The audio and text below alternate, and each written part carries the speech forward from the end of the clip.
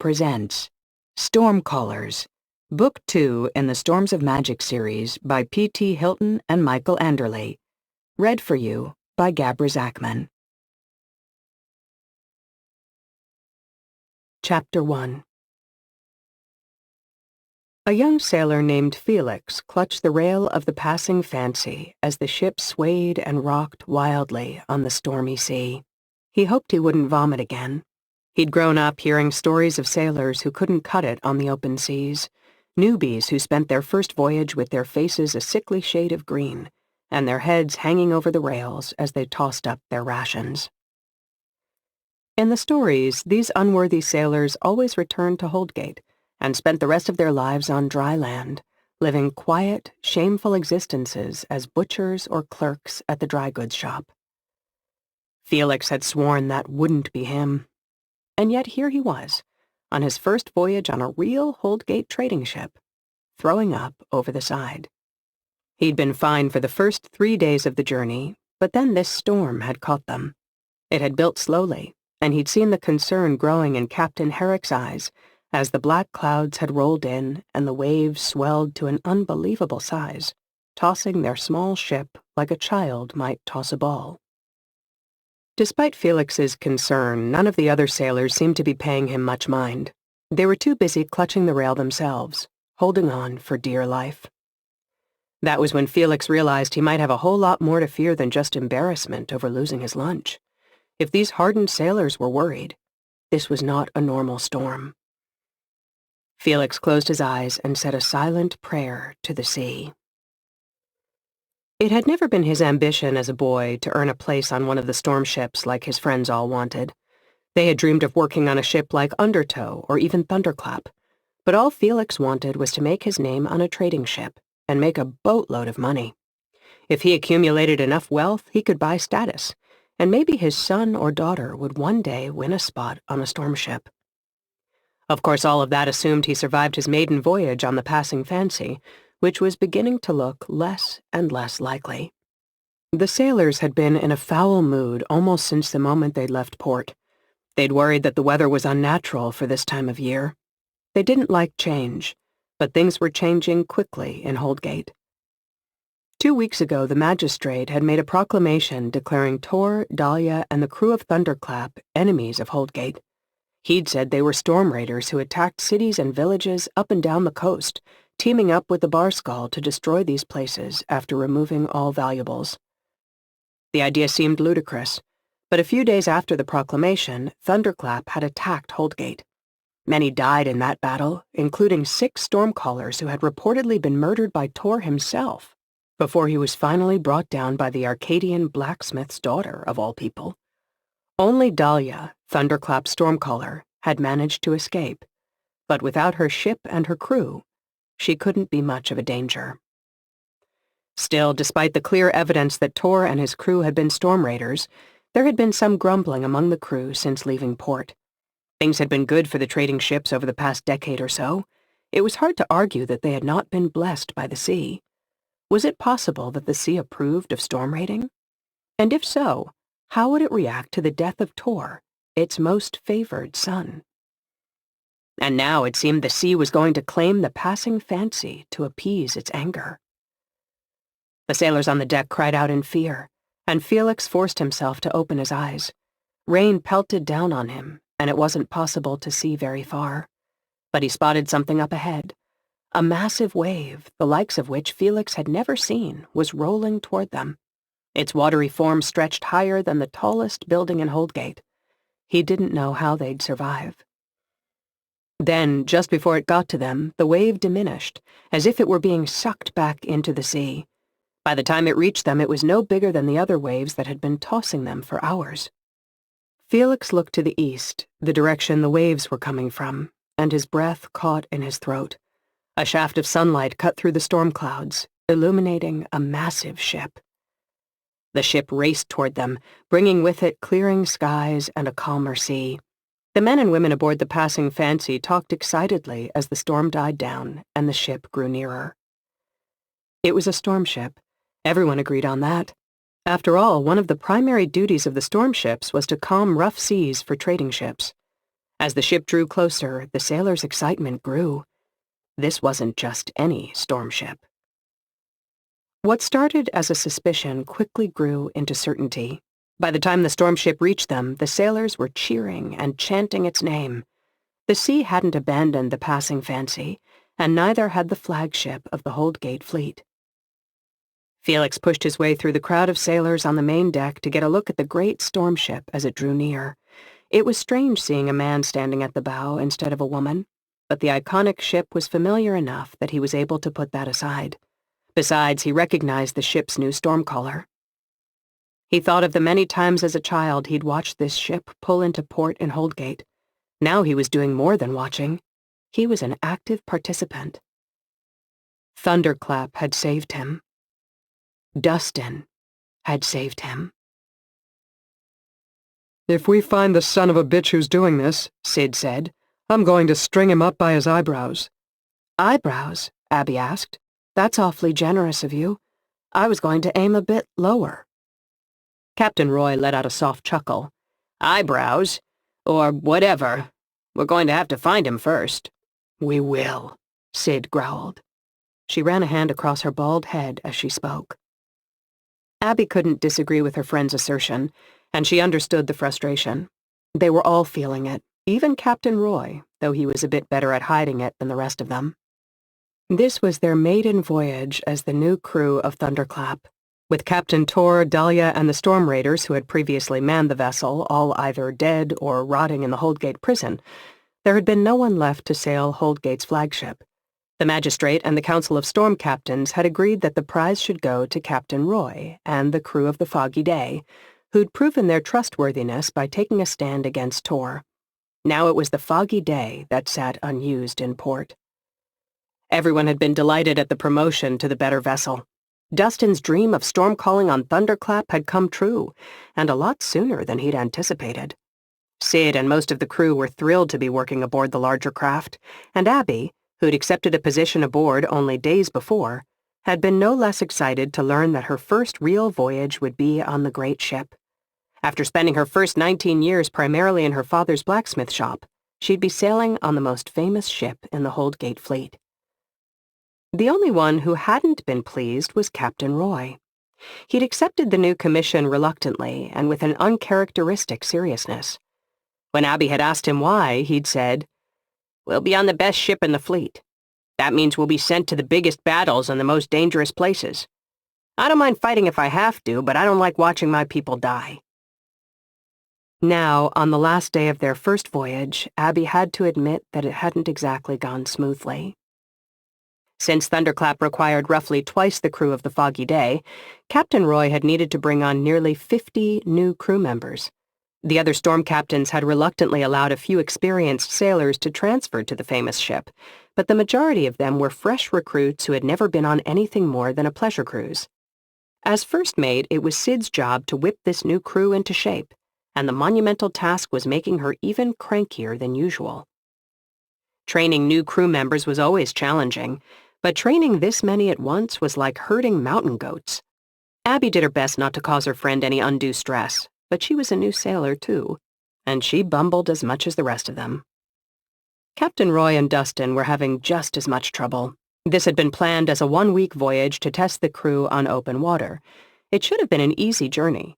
Swing down around the south horn of the Caldfell Peninsula to ensure the trade routes were clear of storms. This time of year the seas should have been fairly calm. They expected to encounter 1 or 2 storms at the most. What they'd experienced had been quite different. They'd encountered storm after storm, each on a trade route and each too vicious and localized to have been natural. There was a storm caller working in these waters, causing havoc for Holdgate's ships. The obvious theory was that Dahlia was calling the storms, trying to exact payback for what had been done to her captain and her shipmates. But the problem with Dahlia, or any other storm caller creating these storms, was that in order to call and maintain such disturbances, the storm caller would need to be within sight. But Thunderclap had yet to see another storm ship, so whoever was doing this was somehow doing it from a distance. Abby left the captain and first mate and headed toward the bow of the ship. Dustin was working night and day to quell the storms, and Abby could tell it was taking its toll. She wasn't sure which was wearing on him more, calming the storms or the mystery of how the storms were being created in the first place. The current storm was all but gone now, and Dustin had his eyes open, looking at the gently rolling sea and the trade ship on their starboard side. The crew of the trade ship was cheering and waving wildly as thunderclaps sailed past. "Nice job," Abby remarked as she approached Dustin. Dustin glanced at her, then turned back to the sea. "Thanks. For all the good it will do. Whoever's creating these storms could be calling another one 50 miles behind us for all we know." Abby nodded toward the trade ship. "Well, they're grateful. Besides, we'll figure it out. We'll find them and give them the whooping they deserve. It's what we do." She paused, then continued. "It's gotta be Dahlia behind this, right?" She almost scoffed as she said the name. Just the thought of that woman, and the fact that they'd failed to capture her, haunted Abby. Probably.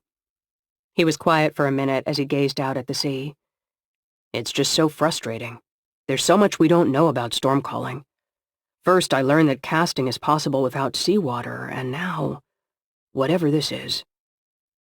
Abby heard a familiar voice behind her, interrupting their conversation. "You call that tying a line? Man, if Sid sees that, you'll be swabbing the deck all night. Let me show you how it's done." Olaf snatched a rope out of another sailor's hand. Abby chuckled and shook her head. It hadn't been that long ago that she'd kicked his ass in her father's shop. Now he was a sailor aboard Thunderclap, just like her. And to Abby's annoyance, he was learning the things Sid taught more quickly than any of the other newbies, which only added to his already impressive cockiness. Sid grudgingly admitted the young man knew his knots better than most sailors with 6 months' experience. The whole thing had made Olaf even more insufferable, but Abby had to admit his brash confidence always brought a smile to her face. She turned back to Dustin. "You were the first one to crack storm magic without seawater.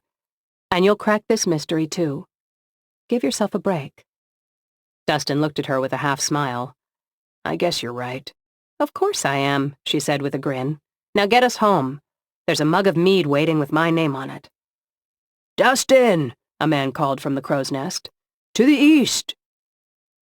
He sighed as he looked east and saw unnaturally dark skies. "I think we both deserve a drink. But first, we have work to do." Chapter 2.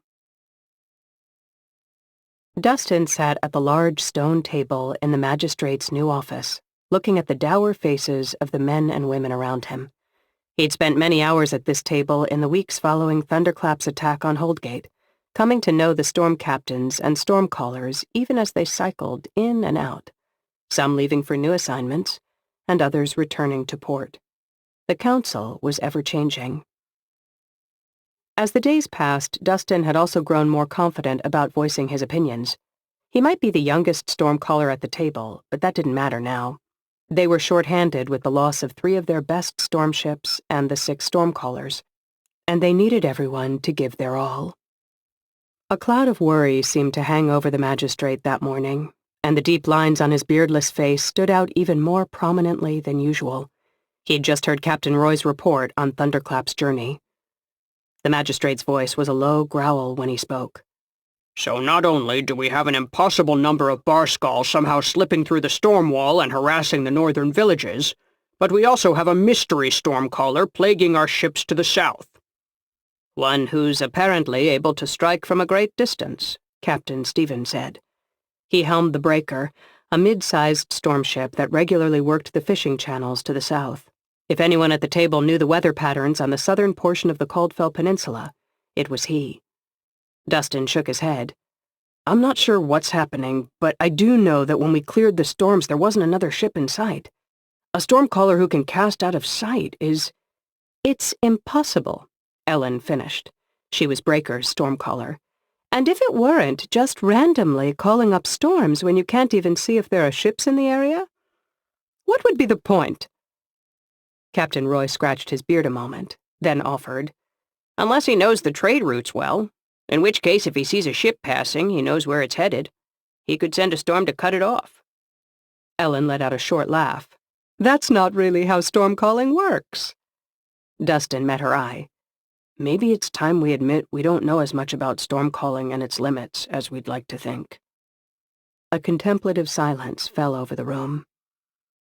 Dustin still hadn't told anyone other than Sid and Abby about his ability to use his powers without contact with seawater. It wasn't that he wanted to keep the knowledge to himself exactly, but so many things were in flux already. As soon as he shared the information, the world of storm calling would change. At that point, Dustin knew it wouldn't be long before every storm caller gained his ability. Once people were shown that something was possible, it became a lot more likely they would dedicate themselves to mastering it.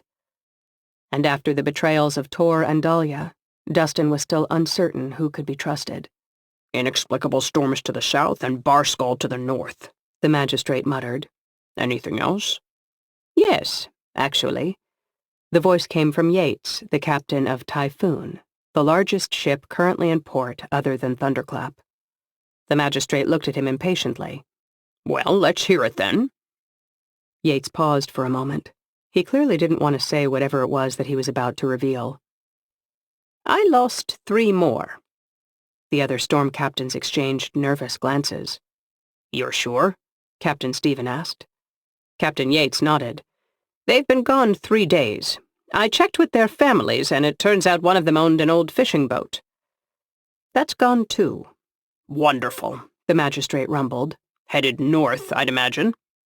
"I don't know, but one would assume so." Sailors had been abandoning their posts and heading north all too frequently over the past few weeks. No one talked about the reason for the desertions out loud, but everyone knew. It was widely believed that Dahlia had fled north, and even after her attack on Holdgate, many of the sailors still held her in high regard. It would appear that many of them were choosing to follow her over loyalty to their city. There was a long silence. Then Captain Roy spoke. "There's nothing we can do to keep people here against their will. We can only try to keep morale high so that they don't want to leave. We'll deal with these traitors if and when we meet them on the open sea." The words made Dustin sit up a little straighter. If the usually jovial Captain Roy was talking like that, things had to be bad. "Agreed," the magistrate said. "Just as importantly, we need more sailors. We can rush some of the apprentice stormcallers through the testing to get them on ships if need be, but we still need crew. We've carried the weight of protecting the Caldfell Peninsula for too long.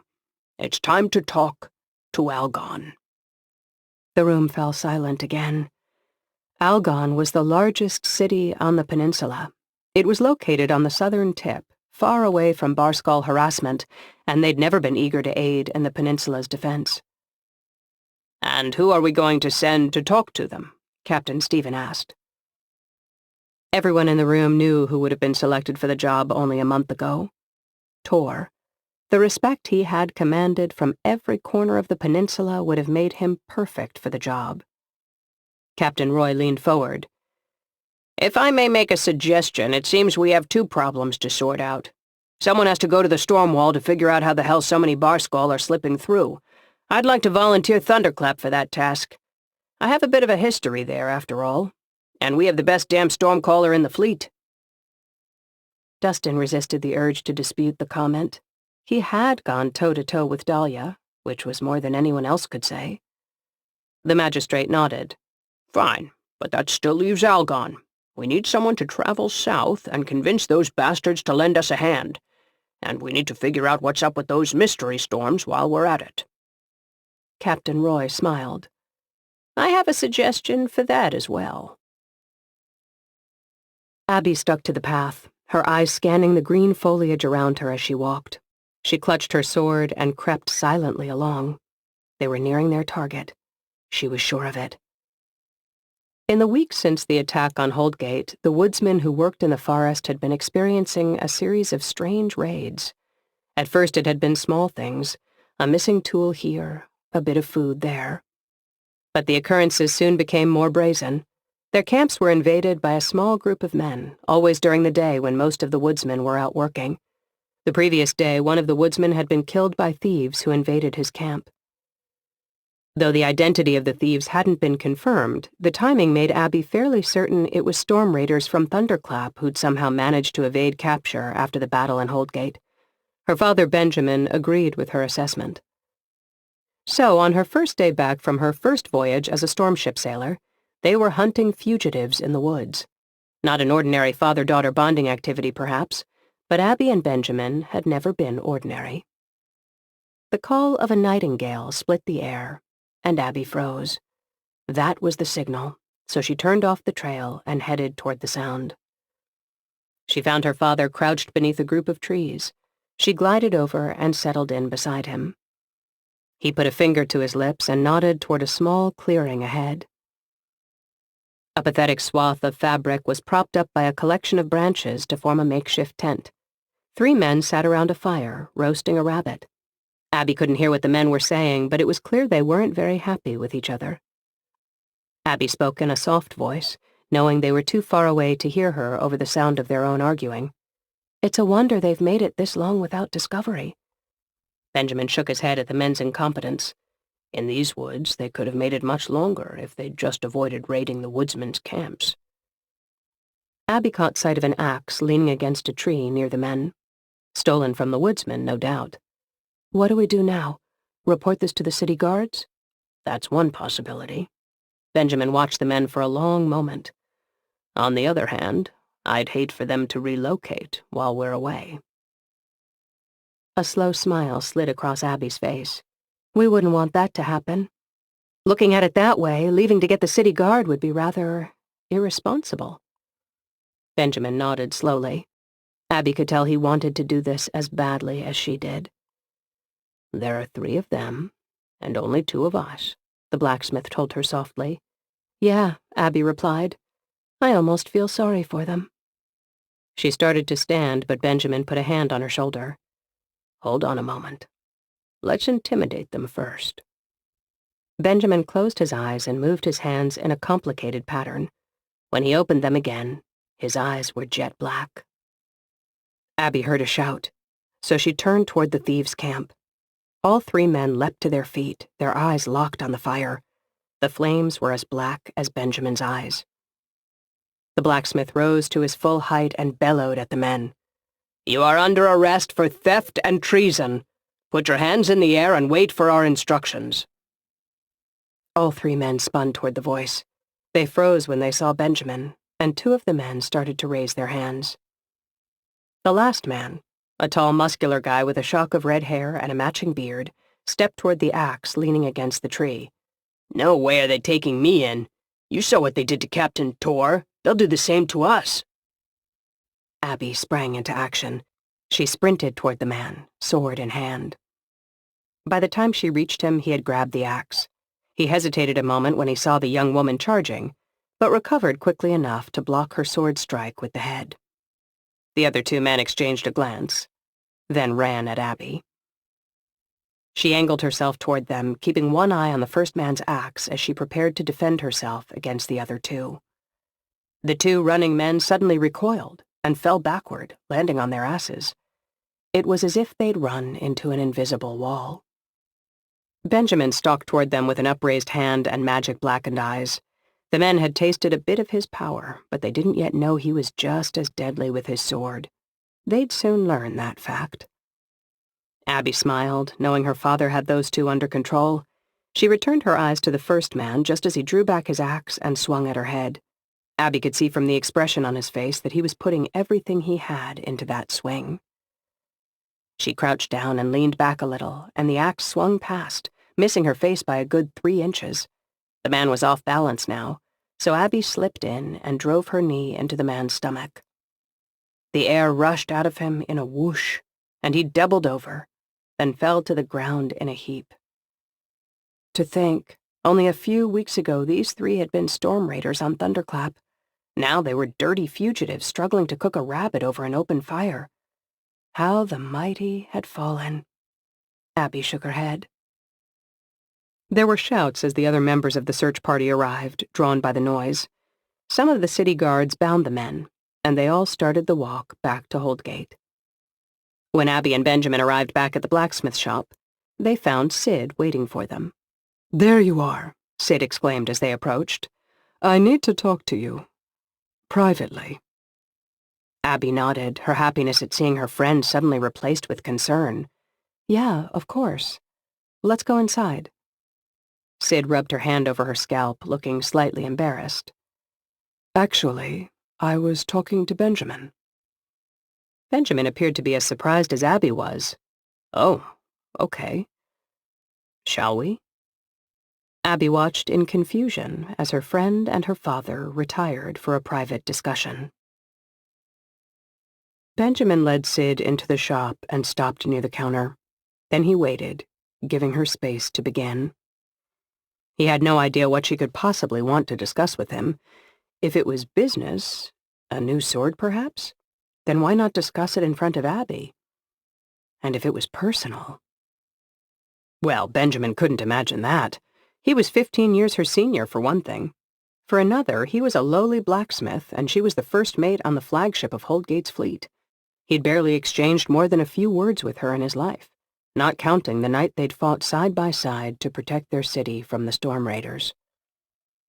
He did have to concede that they'd made a good team that night, 2 skilled warriors leading a militia of ill-trained but enthusiastic townspeople.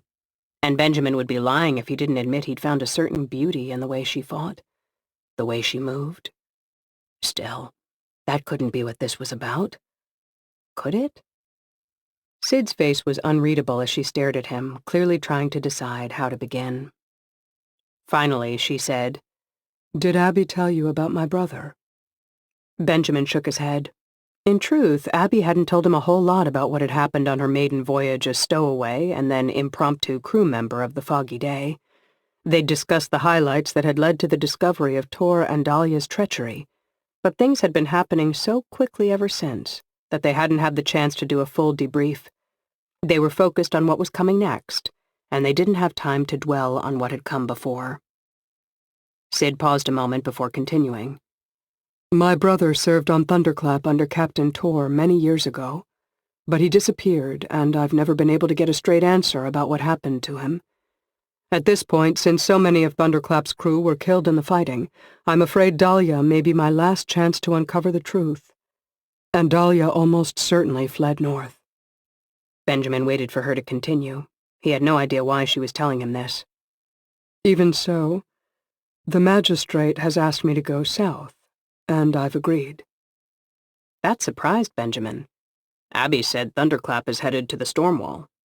Sid nodded. Thunderclap is. I'm not. Benjamin frowned, but he kept waiting. Even from their brief contact, he could tell Sid was the type who needed to work her way around to things. It turns out we're suddenly a bit short of qualified storm captains, and our own boneheaded Captain Roy recommended me for a promotion. I'll be taking over the Foggy Day. Benjamin smiled. Congratulations. If what Abby's told me is true, it's well-deserved, Captain. She looked anything but pleased. As I said, I'd much rather be heading north to find Dahlia, but I've agreed to take the position. We'll be sailing to Algon, transporting a diplomat whose job is to convince them to lend us more support in the fight against the Barskull. The blacksmith scratched his beard. It seemed the further they went into the conversation, the further he was from learning why she was discussing it with him at all. Forgive my bluntness, but why are you telling me this? Sid looked him in the eye. I want to ask you to accompany us on this voyage. Benjamin was so surprised he forgot to respond. She held up a hand. Hear me out. I know you're no sailor. That was an understatement. Benjamin had only been on a ship 3 times, once crossing to the Caldfell Peninsula on his journey north from Arcadia, and twice since then. And he'd gotten violently seasick on each and every voyage, so few things sounded less appealing to him than spending a week at sea. But this is about more than just being a good sailor, Sid continued. I'm not being allowed to select my own crew since this isn't a combat mission, which means I'll be sailing with the cast-offs the other storm captains donated because they don't want to deal with them anymore. I need someone who can help me instill a bit of discipline. I don't mind whipping fresh fish into shape, but I can't be everywhere at once. Benjamin didn't know how much Abby had told Sid about his past as a hunter in Arcadia, but she clearly knew he had some experience training men. What's the other reason?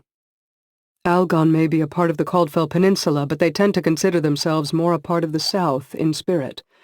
From what I hear, the powerful in Algon strive to be like the fancy nobles down in Arcadia. Benjamin grimaced at that. He'd had too many dealings with the nobles to have any illusions that they were to be admired. I'm hardly a noble, Sid. That doesn't matter. Having an Arcadian with us will bolster our respectability in their eyes. They'll be dying to pump you for information about what life's like down there. And in truth, if something does go wrong, I'd love to have your sword and your magic at my side. Benjamin's first instinct was to refuse. He loved the life he'd built for himself in Holdgate. He enjoyed working with iron, and he took pride in the things he smithed. On the other hand, Holdgate needed help. If he could play a role in making that happen, shouldn't he consider doing so? Sid herself was putting the search for her brother on hold. If she could sacrifice that much, maybe he could give up a couple weeks for the cause. I'm not asking you to join the crew permanently, Sid finished. Just this one trip. Then you can go back to hammering on iron, or whatever the hell you do in here. Benjamin smiled. You make a strong case. Fine. Sign me up, Captain. He paused. Just one question. Who's this diplomat we're transporting? Now it was Sid's turn to smile. It's someone who spent a lot of time traveling to Algon establishing trade routes after the Mad Days. I think you know him. Benjamin barked out a laugh. The diplomat's Jarvie? Sid nodded. In that case, thank the bitch and the bastard I'm coming, Benjamin said. You're going to need all the help you can get. Chapter 3. Abby stood on the wall and gazed at the city. Even from up here she could see evidence of the battle that had taken place. The magistrate's former office building was now deserted, and a great blackened hole in the roof was evidence of the fire that had almost consumed the building. Still, it beat looking at the top of the wall. The memories there were even worse. This was where she'd found the slain bodies of the Stormcallers, and where she'd fought their killer. The man had been a better fighter than Abby, and it had been her magic that had saved her. She was starting to grow comfortable with using Arcadian magic when she needed to. She no longer shunned it as she had when she was a kid, but it still irked her that she hadn't been able to beat Captain Tor with her sword alone. That knowledge had driven her to redouble her training efforts. She'd been getting up 2 hours early to practice her forms. Most people come up here for the view of the sea, not the city, a voice behind her remarked. She recognized the speaker's voice and kept her eyes on the rooftops below. I'll be seeing nothing but water for a long time. Thought I'd take one last look at the land. She turned and smiled at the man behind her. I thought you of all people would understand that. Dustin raised his eyebrows. Oh, I understand it. Just didn't figure you for the sentimental type. It was the last night before they were going to depart. In 12 short hours, Thunderclap would be headed for the storm wall, and the Foggy Day would be headed south on her diplomatic mission to Algon. It'll be strange sailing without Sid, Abby said. Sure, Dustin agreed, but it was time for her to move on to something bigger. Captain Roy was right about that. How do you think your father will do? Abby laughed. He'll be throwing up over the side of the ship the entire voyage, hating every minute of it. But when he gets back, he'll spend the next 5 years talking about how it was this exciting adventure. Sounds about right. Abby gazed at the vast sea behind her friend. So in all your travels as an apprentice, you never once ventured out to the Stormwall? Dustin shook his head. Harold had a very strict apprentices don't get to do anything cool policy. His voice was a strange combination of angry and sad. Abby understood. Dustin's mentor had been a real ass, but he hadn't deserved to die by Captain Tor's sword while trying to defend Holdgate. You know what I love about this city? Dustin asked. After everything we've been through, everything that's going on, not once has anyone suggested that we shouldn't fight the Barskull. With all of us at sea, there'll be no one to stand on this wall and stormcall if the city is attacked again. It will be the city guard versus the attackers. Abby hadn't thought of it that way, but he was right. Not once had the magistrate suggested closing ranks and putting the safety of their city above that of the Caldfell Peninsula as a whole. Well, one thing you gotta give Holdgate. The people are damn tough. Dustin took one more look at the seawater gliding past below and stepped back from the prow of Thunderclap. For once, the weather was cooperating without his storm magic. The wind was strong, and it was carrying them northwest toward the storm wall at a steady clip. On the one hand, it felt nice to be off the hook, to let the sea move them without having to coax it along. On the other hand, what use was a storm caller when the perfect wind appeared before he summoned it? Captain Roy was standing on the poop deck near the stern of the ship. Dustin made his way over, walking across the main deck through the moving throng of sailors going about their daily work, and up the causeway. The captain greeted him with a nod. "Nice work." The captain gestured at the full sails.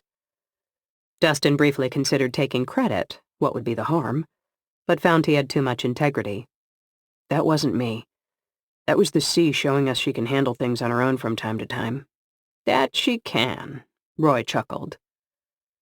Below them, Clemens, the new first mate, was barking orders at the crew. "Havard, aren't you supposed to be on the quarterdeck? Get up there!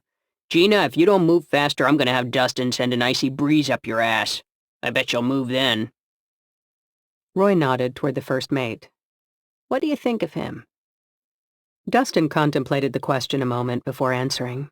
The man had been first mate on Undertow for 5 years before being reassigned here, but there was something about him Dustin didn't like. "I'm not sure yet. Something strikes me as a little off. I mean, Sid was tough on the crew, but she never seemed to enjoy it. Clemens is different." Roy grunted in agreement. "It's his first voyage with us, and he's filling some mighty big shoes. Perhaps he'll mellow. I'll let him know what we expect of him either way." He paused a moment. "There's something else. Something I don't want to tell the others. This isn't Clemens' first voyage on Thunderclap." Dustin looked up sharply. "He served under Tor?" Roy nodded. "It was years ago, and only for a short time. He says he wasn't involved in any storm raiding. They didn't trust him enough. He was only on Thunderclap for a few voyages south, and then Tor had him moved to Undertow." "Well, that certainly explains his assholery. He learned it from the best." Roy chuckled, but made no comment. Down on the main deck, Clemens suddenly hollered, "Olaf!" Then under his breath, "Where is that dumb bastard?" Dustin watched, curious about what would happen. If he was going to be working closely with him, he wanted to understand the man's style. Olaf trotted over to the first mate. "What is it, sir?" Clemens gestured at a sloppily coiled pile of rope near his feet. "You want to tell me what this is supposed to be?" Olaf hesitated, momentarily stumped. Is it rope, sir?" The first mate looked up sharply. Clemens was a wiry man in his 40s. Olaf had 3 inches on him and was far more muscular. Still, Clemens glared at Olaf like he was a piece of trash floating in an otherwise pristine sea. "Are you screwing with me, Olaf? Is this a funny game to you?" Again, Olaf hesitated, clearly not wanting to say the wrong thing. "No, sir. It isn't funny." Clemens scowled as if that had been the worst possible response. "So it is a game, then, just not a funny one." Olaf winced, but this time he was smart enough not to respond. The first mate nudged the coil of rope with his foot. "You remember when I told you I like an orderly ship? Does this rope look like it belongs on an orderly ship?" He paused, but Olaf didn't reply. Dustin noticed some of the sailors watching the dressing down while trying to make it look like they were keeping busy. The crew was clearly as interested in learning about how their new first mate operated as Dustin was. "Nothing to say for yourself?" Clemens growled. "Or maybe you're too stupid to speak. Is that it? You can't keep my ship organized. You can't speak. What good are you?" Even from where Dustin was standing, he could see that Olaf's fists were clenched. Apparently Clemens noticed it too. "You want to hit me?" "No, sir," Olaf replied through gritted teeth. "That's not what it looks like. It looks like you want to fight. If that's the case, I'm happy to oblige." And with that he lashed out, backhanding Olaf across the face. The bigger man's head whipped back from the unexpected blow. You want to test yourself against me, boy, I'm ready any time. Clemens looked around the deck at the crew. That goes for all of you. Olaf had recovered from the backhand and raised his fists. Clemens smiled. Maybe you got some spirit after all. Olaf took a swing at the first mate, but Clemens stepped aside. The punch flew past his head, and Clemens stepped inside it, delivering a series of lightning-fast punches to Olaf's stomach. The air rushed out of the younger man, and he doubled over, clutching his stomach. Clemens wasn't done with him yet. The first mate swung his fist in an uppercut, catching the hunched Olaf in the eye. The younger sailor collapsed to the deck. Dustin stepped forward, intending to see how Clemens did in a fight against a stormcaller, but Captain Roy put a hand on his shoulder. Easy, the captain cautioned. Let's see how this plays out. Clemens turned to the crew. You lot didn't know me before yesterday. Now you know me a little better. I don't know how things were done here in the past, but you'll find I don't take any shit. And any man or woman who disagrees with my approach is welcome to bring it up, though I imagine the conversation will go a bit like the one Olaf and I just had. Dustin scanned the faces of the crew and found that their expressions ranged from barely concealed anger to outright fear. Clemens' approach had certainly been unexpected, but it had achieved its goal. None of these men or women were going to question the man. The first mate glared at the crew. Now, any of you want to try your hand against me, I'm standing right here. Dustin knew how this would go. None of them would challenge the first mate. He started to turn back to the bow. But then one of the crew stepped forward. Dustin smiled, stifling a laugh. He should have known. Abby said, "Well, that's a mighty kind invitation, Clemens. I think I'd like to take you up on it." She raised her fists and walked toward the first mate. The first mate chuckled dismissively as Abby approached, but she saw doubt in his eyes. He'd heard the same stories as the rest of them about how she'd bested Tor on top of the wall on the edge of Holdgate, but that had been with a sword. This would be bare-handed. Perhaps he was hoping that would give him an advantage. If that was what he thought, he was sorely mistaken. It probably wasn't a great idea to challenge the first mate to a fight on the second day of her tenure with a new crew, but Abby couldn't help it. She didn't like bullies, and as much as she hadn't liked watching Olaf pick on the kids in her neighborhood when she was growing up, she didn't like watching Clemens pick on Olaf now. Clemens raised his hands and smiled grimly. So that's how it is. Very well then, girl. Let's see how good you are without a sword. And no Arcadian magic tricks. Don't worry, Clemens.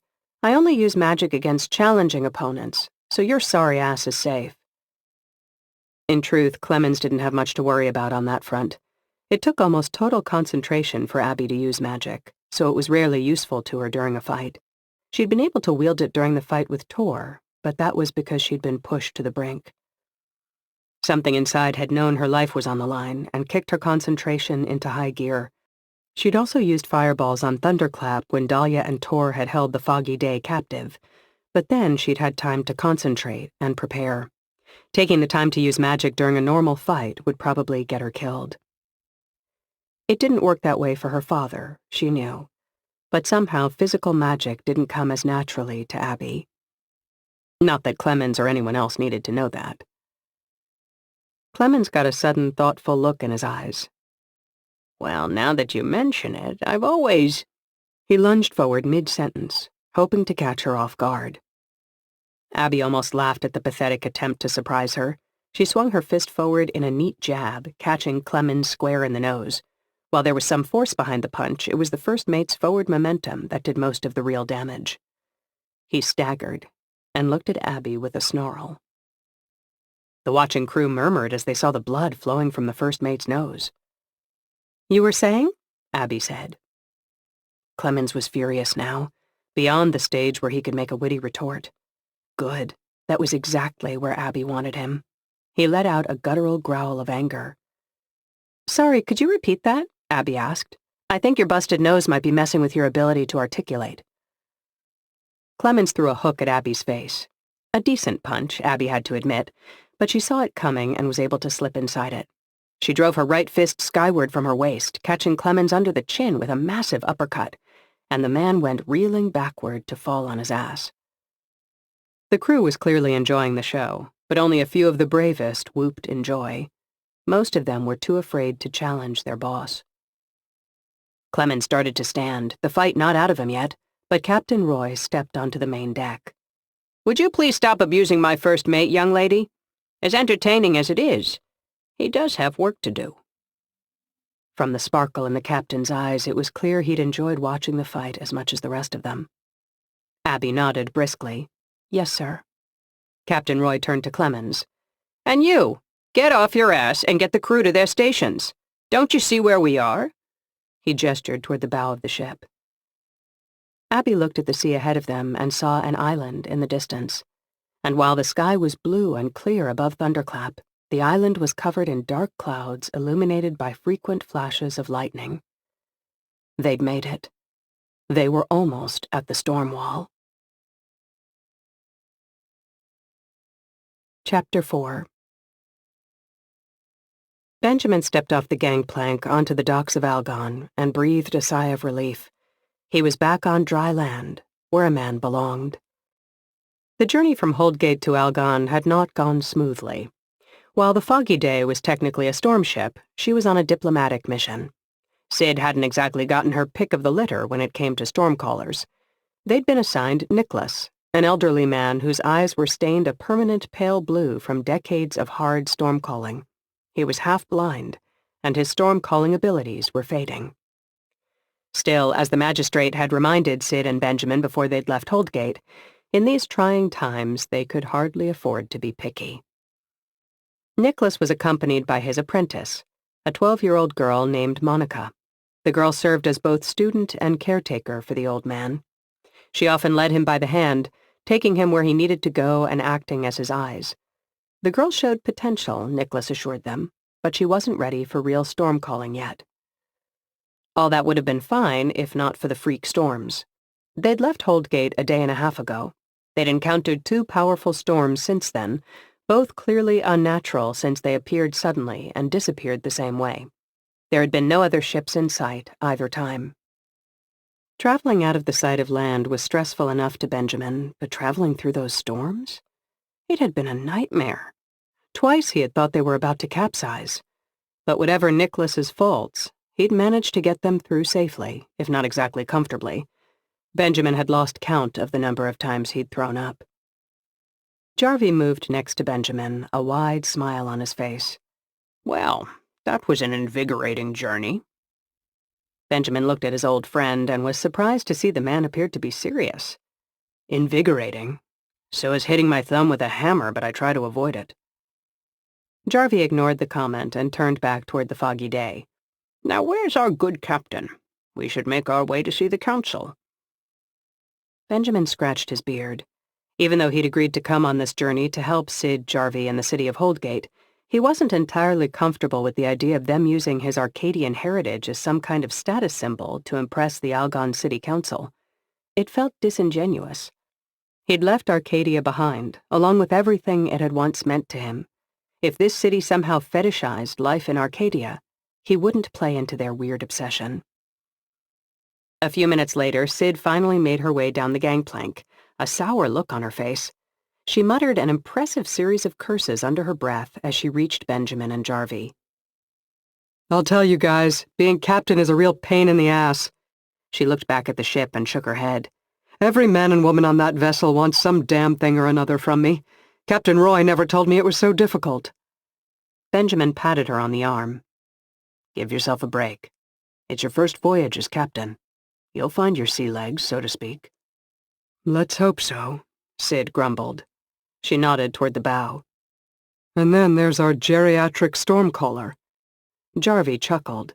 "I prefer the term chronologically advanced." "Call it what you want," Sid replied. "The guy assumed he was coming with us to see the Algon City Council." "That's understandable," Benjamin countered. "He is the stormcaller, after all. Technically, it's his ship as much as yours." "Very technically. And I told him he's not coming. Somehow I don't think showing up with a half-blind, half-deaf stormcaller would strengthen our negotiating position." Benjamin nodded his agreement. "How'd he take it?" "Not great." Sid smiled. Let's just say that if I thought he still had the ability to call lightning, I'd be worried. Jarvie glanced at the ship. Perhaps we should get moving in case he decides to press the issue. As they walked through the streets, occasionally stopping to ask directions, two things quickly became clear to Benjamin. First, Algon was far better off economically than Holdgate. Hell, maybe even than Arcadia. Arcadia had its share of poor people, most of them on Queens Boulevard, but every person he saw here was clean and wore relatively hole-free clothing. The second thing Benjamin noticed were the clothes themselves. There were a few people dressed in the style he was accustomed to seeing in Holdgate, with layers of animal fur on the outside, but many wore clothing that would have looked much more at home in Arcadia. The farther into the city they went, the more uncomfortable Benjamin became. If Algon was copying Arcadian fashion, it was even more obsessed with his old town than he'd expected. It was a 10-minute walk to the largest building in the city, the one the people on the street told them housed the city council. The two guards eyed them skeptically as they approached. The taller one had trimmed his facial hair into a goatee, a style Benjamin hadn't seen since arriving in Holdgate so many years ago. The second guard had a round face and a generally nervous look about him. To Benjamin, he looked like the type of man who might accidentally stab a friend during a battle out of sheer confusion. Sid marched up to the two men. "I'm the captain of the storm ship, the Foggy Day. We're here on a diplomatic mission, and we need to see the city council. Please tell them it's urgent." The shorter guard glanced nervously at his companion, but the taller guard just smirked. "That's so. You want us to just take you at your word and lead you to the council?" Sid's eyes flashed with anger. "I'd rather not have to prove myself, but I will if need be. Your masters will want to see us, and trust me when I say you do not want to be the reason our mission is delayed." The taller guard glanced at the two swords on the woman's back, and the sneer faded from his face. "I'll see what I can do." A few moments later, they were shown to the lobby of the building. A rail-thin man with a mustache and short hair greeted them, introducing himself as Otto, a member of the city council. "An envoy from Holdgate! What an unexpected and pleasant surprise." He held his arms wide in welcome, but the smile on his face looked as fake as a wooden leg. He was dressed just like an Arcadian noble. "And a storm captain, no less. Who else do we have here?" Jarvie gave the slightest of bows. "A pleasure to meet you, Otto. My name is Jarvie, and I've had the honor of spending quite a bit of time in this city, though it has been a few years." Otto's eyes widened in a surprised look that was as false as his smile. "Goodness me! Not the Jarvie? The one who established the trade routes? Many here owe their fortunes to your work. You were quite the pioneer after the mad days." Sid stepped forward. "There will be plenty of time to reminisce about the past, but maybe we should do it with the whole council. We have an important matter to discuss." Otto put a finger to his lip, as if considering the matter. The whole council? I wish it were that easy, but these are busy men and women. As much as they'd love to speak with you, they can't just drop everything with no warning. I'm the council's representative today, authorized to speak for it. We take turns handling these matters, you see." Sid opened her mouth to respond, but Jarvie cut her off. "I certainly understand that, Otto," he replied. "Very sensible. But you haven't met the third member of our party." He gestured to Benjamin. "May I present Benjamin of Arcadia, a graduate of the Arcadian Academy and an expert in physical magic?" This time the surprise in Otto's eyes was genuine. "I see. A graduate of the Arcadian Academy, you say?" He thought for a moment, then turned to Sid. "Captain, I believe we can make a procedural exception for this important matter. Please excuse me for a few moments while I gather the council." Abby handled the lines under Clemens' barked orders as the ship approached the island. Thankfully, it appeared that Clemens was quick to get past their fight. It seemed he was one of those strange sailors who didn't feel he'd gotten to know someone until he'd come to blows with them. "Besides," he'd told her, clapping her on the shoulder, "it's bad luck to have a voyage without at least one fistfight. The sea likes a little blood." Abby had just shaken her head, but maybe there was something to his theory. After all, she'd gotten along much better with Olaf since the day she'd kicked his ass. Hopefully it would be the same with Clemens. A lighthouse on the island ahead flashed a series of signals at them, and Captain Roy nodded toward Hullis, the sailor charged with handling ship-to-ship and ship-to-land communication. Tell them we're here to support the storm wall. He paused. Better tell them I'm the captain of this vessel now. We'd hate for them to be disappointed if they don't see Tor when we dock. Hollis nodded and conveyed the message with a series of torch flashes reflected off a mirror.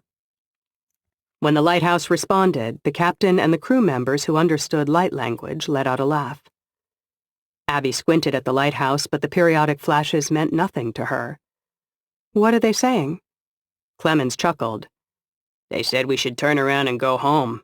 They don't have enough mead for Captain Roy. The storm wall was located just beyond the Faroes, a chain of 18 small islands halfway between Barskal and the Caldfell Peninsula.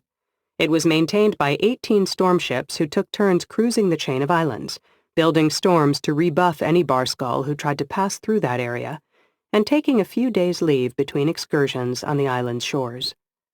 Whether it was just a coincidence that there were 18 ships and 18 islands, Abby did not know. In the past, 18 ships had often seemed like overkill, but lately they'd been insufficient, which was why Thunderclap was here. Dustin sidled up next to Abby as they approached the island with the lighthouse, still driven by a natural wind. You ready to meet some real oddballs? Abby grinned. What, like you're Mr. Normal? The stormcaller chuckled. You haven't seen anything yet. Some of these people at the storm wall haven't been back to regular society in decades. Just be ready for anything is all I'm saying. Abby watched across the water as the lighthouse grew from an object she could cover with her thumb to a massive tower. You said you've never been out here. Dustin shook his head. I've only heard the stories. What kind of stories? Let's just say there are a lot of sheep on these islands and not a lot of women. Draw your own conclusions.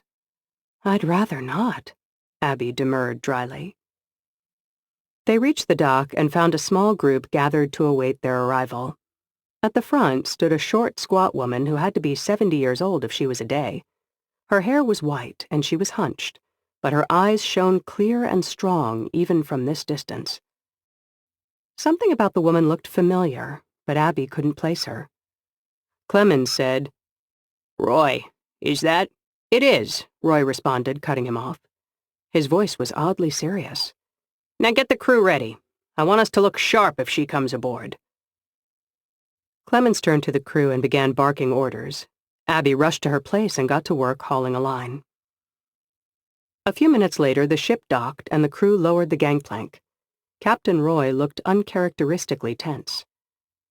Permission to board, Storm Captain, a small, sweet voice called from the dock.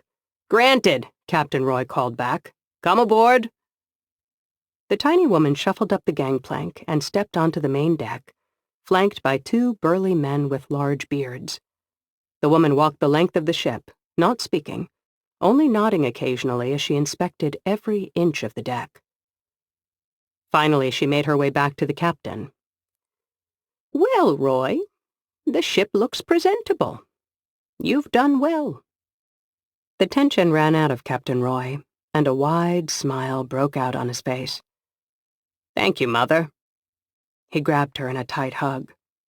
Mother? Abby asked. Clemens chuckled. You didn't know? His mother's been stationed at the Faroes for more than 40 years. Roy grew up here. After a short greeting, Roy introduced his mother to a few key crew members, including Abby. The old woman held out a hand. I'm Liv. You're a Southern girl, I take it? Yes, ma'am. Abby shook the woman's hand and steeled herself for the insult that was sure to follow. Good, Liv declared, her lively eyes sparkling. We could use a little warm blood in this fleet. After she'd met Dustin, Clemens, and a few others, Liv turned to her son. Now tell me the meaning of this. What are you doing here? Not that I'm unhappy to see you. Roy explained the reason for Thunderclap's visit to the islands. We're not just here to gather info for the magistrate, though. We're here to help if we can. We need to solve this thing. Easier said than done. Liv gazed at the water thoughtfully. Still, it's understandable. It's always been a bit like living in a war zone out here, but things are worse lately. How so? Roy asked. Why don't you bring a few of your crew ashore, and I'll show you. A few minutes later, Roy and 10 of his crew, including Dustin, Abby, and Olaf, set foot on the island. This is Strayro, Liv explained as they walked. It's the largest of the islands, and it serves as our unofficial base of operations, though we have storm ships stationed at each of the 4 biggest islands at all times. In the past, our job was to drive the Barskull toward the islands. They'd try to go around us, and we'd build storms to make their voyage impossible, pushing them to where the other storm ships could hammer them until they gave up and went home. As they walked through the small village, Abby noticed that every person they passed nodded deferentially to Liv. Clearly, Roy's mom was a big deal in these parts. They made their way past a bakery, a dry goods store, and a blacksmith shop. Abby resisted the urge to slip inside that last to see how the smith had it set up. She'd never been in a blacksmith shop other than her father's. That's been the way of it as long as I've been here, Liv continued. The Barskull tried to sneak around us to the north or the south, and we tried to stop them. But the last few months, things have changed. The Barskull have been coming directly at us. They want to fight us on land, and the attacks are coming nearly every day. Roy grunted. What in the hell would bring that about? That's what we've been wondering, Liv said. There's more. Our storm callers have been having trouble using the weather as effectively.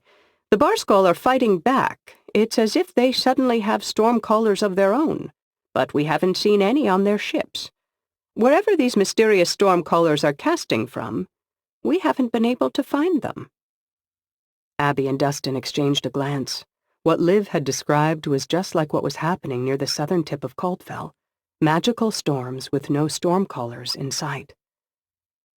Could it be Dahlia? Dustin asked. Makes sense that she'd push the Barskull hard now that Tor's gone. Abby shook her head. The timelines don't work. Tor's only been dead a few weeks, and Liv says this has been going on for months. Suddenly, a wagon pulled by a team of 4 horses trotted up alongside them. The back of the wagon was filled with soldiers. The driver shouted down at them. Ma'am, the light alarm just flashed. We've got an attack on the northern tip of Vagar. Liv cursed quietly. Those assholes can't take a day off, can they? Vagar? Abby asked. Next island over, Roy answered without looking at her. His eyes were fixed on Liv. Mother, Thunderclap can help. We'll go back to the ship and circle around. With any luck, we'll catch them with their pants down. Liv nodded. Fine, you and the Stormcaller go. She cast a critical eye over the other crew members. Can this lot fight? Olaf jumped in before Roy had a chance to answer. Can we fight? We kicked Tor's ass so bad that they gave us his ship. Liv stifled a chuckle. Can you do without them, Roy? We'll manage, he answered with a nod. Good. We'll see you after the battle. With that, Roy and Dustin took off for the docks. The rest of you get in the wagon. Liv climbed in next to the driver without waiting for an answer, surprisingly spry for her age. Abby hopped in the back, and the others quickly followed. As soon as everyone was in, the driver made a guttural noise, and the team of horses trotted north on the road. I don't understand, Abby started, leaning toward Liv and shouting to be heard over the pounding of the horses' hooves. If the fight's on the next island over, how are horses going to get us there? Liv laughed. Girl, you really don't know much about the Pharaohs, do you? The driver handed Liv a lantern, which she lit and then hung it from a hook on a pole that rose 3 feet above her head. Olaf nudged Abby. You think we're going over a bridge? Abby watched Liv hang the lantern. She felt a bit of apprehension in her stomach as she began to suspect how they were going to get to Vagar. No, I don't think it's a bridge. Olaf let out a sigh of relief. Good. We'd be sitting ducks for Barskull warriors on a bridge. Here we are, Liv stated. Take one last look at the sun, dears. You won't be seeing it for a bit. Olaf's eyes widened when he saw what was ahead. Tell me we're not going in there. Abby looked at the sunlit sky before answering. Olaf, we are definitely going in there. A moment later, they went through the pitch-black opening and entered the tunnel under the sea. Chapter 5. Benjamin, Jarvie, and Sid were called into a large room on the 5th floor of the council building an hour later. As they entered, Jarvie leaned over to the other two. Perhaps it's best if I do the largest share of the talking, since they know me. I have absolutely no problem with that, Sid whispered back. It was clear the new storm captain was uncomfortable in this diplomatic setting, but Benjamin was impressed at the calm with which she carried herself. Only a few days ago her job had been to whip a surly crew of sailors into line using profanity, threats of violence, or whatever else the situation called for. Now she was leading this mission and meeting with the Algon City Council to ask for aid. Benjamin wondered, not for the first time, why the magistrate had decided to send Sid instead of Roy on this mission. Surely Sid would have been more comfortable at the storm wall? The room they were walking into reminded Benjamin of an eerie combination of a noble's home in Arcadia and the room in the magistrate's building where the storm captains and storm callers met, or at least where they had met until Dahlia had set the building on fire. It had a large stone table like the magistrate's, but this room was more finely appointed. Jarvie nudged Benjamin and pointed to the Magitech lights hanging on the walls. The lights gave Benjamin pause. He knew the Arcadians weren't too keen on sharing their magical technologies, so either these had been smuggled out of Arcadia or the Algonians had another source of Magitech. He wasn't sure which possibility bothered him more. Either way, it was clear that their obsession with all things Arcadian had spread to the highest levels. Otto stood next to the table along with 4 others, 3 women and 1 man. The city council, Benjamin guessed. Otto welcomed them and introduced them to the other counselors. When they were seated, Otto turned to Sid. Well, Captain, you said you had something important to discuss. All eyes shifted to Sid. She met Otto's gaze with a look that was probably a little too aggressive for a diplomatic meeting. That's right. I'm going to let Jarvie here explain. Jarvie nodded to her respectfully. Thank you, Captain. He turned toward the council. Undoubtedly you've heard about our recent troubles in Holdgate. Otto and the others nodded. The sailors on the trading ships do love to talk. A messy business from what we hear. And Captain Tor, of all people. He shook his head sadly. Exactly that, Jarvie replied. The danger of the Barskull had seemed so far away from Holdgate that we lulled ourselves into lazy comfort. We just sent the storm ships out, and as long as the Barskull stayed away in the north, we didn't think much about what was happening beyond our city walls. We've come in the hopes that you'll learn from our mistakes. A heavy-set councilwoman named Sophia leaned forward and glared at Jarvie. This all sounds very noble of you, but I have the feeling you want something from us. Jarvie thought a moment before answering. I wouldn't put it like that. It's more like we're here to propose a mutually beneficial plan to secure both our cities. Now we're getting to it, the other city councilman exclaimed. He was the oldest of the group by far, perhaps even older than Jarvie, and he'd introduced himself as Ulf. You do want something from us. You want us to fight your damn war against the Barskull. He glared at Jarvie. Tell me I'm wrong. Jarvie met his gaze. You're not wrong, though to characterize it as our war is woefully short-sighted. The Barskull won't stop at Holdgate. Ulf slammed his hand on the table. Ha! I knew it. They want us to send our men and women north to die on their bloody storm ships. They're not here for some, how'd he put it, mutually beneficial plan. They're here to beg. Sid shifted in her seat, and Benjamin could tell she was getting angry. In truth, he couldn't blame her. He was starting to get a little pissed off himself. He just hoped Sid would be able to keep her swords sheathed for the remainder of the discussion. Jarvie, on the other hand, seemed unfazed when he answered. Begging is not the correct term. We're holding you accountable. The people of the Caldfell Peninsula have kept the world safe from the Barskull since the end of the Mad Days. But in recent years, Algon has been slow to do her part. All we are asking for is a couple hundred sailors. Now, if you prefer your men and women don't fight in the war, fine. We'll station them on the storm ships protecting the trading and fishing routes and shift some of the sailors currently working those safer routes north." Ulf scoffed. "And have our people protecting Holdgate trading ships, helping to make you even richer than you already are? That would be slavery. They're asking for slaves." Sid snarled at the council. "Perhaps you'd prefer to wake up with a bar-skull blade to your throat? That's literally what's happening in some of the northern villages. But you don't give a shit as long as you stay comfortable, do you?" Otto raised his hands, palms out. "Let's all try to calm down. I think the point Ulf is trying to make is that this all seems a bit arbitrary. We're somehow responsible for all the villages on our peninsula simply because we're on the same landmass?" "It's the Coldfell way," Sid growled. "We band together. Always have." Ulf scoffed at that. "Please, what is Coldfell?" He looked at Jarvie. "You know as well as I do that during the mad days people from the south poured onto our shores, bringing their traditions and their foreign-sounding names. A boy born on Coldfell today is more likely to be named Henry than Henrik. The world has changed, yet we're still expected to be its protectors." "It's about protecting your fucking city, too," Sid snapped. Jarvie put a hand on the storm captain's shoulder. "Perhaps we should change the subject to something more pleasant."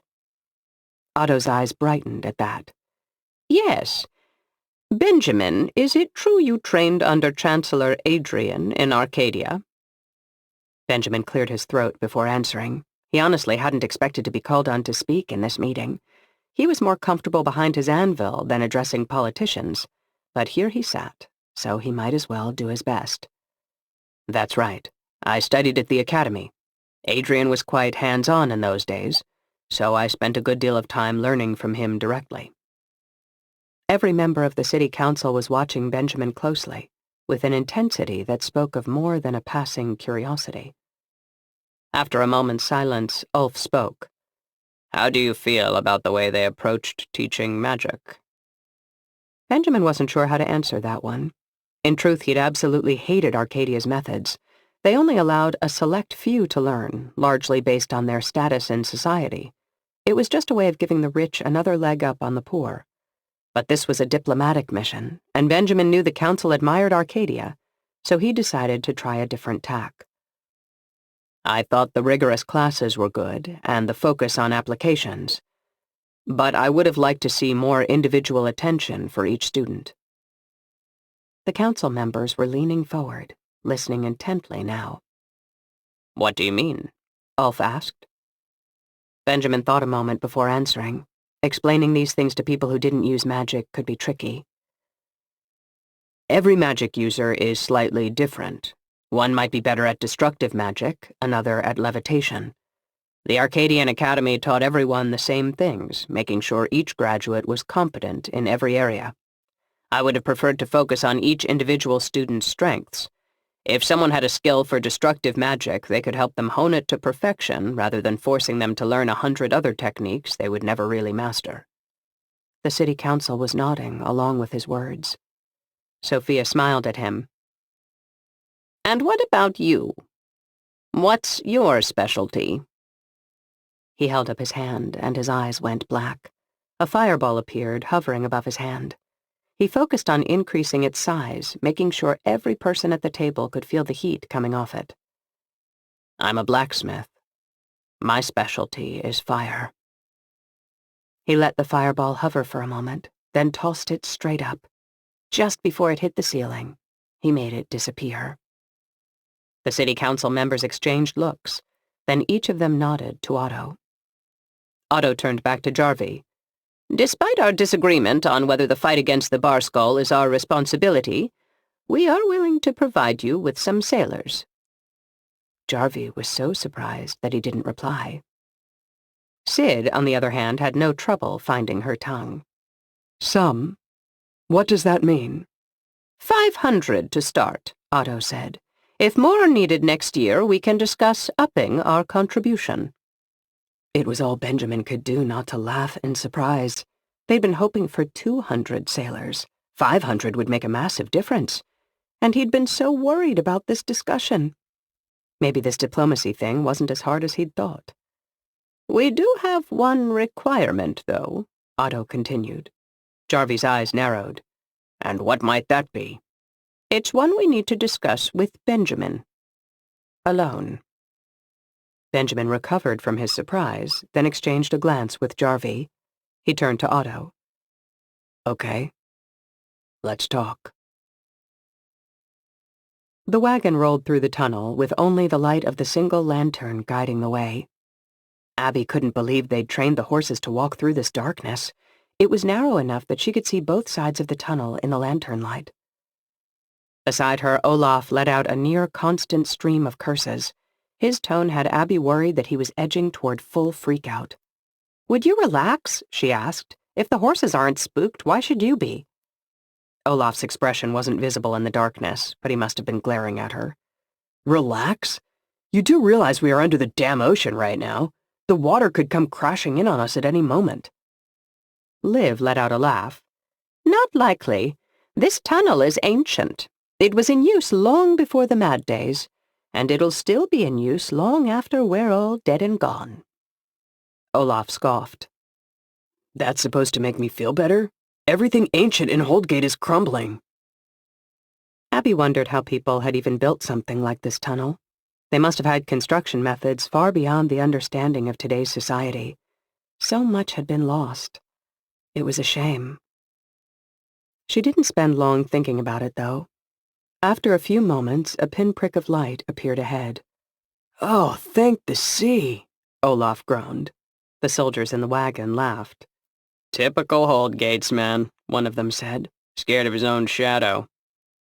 "If I could see my shadow, it would mean we had actual light." Olaf paused for a moment before continuing. "Wait, you think Holdgates men are cowards?" Now it was Abby's turn to laugh. She'd spent so long with people thinking she was weak because of her Arcadian heritage that it was nice to see the shoe on the other foot. Another soldier said, "You just haven't seen what we have. Here on the Faroes, you need to be made of sterner stuff." As funny as it was to see these men giving Olaf shit, he was Abby's crewmate, and she couldn't let the insult pass. "Whatever Olaf's faults, cowardice isn't one of them. I saw this dumb bastard stand shoulder to shoulder with old men armed only with pitchforks against hardened stormship sailors during the Battle of Holdgate. How about you see what we can do before you question our bravery?" The soldiers were too surprised at the response to answer.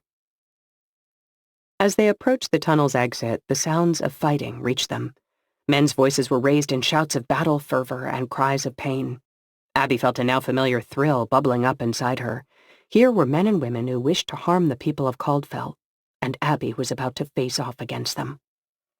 Liv spoke in a strong, formal voice that indicated she'd said these words many times. "From where do we draw our strength?" "The sea," the soldiers in the wagon answered in unison. "And where is the sea?" Liv asked. "On all sides," the men cried. "And with the sea on all sides, who can defeat the soldiers of Faro?" "No one," the men shouted, even louder than before. "You're damn right," Liv barked. "Certainly not the sea-cursed Barskull." The wagon broke out of the tunnel, and Abby blinked hard against the bright light. Her eyes adjusted after a moment, and she took in the battle around her. Barskull warriors ran around, wildly attacking in unpredictable rushes. From the way they moved, Abby knew they were all drunk on Ciderdrek, the potion that increased their strength and speed to near inhuman levels and kept them from feeling pain. It also increased their aggression to the point where it overrode logic. Their eyes glowed a dull brown color. Their chaotic attacks and the unrestrained fury of their strikes took Abby back to the first time she'd faced them in the city of Bode, on the night she'd discovered that Tor and his crew were storm raiders. The Faroe soldiers, on the other hand, were the picture of discipline. They stood in tight formations of 12 soldiers each, attacking small groups of Barskull along the perimeter of the battle. Each man and woman carefully defended the backs of their fellow soldiers. The men in the wagon bed poured out and formed up. Abby realized there were 12 of them. Olaf looked at Abby. He gripped his sword tightly as his brow furrowed. "What do we do?" Liv answered before Abby could. "Work the perimeter. Try to drive them toward our soldiers. Their primary weapons are chaos and confusion, so our goal is to bring order to the fight." "Order, huh?" Olaf replied skeptically. Liv smiled wryly. "Yes, we prefer to wipe out our enemies in an organized fashion." There was a moment of silence, and Abby suddenly realized the 8 other sailors from Thunderclap were all staring at her as if waiting for her to tell them what to do. It surprised her. Some of these sailors had been working storm ships for close to a decade, and Abby didn't even have a month under her belt. On the other hand, she'd been the one to discover the storm raiders. She'd boarded Thunderclap alone in boat and set it on fire, and she'd killed Tor on top of the wall on the Holdgate shore. And then there was the way Captain Roy and Dustin called her over whenever they were discussing important matters. That hadn't gone unnoticed by the crew. She technically didn't hold a higher position than any one of them, but because of what she'd done and how the captain showed her respect, they were looking to her to lead, and she wasn't about to let them down. She took a deep breath. "Okay, here's what we're going to do. We'll head along the western perimeter of the fighting and drive them northeast. If they want to retreat to their ships, fine. Otherwise, they'll be forced up against the Pharaoh soldiers." "A sound plan," Liv interjected. "The key is that we stay together." Abby pointed at the soldiers on the beach. "See how they're formed up into little clusters? That's what we need to do. Stay shoulder to shoulder with your neighbor. Barskull warriors don't feel pain, at least not while they're drunk on cider drac, so a wound isn't going to slow them down. Don't stop attacking until they're dead. Let's do this thing." She leaped out of the wagon and trotted toward the western perimeter. It took everything in her to not look back to see if her crewmates were following. She wanted to exude confidence, but if they didn't want to join her, fine. More glory for her. When she reached the perimeter, she stopped, and her crewmates filled in around her. She nodded toward 5 Barskull warriors. "There! Let's go!" As one, they charged. The Barskull turned to face them, their eyes alive with Ciderdrek-induced bloodlust. They ran to meet the 9 stormship sailors. Of the 9, only Abby had ever faced the Barskull, and she could tell by her crewmates' reactions they were surprised by the speed of their opponents. Abby knew she couldn't afford to hesitate, and she didn't feint or parry as she might against most opponents. Here she had to be brutal. She thrust her sword into the midsection of the first Barskull, then pulled back her sword and hacked at his neck as he fell. "Damn!" Olaf shouted. "Remind me not to piss you off." "It's a bit late for that. Stop talking and start stabbing." Abby spun toward the next Barskull. She knocked his powerful swing away, deflecting it toward the sand at their feet. His momentum carried him forward, putting him a step off balance. That was all Abby needed. She put her sword through his heart, and the big man fell. Pulling out her sword, she glanced toward her crewmates, who had just finished dispatching the last of the other 3 Barskull. "You all better get moving. I'm not about to slow down just to leave you some enemies to kill." Olaf pointed to their right flank. "Abby, look!" She turned and saw a group of 10 Barskull rushing toward them. "Shit! Let's look sharp because this is about to get a bit more interesting." As the Barskull raced forward, she noticed one of them was lagging behind the others. The straggler suddenly raised his sword and sank it into the back of the Barskull in front of him. "What the hell?" Abby thought. But there was no time to analyze the situation, since the Barskull were almost on top of them. With the traitor having taken down one of his own, it was now 9-8. Abby liked those odds better, but these guys were powerful. "Don't rush it," Abby told her crew. "Let them attack and watch for an opening. They're damn strong and damn fast, but also damn sloppy." The enemy reached them, and a Barskull woman with jet-black hair honed in on Abby, a crazed smile on her face as she swung her sword wildly. Abby easily dodged her first attack, and her second. On the third strike, Abby saw her opening and stabbed the woman in the arm, quickly following the strike with another to the woman's chest. Abby looked around. Her crew was doing almost as well as she had. Olaf stood over a downed warrior, a proud smile on his face. "Ha! See that? And my father said I'd never amount to anything." Abby rolled her eyes. Can we deal with your daddy issues later? We're not done here. A soft male voice came from behind her. Are you from a storm ship? She spun, sword at the ready. If the speaker had wanted to, he could have stabbed her in the back. Abby cursed herself for letting down her guard even for a moment. The man who'd spoken was a short, stocky barskull with a bald head. It was the traitor, the one who'd stabbed a warrior who had been charging Abby and the crew. Are you from a storm ship? He asked again. Abby blinked hard, surprised at the man's soft voice and his question in the middle of the battlefield. Yes. Why do you want to know? As the man breathed a sigh of relief, Abby realized what separated him from every other barskull she'd met. He didn't have brown glowing eyes, which meant that he wasn't drunk on cider drac. Oh, thank the merciless seas, the man said. I can't believe I found you. I've come so far and risked so much. Who the hell is this guy? Olaf gripped his sword tighter. The barskull raised a hand. Please, I'm not here to fight you. Then why are you here? Abby asked. Talk fast. The warrior stared at Abby, entreaty in his eyes. I've come to ask for your help. Chapter 6. When the others had left, Benjamin sat alone at the table with Otto. After a long moment, Otto made a request. I wonder if you'd be willing to take a walk with me. I have something to show you. Otto led Benjamin out of the building and down the street. They stopped at a large, ancient-looking structure that must have been built before the Mad Days. It was adorned with 3 spires that reached high into the sky, and the main part of the building had a domed roof. Otto opened the door and led Benjamin to a large, empty hall in the main section of the building. There was nothing in the room. No tables. No chairs. What is this place? Benjamin asked. Even though he spoke softly, his voice echoed through the empty hall. The room was massive. Hundreds of people could fit in here. It was once a holy place, a house of worship. Now it's nothing. Benjamin noticed that while the hall was empty of chairs and tables, it was also very clean. There wasn't a speck of dust to be found, and even the large window at the end of the hall looked as if it had recently been washed. Perhaps it's nothing at this moment, Benjamin replied, but it's not going to stay that way. Otto nodded, a sly smile on his face. Very good. He stopped at the center of the hall and turned to Benjamin. Algon has never had a distinct identity. Technically, we're part of the Caldfell Peninsula, but in reality we have little in common with the northern cities. Our concerns are quite different than theirs. And yet you face the same dangers.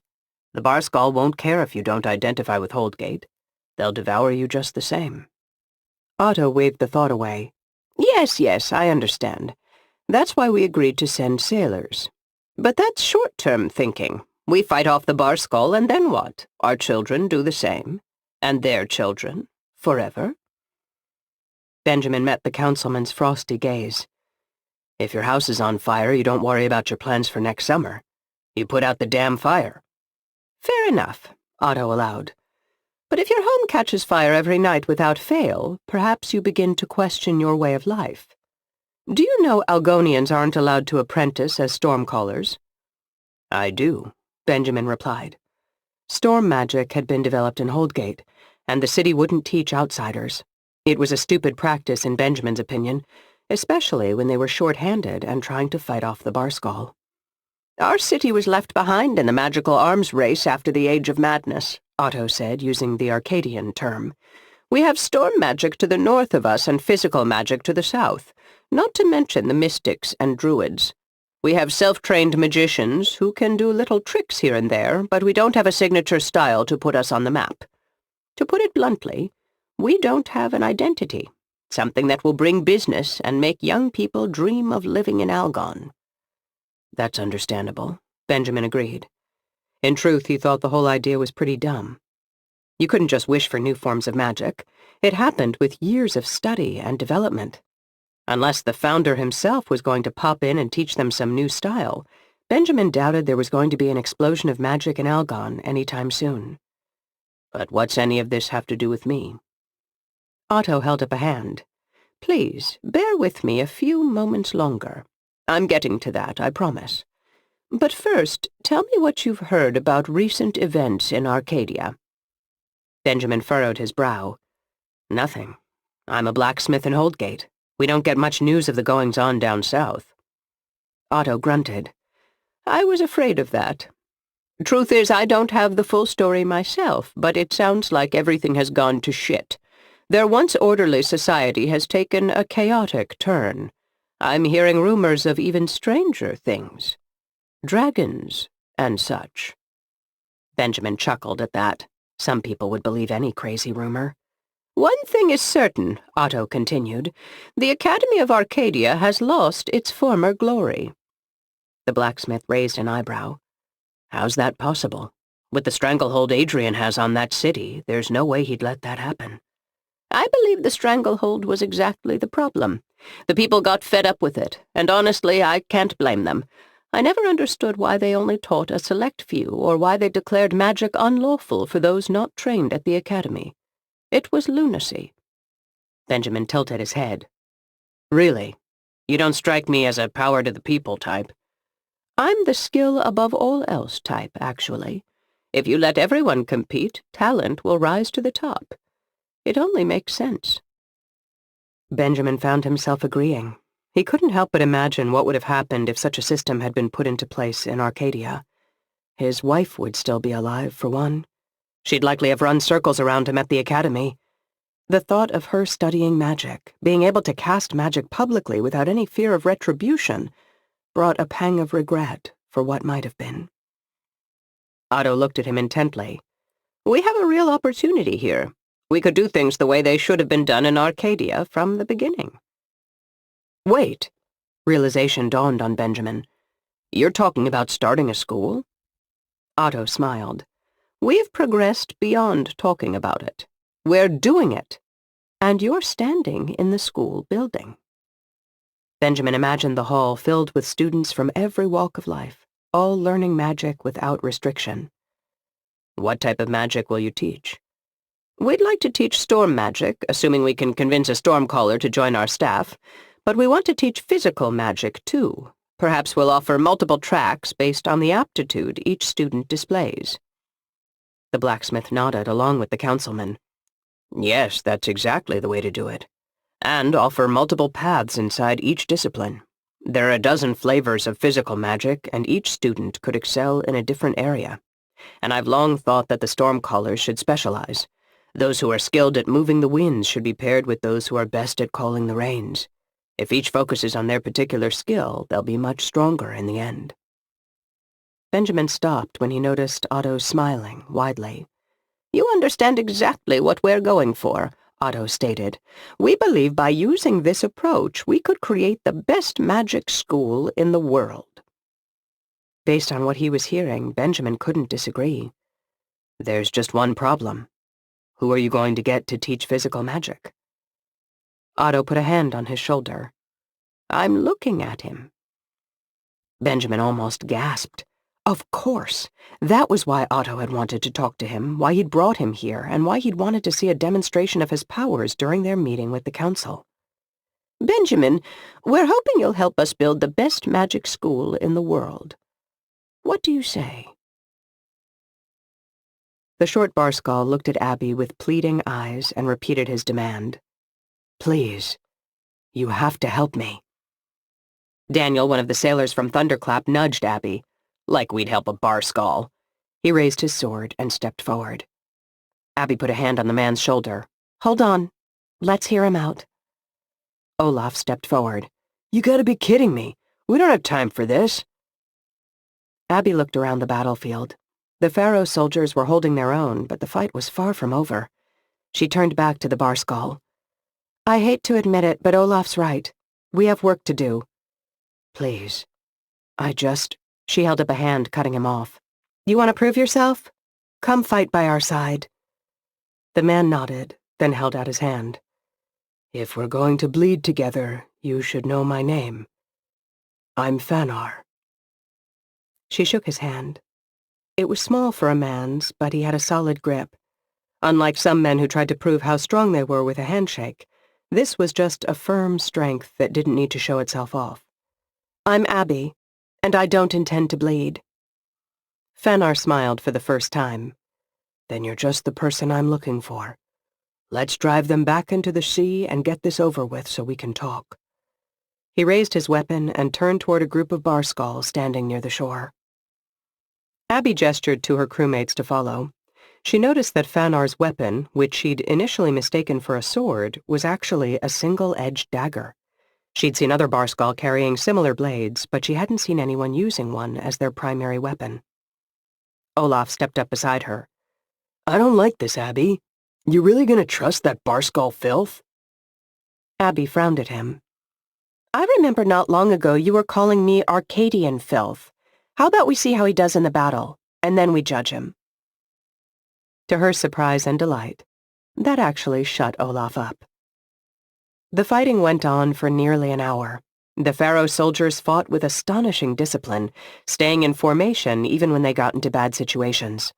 Abby's Thunderclap team worked at the edges of the battle, hunting those trying to get around the soldiers and pushing them back into the sea. Fanar was a revelation. He fought by Abby's side the entire battle, and he took her orders without question, quickly putting her words into action.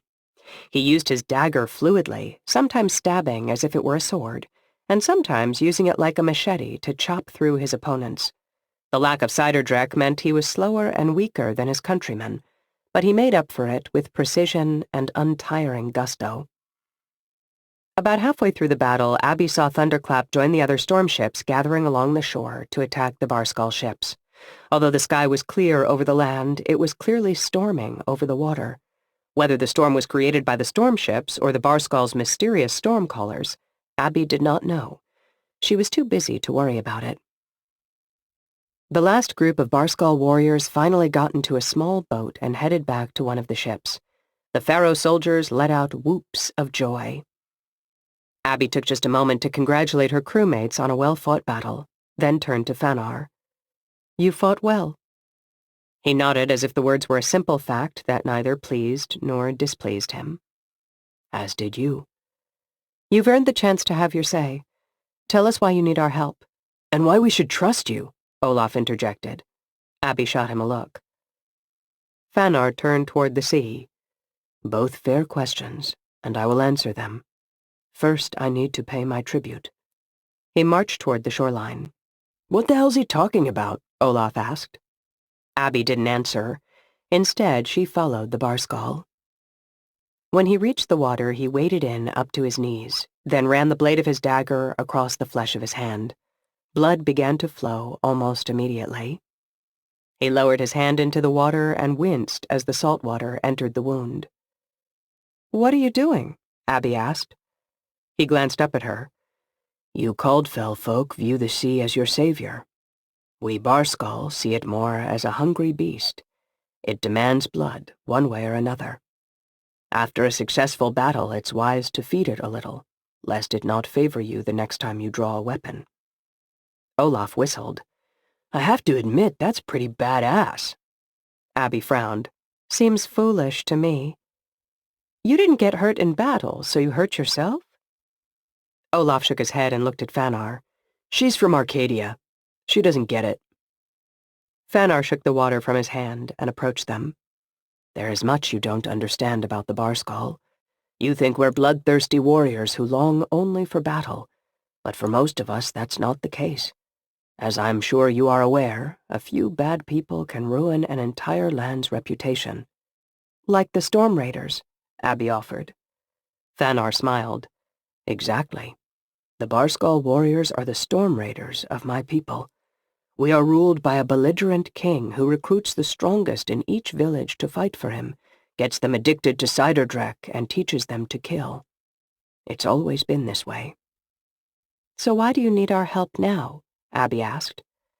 "The king has demanded that we increase the number of warriors we send to his armies. He's asking for more, and he's asking for younger volunteers. He wants our children." Fanar's voice quaked with anger as he spoke. He's trying to build his army more aggressively than ever before, and our villages are at the breaking point. I'd had enough, and I knew we weren't strong enough to oppose him. He's taken all our best fighters. We needed outside help. So you, what, joined his army? Abby still wasn't sure she could trust this man. He'd helped them in the battle, but this could easily be a trick. Fanar nodded. I did. It was the only sure way to get off Barskull and find help. They barely gave me any training, just forced a lot of cider dreck on me. I dumped it out when I could, but I had to drink it a few times. He got a distant look in his eyes. It was so much sweeter than I'd imagined. He shook his head to clear it. Anyway, this is my first mission, and I found someone to help. Just as I'd hoped. Abby held up a hand. Let's not get ahead of ourselves. Why is the king suddenly trying to build a huge army? He doesn't tell me his motivations, but if I had to guess... There's a woman. She's shown up a few times over the years, but now it appears she's with him to stay. You may know her. She's from Caldfell, after all. Abby's mouth went dry. Could it be? Her name is Dahlia, Fanar continued. She's the one controlling the king. And with your help, I believe we can stop her. Chapter 7. Dahlia made her way down the long staircase toward the dining room. She passed a tall window that looked out over the sea, and let out a long sigh. For almost 3 weeks she'd been in this castle with her feet on solid ground. It was the longest she'd gone in her adult life without being on the ocean. She missed the gentle, and sometimes not so gentle, swaying of the ship, the way she could feel the water moving under her. Those things had made her feel connected to the sea, to life itself.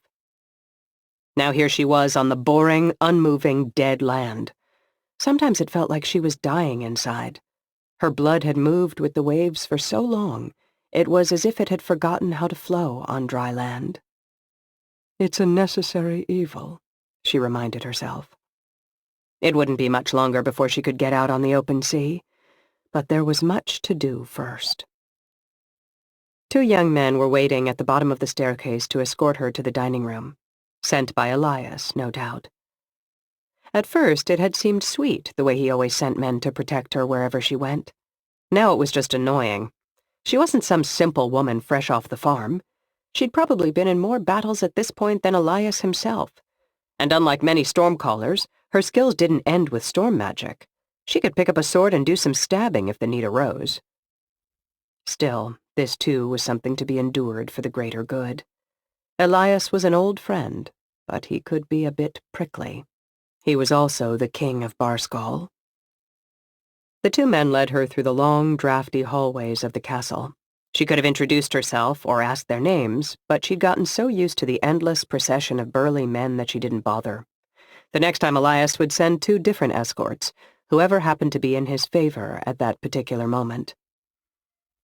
The king was waiting at the table when she arrived, a giant smoked turkey on the table in front of him. He was in his late 60s and most of his hair was gone, but he still had a solid build and his piercing blue eyes could still shoot daggers through any subject who set off his short temper. At this moment, however, he wore a broad smile. Dahlia, welcome. Please sit. We have much to discuss. She took her place next to him at the table. The rest of the seats were unoccupied. Apparently this entire turkey was just for the 2 of them. Another example of how Elias wasted his resources. How was your day, Your Majesty? He let out a sigh that made her sorry she'd asked. It was pleasant enough, until I paid Victor a visit. Dahlia stiffened at that. Things aren't going well with our little project, I take it? The king grunted. Not as well as we need them to. At this rate, we'll have to up the recruitment efforts in the villages even more. Bring in children to fill out the rosters. Perhaps that's not a bad thing, Dahlia replied carefully. Think of it as a long-term investment. Long-term? King Elias laughed. Aren't you the one who's pushing me to get this done as quickly as possible? Only so I can get off this sea-forsaken island and back to a civilized place, she thought. Yes, but you'll want to continue after we've reached our quota, will you not? Perhaps. The king turned and shouted toward the kitchen. Who's going to carve this turkey? Or am I just supposed to look at it? A tall, thin man came rushing out of the kitchen, a knife and prong clutched in his hands. He went to work on the bird, carving efficiently and silently. Dahlia cleared her throat, then uttered the question she'd been waiting to ask. Any word from Errol? King Elias shook his head. Patience, dear Dahlia. It took effort for Dahlia not to shout in frustration. They'd sent a group of Victor's operatives to Errol and the Barskull warriors hiding on the Caldfell Peninsula weeks ago, but they still hadn't heard back. Elias must have been able to see the annoyance on her face. Dahlia, I know you're in a rush to see your strategy play out, but is it really so bad being here with me? She forced a smile onto her face. Of course not, Majesty. It's an honor to counsel you. Elias smiled. And what a counselor you've been. I've been dealing with that issue on the southern coast for months, and you fixed it in less than a week. It was my pleasure, Majesty. I hope I can help further during my stay. King Elias stuffed a piece of turkey into his mouth and chewed, a thoughtful look on his face. Still chewing, he said, I do understand your desire to get back home. Why simply counsel a king when you could be ruling yourself? Dahlia didn't reply, but hearing the words made her consider what life would be like after she'd destroyed her enemies, after she'd overrun Caldfell with her Barskull army and made her way south. There was so much work to do between now and then, but the spoils were tempting enough to keep her going. She would be patient, but when the moment came, she'd show no mercy. She'd crush all her enemies, starting with Dustin, the boy stormcaller who could somehow cast without seawater, and Abby, the Arcadian girl who'd taken out Tor. Your Majesty, I think I'd like to pay a visit to Victor myself tomorrow, see if I can help to motivate him. Of course, dear. King Elias stuffed another piece of turkey into his mouth. Revenge would be hers, and soon. An hour after the battle on the beach, they were back on Strayrow. Abby, Olaf, and Fanar accompanied Liv back through the tunnel, arriving shortly before Thunderclap pulled into port. Abby watched it, awed once again that she worked on such a majestic ship. Most of the crew disembarked quickly, loudly discussing the battle as they took in their beautiful new surroundings. The mountains of Strayrow were tall and green, and there was a pristine beauty to the place, unlike anything Abby had ever seen. Dustin was standing on the dock, and she went over to him. You okay? He asked. She raised an eyebrow. Do I not look okay? You look great. Normal. For you, which is great. You should probably stop talking now. She laughed. Right. He gazed thoughtfully at the ocean for a moment. Abby, you should have seen the way those ships fought together. I've never seen anything like it. Abby nodded. Same with the fighters on the beach. They maintained perfect formation even when they were under heavy attack. I guess it makes sense. They fight the Barskull every day. Any one of these people probably has more experience than just about anyone in Holdgate, and I bet there's a lot we could learn from them. Dustin, there's something else. She told him about the Barskull warrior, how he'd fought by their side, and what he'd told her when the fighting was over. Where is he now? Dustin asked. Liv and her soldiers took him. They wanted to keep him locked up for now, and he didn't object. People here are a little paranoid about the Barskull. Not that you can blame them, Dustin declared. As if on cue, Liv appeared with Roy at her side. Come with us. We need to talk. 15 minutes later, Captain Roy, Liv, Dustin, Abby, and Clemens were sitting in Liv's home. Each of them had a tall mug of mead on the table in front of them. Abby tried a sip of the beverage and nearly choked. It was much stronger than the mead she was used to at home. Liv took a long pull on her drink, gulping it like water. I had a discussion with the Barskull warrior. He claims he wants to help us. Fanar, Abby interjected. His name is Fanar, and he doesn't just claim to want to help us. He fought by our side and killed his own countrymen. Liv pondered that for a moment. The Barskull aren't exactly known for their brilliant strategizing. Still, I wouldn't put it past them to try to send a spy into our ranks, even if he had to kill a few of his own to gain our trust." "And what about the information he gave us?" Abby asked. "He says that Dahlia's in Barskull. Don't we at least have to investigate?" Roy held up a hand. "We're not saying we don't take his claims seriously. We're just saying we need to be cautious." Liv nodded. "The attack today wasn't the heaviest one we've seen, but it certainly wasn't the lightest either. Fanar's story seems to make sense. There is someone pushing them. The only question is whether that someone is Dahlia." Abby looked around the room at the serious faces. A captain, a first mate, a stormcaller, and the military leader of the entire storm wall. Plus her, a rookie storm sailor, a blacksmith's daughter. She was, she reminded herself, a woman who'd proven herself in battle time and time again.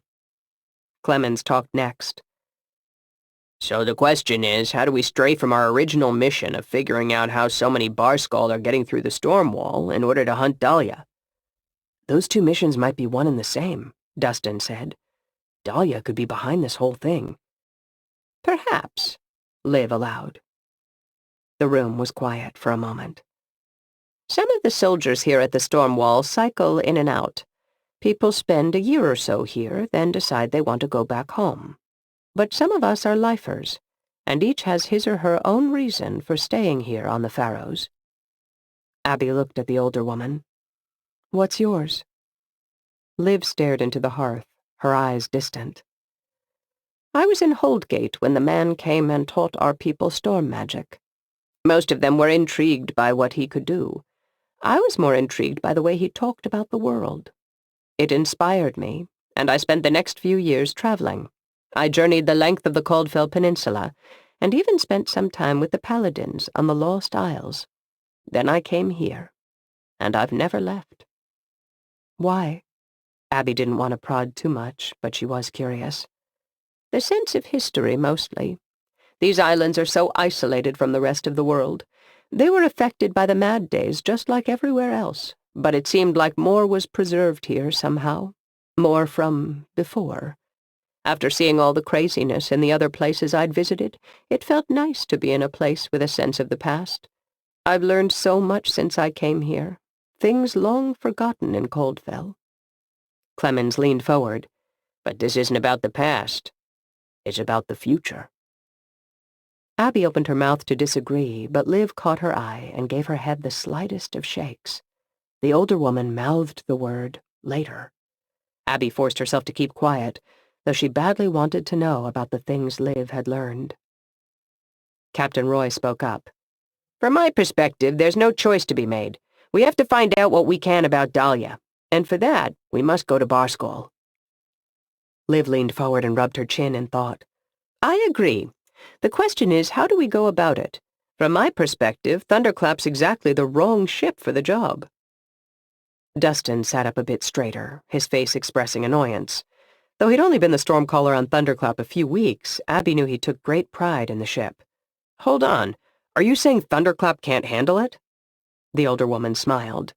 "Can it handle the entire Barskull army? No, and it's too big to have a chance of sneaking in there undetected. Your best bet is to send in a small team to investigate the situation." Clemens clearly disagreed. "No offense, ma'am, but I think that would be a mistake. We need to go in there full force and show them we mean business. If we attacked with all the storm ships here on the Faroes, we could do some real damage." "Oh?" Liv asked with mock surprise. "And where exactly should we attack? Barskull's a big island. It's 10 days across by horseback, and they are very secretive. I have no idea where King Elias even lives, so I'm glad to hear your knowledge is so much more extensive." Clemens' face reddened.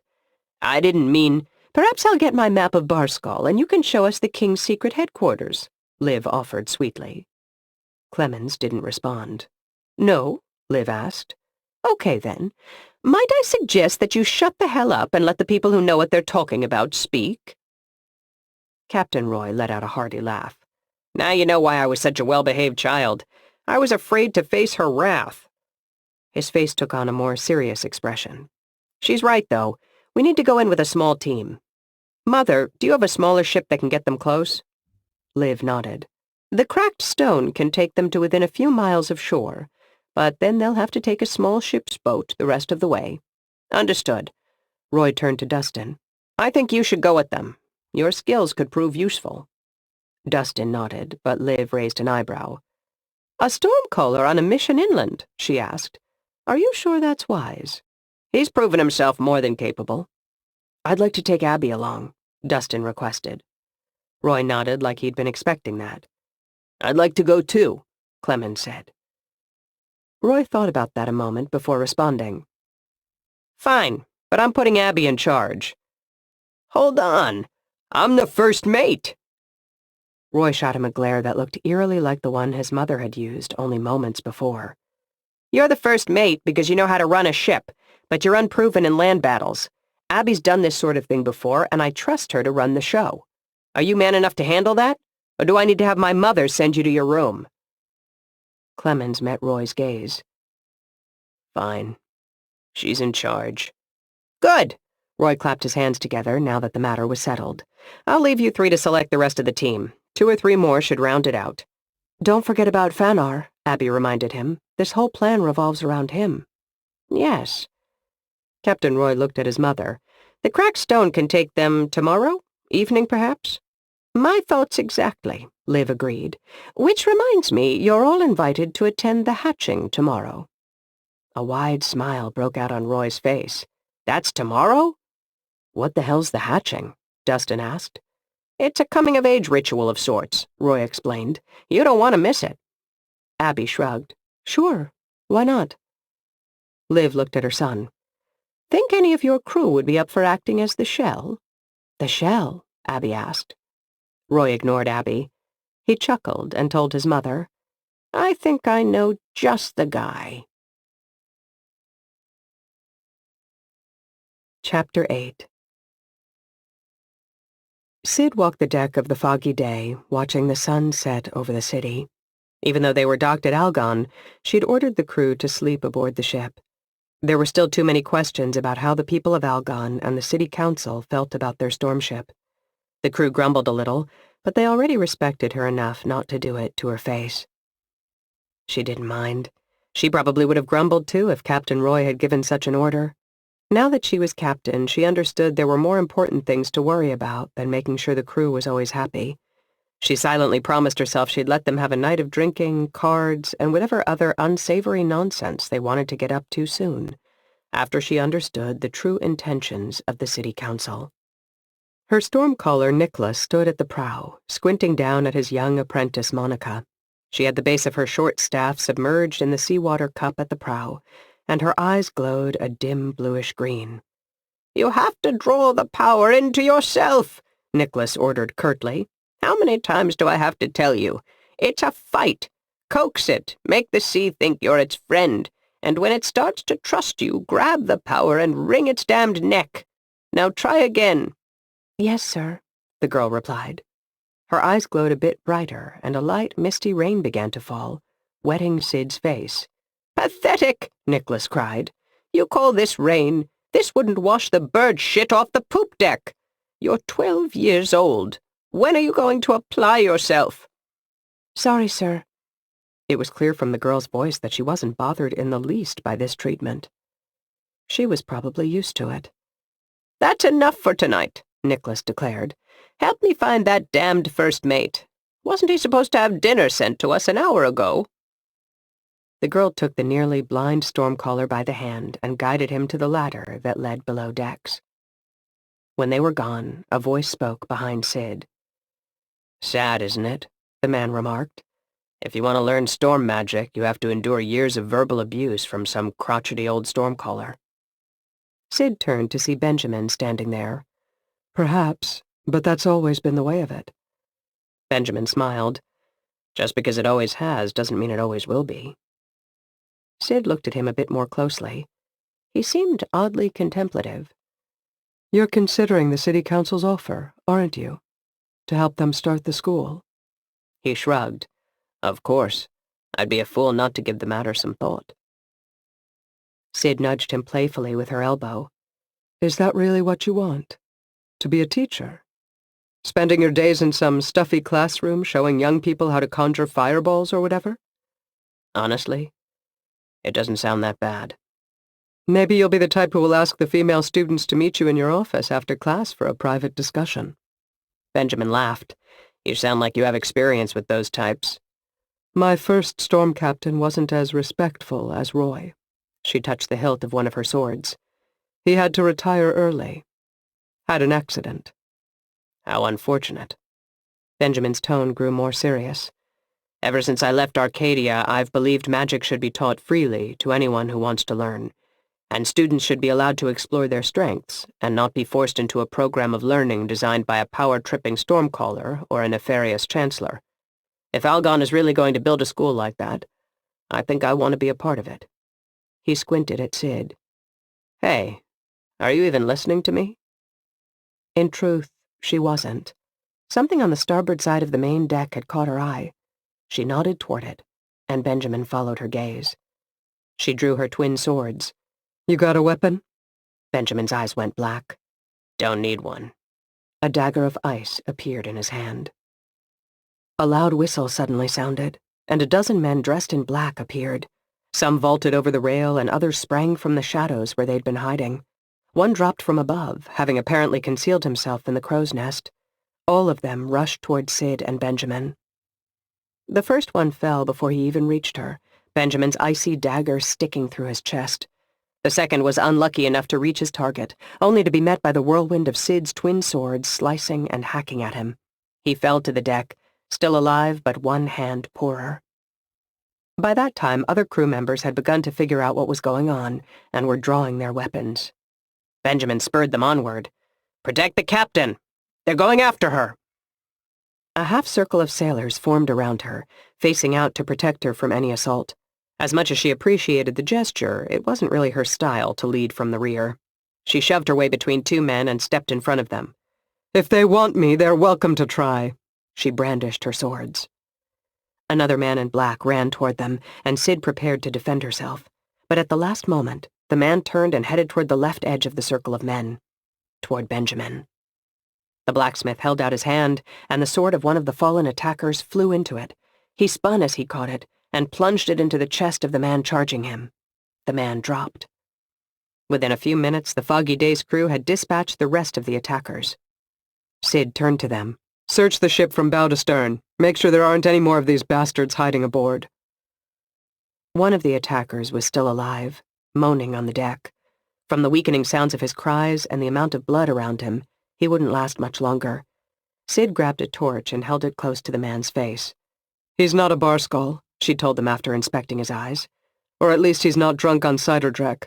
His eyes are clear and he's definitely feeling pain. Benjamin crouched next to her. He's dressed like an Arcadian. Like half this damn city. Sid grabbed the man by the shirt. Who sent you? The man didn't answer, and it was clear he was fading fast. She turned to Benjamin. See if any of the others are alive. A quick search of the deck revealed that none of the attackers had survived the crew's swords. The man Sid had grabbed soon joined his fellows. It was me, Benjamin said. They were after me. Sid agreed. So, blacksmith, who wants you dead? And why? Olaf let out a big yawn and picked up the wooden staff Captain Roy had given him. So I just have to fight off a few 12-year-olds? You got me up before dawn for this? Captain Roy smiled. It's called the hatching. It's one of the rites of initiation for young people on the Faroes. It signifies they're ready to begin their formal training to take on the boss school. They need to show they're able to fight strategically and smartly against a more powerful opponent. Powerful, huh?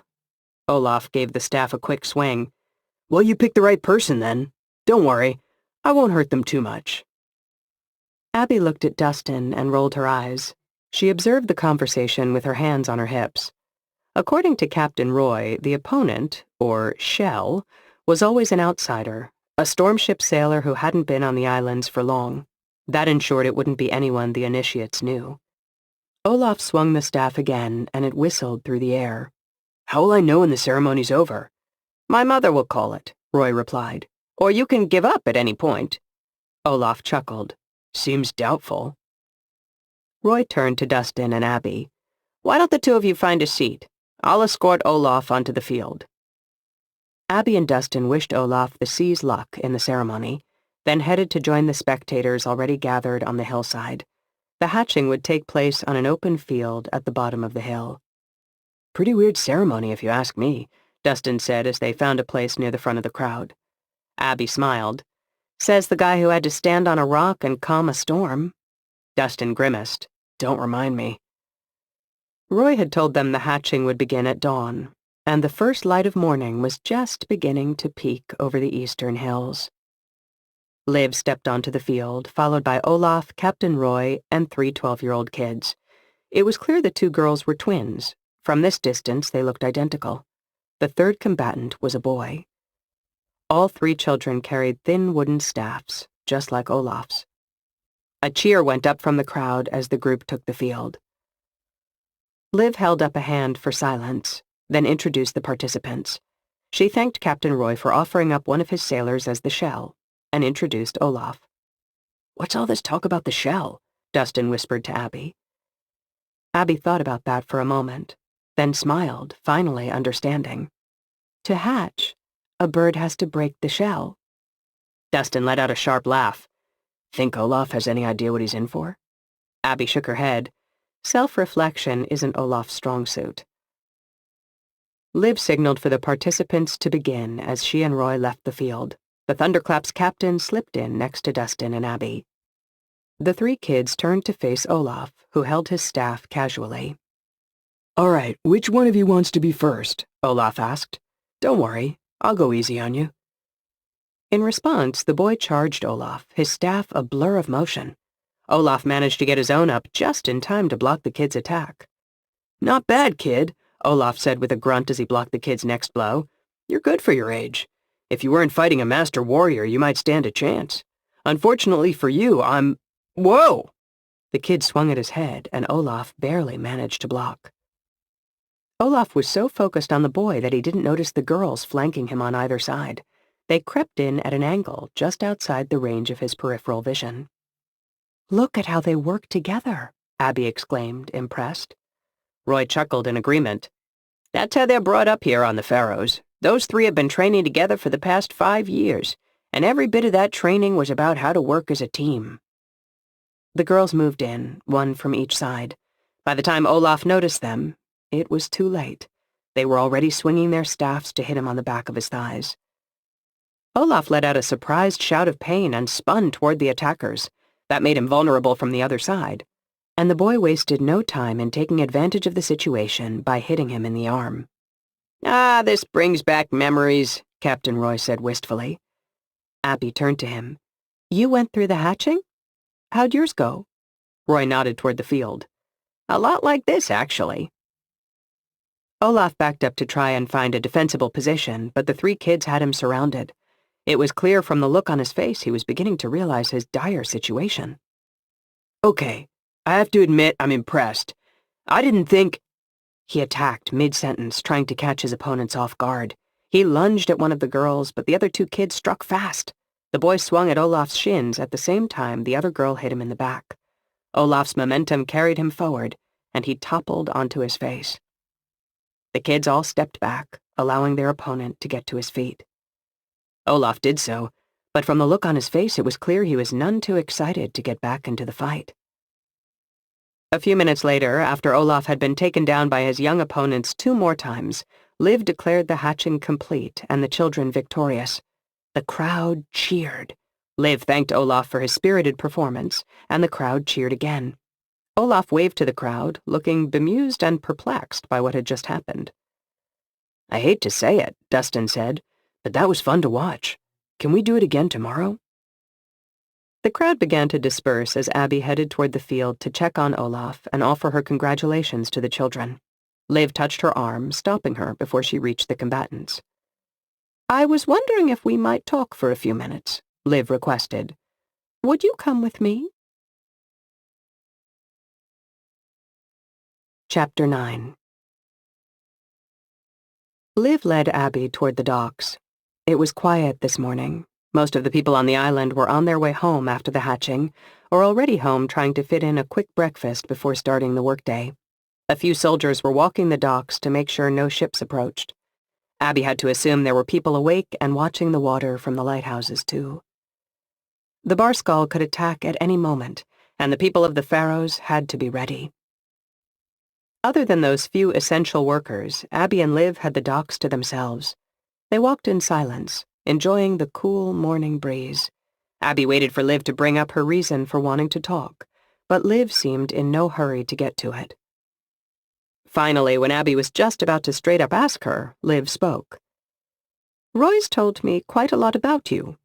About your Arcadian heritage." Ah, so that was it. The woman wanted to talk about Arcadia. Great. Better to nip this in the bud. "It's true that my father's from Arcadia, but I grew up in Holdgate. I don't even remember living anywhere else." "I hear your father is quite proficient in physical magic, and that he taught you some." Abby didn't like where this conversation was going. If Liv thought Abby was some great magic user, she was going to be disappointed. "Yes, some. Then I have to ask why you didn't use magic in the battle yesterday." Abby thought about how to explain it. "Using magic takes a lot out of me, and it requires total concentration. Neither of those is ideal in a battle situation. I've used magic during battles in the past, but only when I absolutely had to.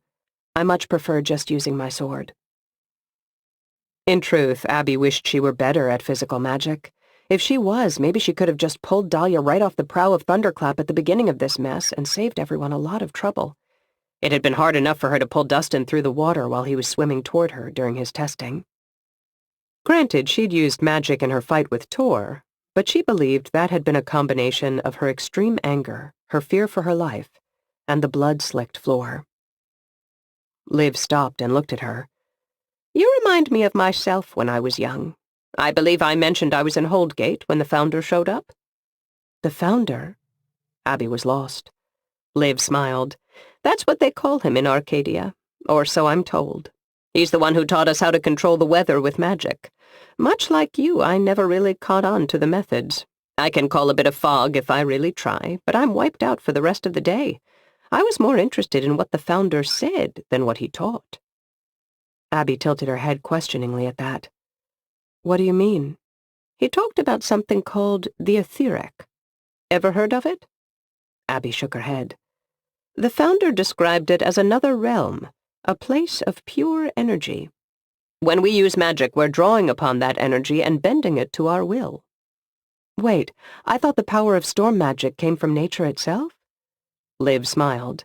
"Like I said, my friends weren't too interested in magical theory. They hated the Founder's lectures and just wanted to get to the practical stuff.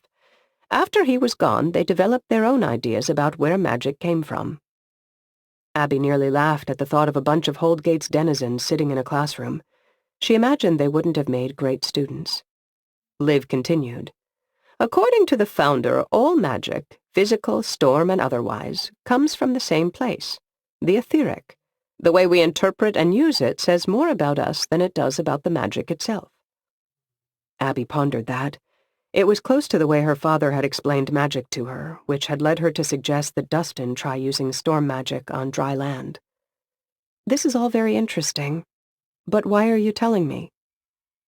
The older woman put a hand on Abby's shoulder. "I wanted you to know that just because the magic your father showed you doesn't come naturally, it doesn't mean you should give up. I traveled the world for years before I found a type of magic that worked well for me." "Oh, yeah? What's that?" "Healing magic." Abby raised an eyebrow. "You don't seem much like the healing type. More like the ass-kicking type." Liv laughed. "That's what I thought, too. But the truth is, the world of magic is much bigger than we know. Remember when I told you that I like the Faroes because of their sense of history?" Abby nodded. "Before the Mad Days, people traveled here from distant lands, fleeing disaster. They brought with them all kinds of stories. One I particularly like is the legend of a man named Noct." "Noct?" Abby asked. "That's a strange name." "It's a strange story. According to the legend, he would show up at different times and different places, whenever and wherever he was needed. He had a powerful sense of honor.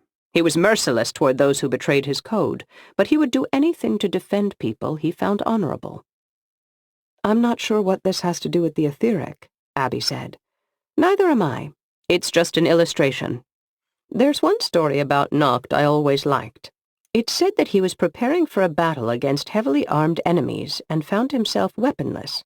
So he gathered his power and hardened it around his hands to form it into a pair of sharpened blades. He went into the fight seemingly unarmed, but he sliced his enemies to pieces with the invisible weapons. Abby considered the information. So you're saying the energy this ancient hero used was drawn from the etheric? Liv shrugged. Who can say? This was long ago, long before the Mad Days, and certainly before the rise of magic. But from the way the founder described it, the possibilities of what can be done with magic are mostly limited by our imaginations. Legends like the story of Noct show us what's possible if we don't limit ourselves to what we've been told. Abby tried to imagine it, a realm of pure energy waiting to be molded. She'd never thought of magic like that. In truth, she hadn't thought about magic much at all. Making fireballs and calling storms had never seemed that interesting, but what Liv was talking about, that was something different. You have great potential, Liv continued, but just like me, you are easily distracted. You want to help everyone who needs it, and in Barskull you'll find many who need help. My advice is to stay focused and stick to your mission. If you want to find Dahlia and stop her, it's the only way. Jarvie clambered onto the deck mid-morning. He stretched and let out a huge yawn. Benjamin was waiting by the rail, and he watched as his old friend sauntered over. I haven't slept that well in years, the older man exclaimed. Something about the gentle rocking of a ship puts me into a deep sleep. You know what I mean? Sure. In truth, Benjamin felt like he'd tossed and turned more than the ship. He'd barely gotten an hour's sleep. That was some night. Jarvie looked at him oddly. What do you mean? Benjamin barked out a laugh. Are you seriously telling me you didn't hear it? Were you asleep or dead down there? Hear what? Benjamin shook his head. We were attacked, you old fool. 12 men in black snuck onto the ship and tried to kill me. Jarvie looked him up and down. Huh. All that trouble for you? Well, I'm glad they didn't succeed. Thunder crashed in the distance, and Jarvie turned toward it. It's been like that for an hour, Benjamin told him. Another freak storm. Jarvie yawned again. So that's why we're going out? Wait. What? Benjamin looked around the ship, and his eyes widened. He'd seen the crew bustling around, but he hadn't realized they were preparing to depart. Excuse me a moment. He made his way toward the front of the ship, hoping to find Sid. Nicholas and Monica were standing at the prow.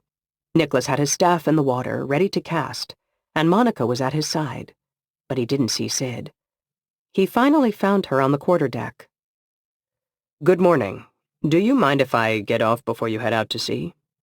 Sid grinned at him. It's a bit late for that. We're about to shove off. Besides, I'm not leaving you alone in the city after what happened last night. Benjamin scratched his beard nervously. It's just that I'm not exactly great in a storm, nausea-wise. Sid clapped him on the shoulder. Buck up. You're on a storm ship. This is what we do. We'll go out, make sure no one needs our help, then head back in. You won't get your sea legs standing on land. Besides, wouldn't you rather toss your cookies over the side of the ship than be killed by assassins in the city? Benjamin wasn't so sure, but it was too late to object. A few moments later, they were sailing away from the island under the power of Nicholas's wind. The blacksmith's attempts to hide his concern had apparently not been as successful as he'd hoped. Sid leaned over and whispered to him, Don't worry, big guy. Stay by my side, and I'll keep you safe. The foggy day sailed toward the dark clouds. As they approached, Nicholas did a fairly good job of calming the waters around them. His apprentice Monica remained at his side, constantly speaking in his ear, describing the conditions in order to make up for his weak eyesight. But even though his efforts were effective, the storm was much too large for a single stormcaller to quell. They moved through a pocket of calm, but the storm raged 50 yards away on all sides of them. Benjamin clutched the rail.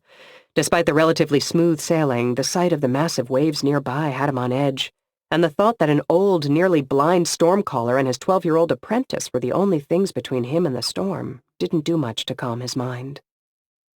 A cry came from the sailor perched on the crow's nest.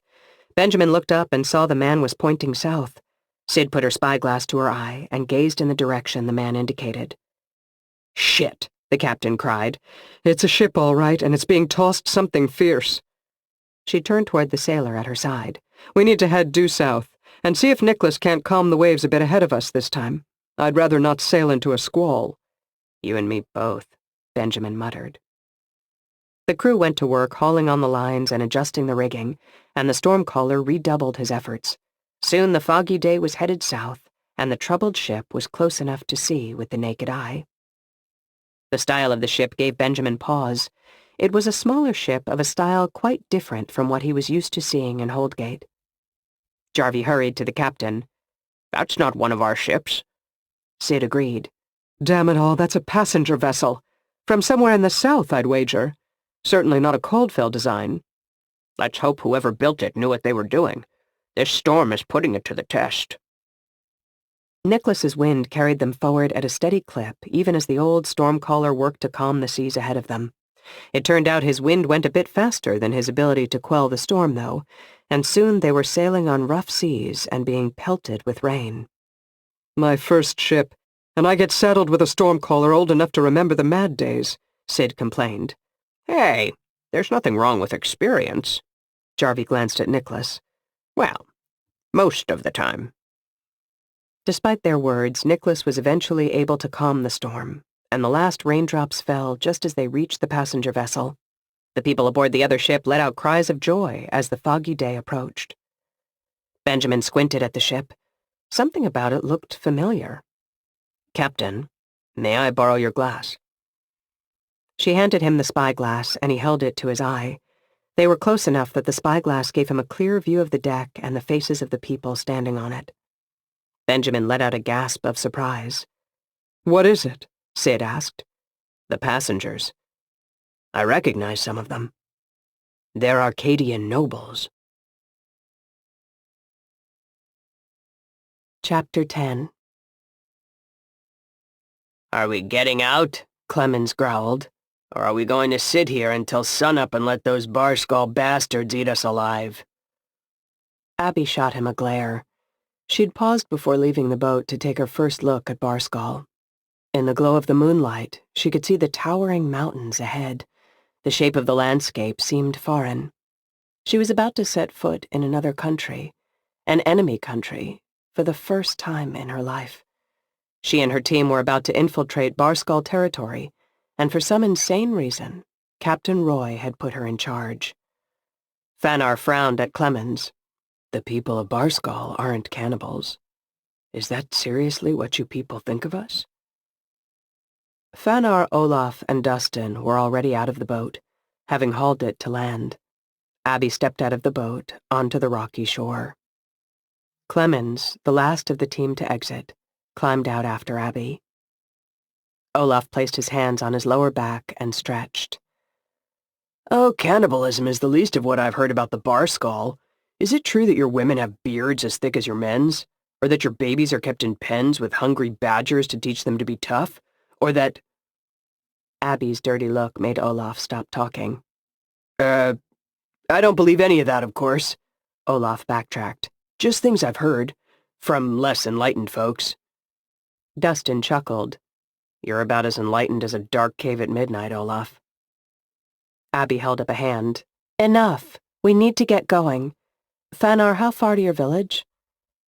Fanar looked one way down the shore, then turned and looked the other as if trying to gauge their position.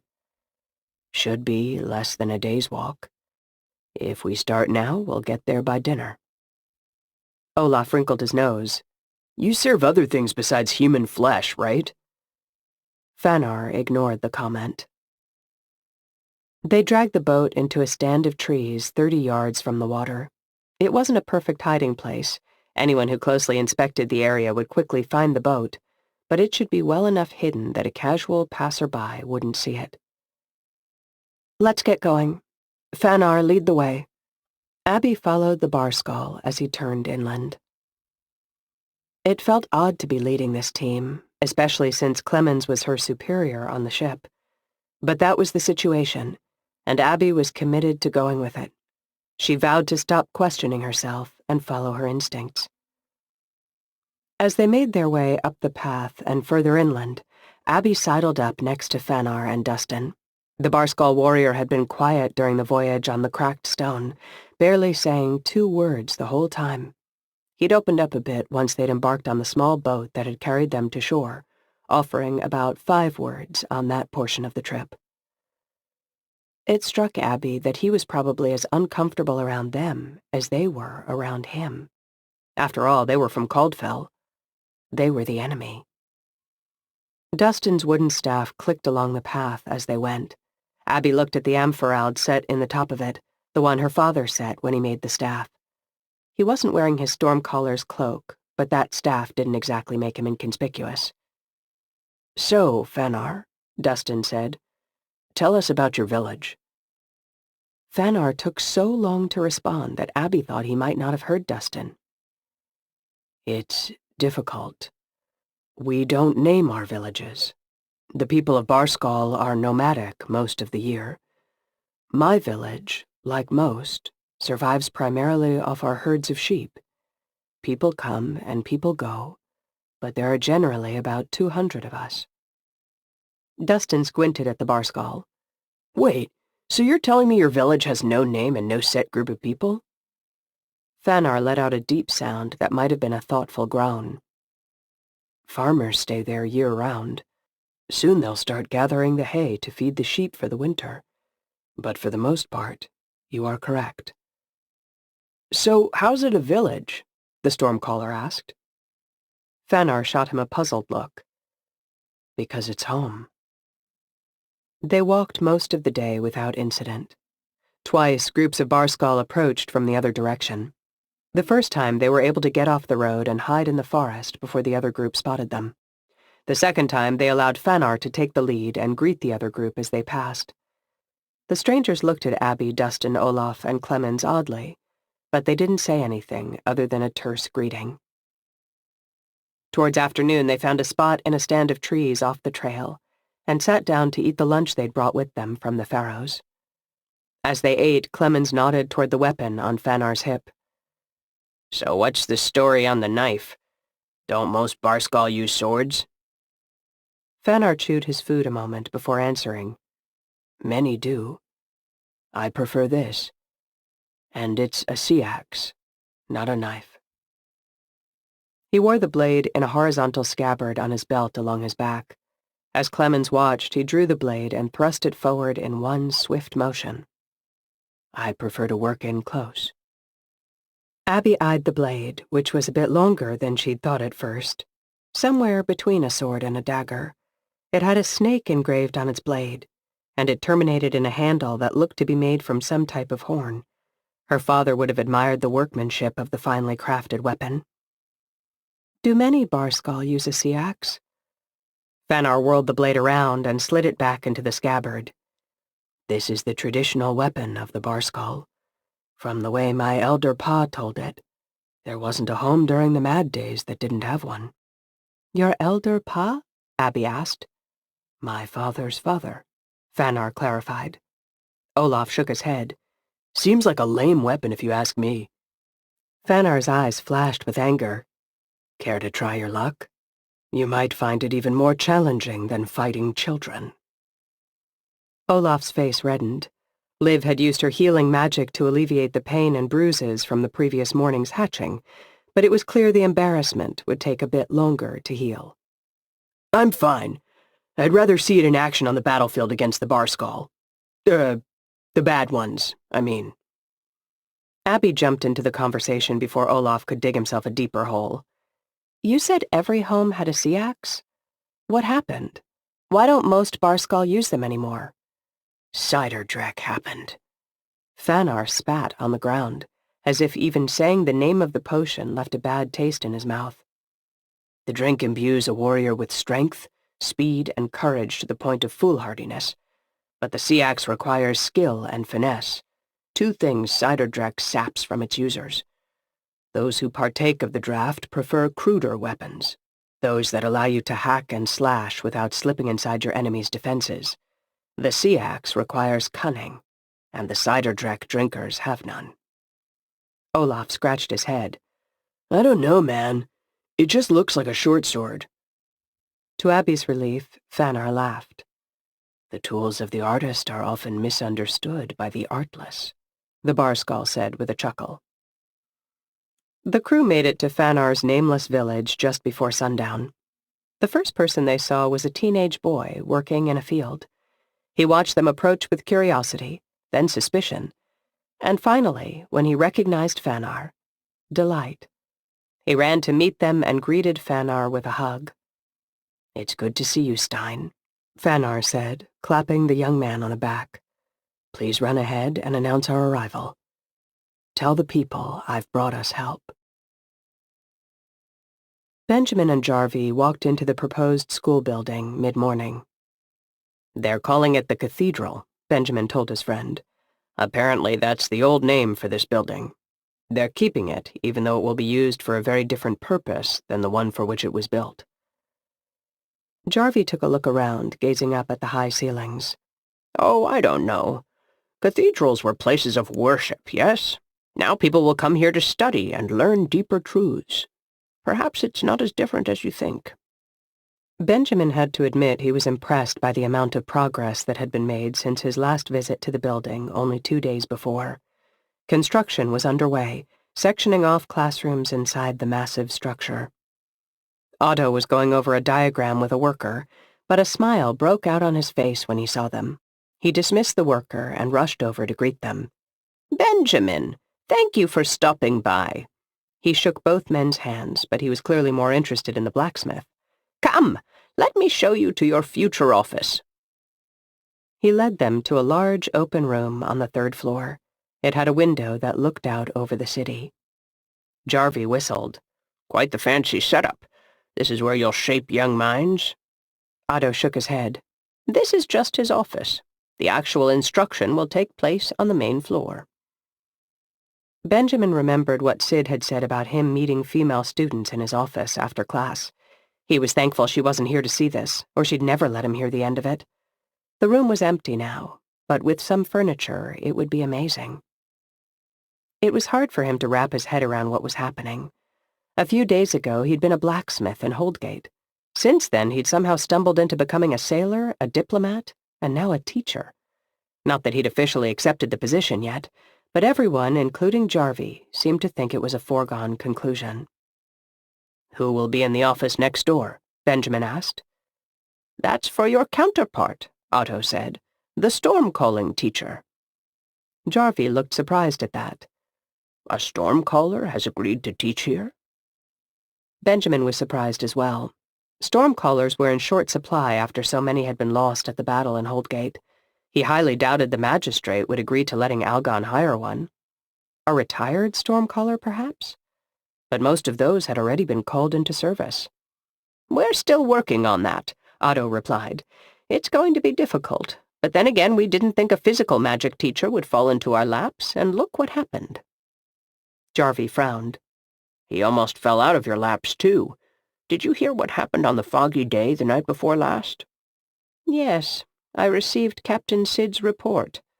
Otto shook his head sadly. Despicable behavior.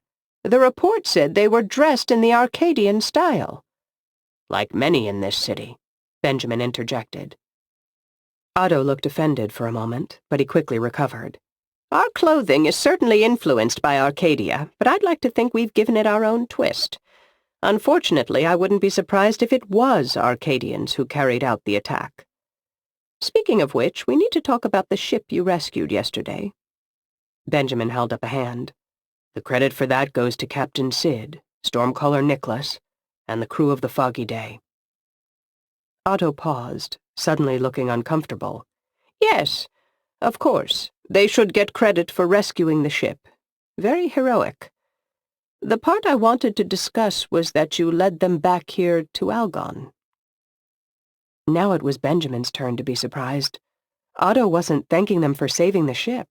He was reprimanding them. Look, Otto continued, it's not that we don't want to help the Arcadians. Of course we do. With everything that's happened with the revolution there, I certainly understand why so many of their nobles are fleeing north. But as the leaders of Algon, we have to consider what benefit they bring to the city. The answer is that they don't bring much. Wait, Benjamin asked. Are you turning them away? Otto held up a hand. Not without a little help. We're not heartless. We are giving them some supplies and letting them know they'd be better off settling elsewhere. The Lost Isles, perhaps. Jarvie chuckled. With your love of Arcadian culture, I would have thought you'd welcome them with open arms. We welcomed a few at first. Otto gazed out the window wistfully. Unfortunately, they brought their prejudices with them. They wished to resume their old way of life, rather than working for a living. He looked at Benjamin. To be blunt, they brought many of their problems on themselves. You said it yourself. Their restrictions on magic were elitist. It's no wonder things shook out the way they did.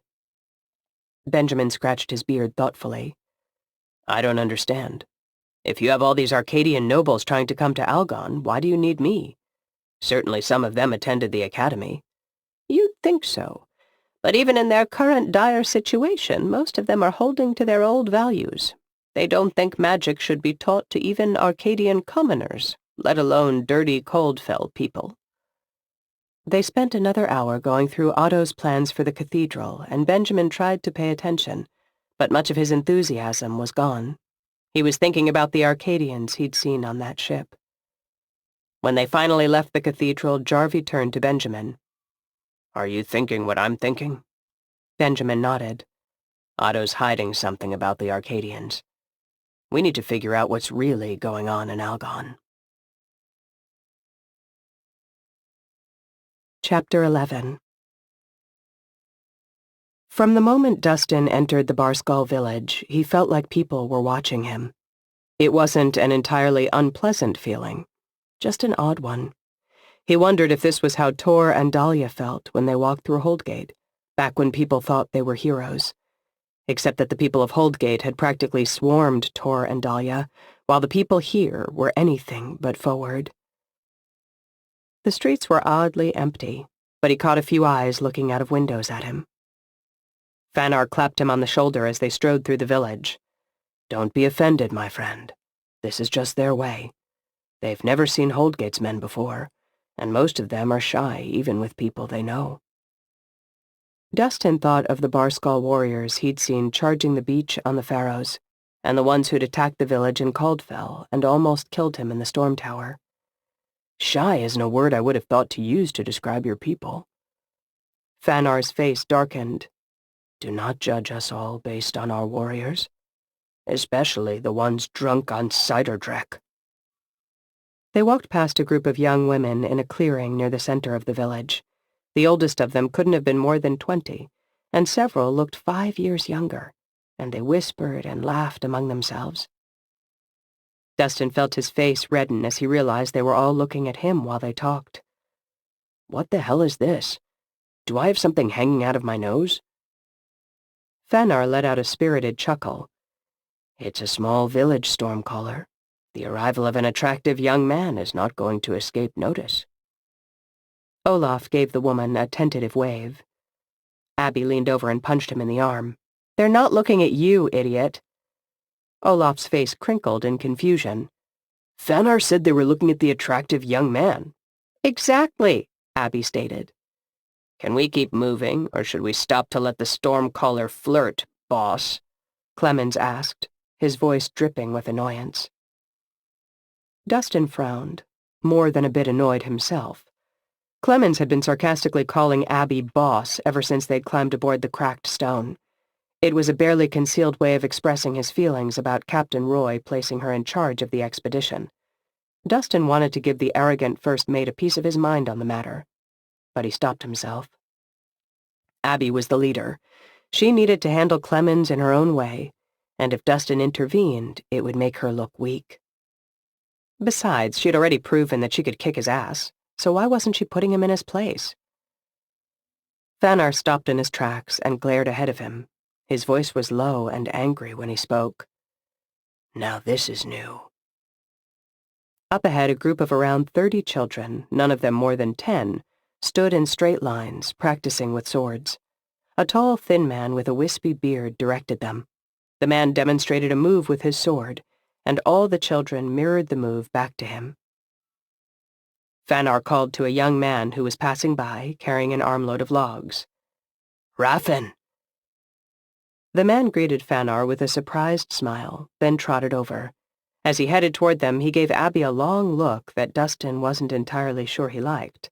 The man was a head taller than Fanar, and looked to be about Dustin's age. He had a muscular frame and an easy smile.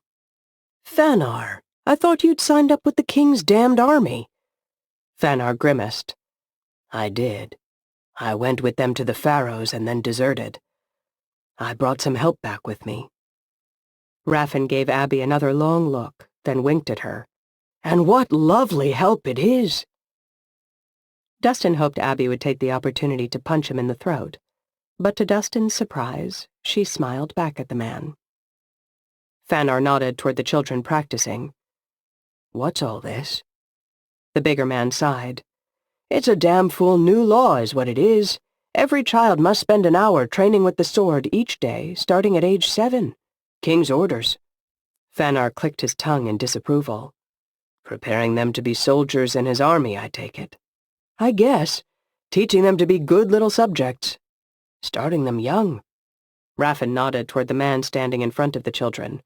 "Nori's got his head all the way up the royal ass these days. I'd watch out for him if I were you." "Shit," Fanar said.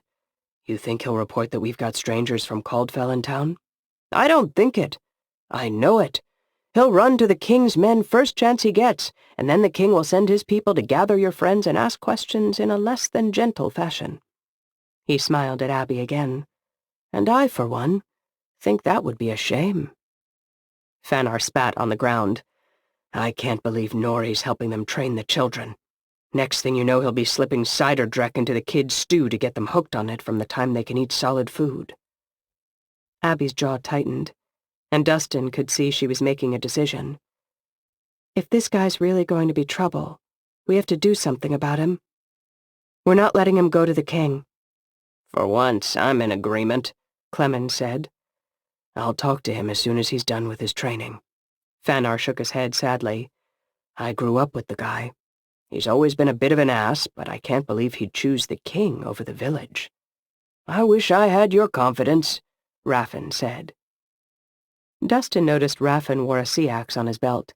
He didn't carry a full sword like the ones the kids were being trained to use. "Raffen, would you walk with me for a moment?" Fanar asked. He then led his fellow villager some way down the path, out of earshot of the group. Abby nudged Dustin with her elbow. "So, what do you think of Barskal culture?"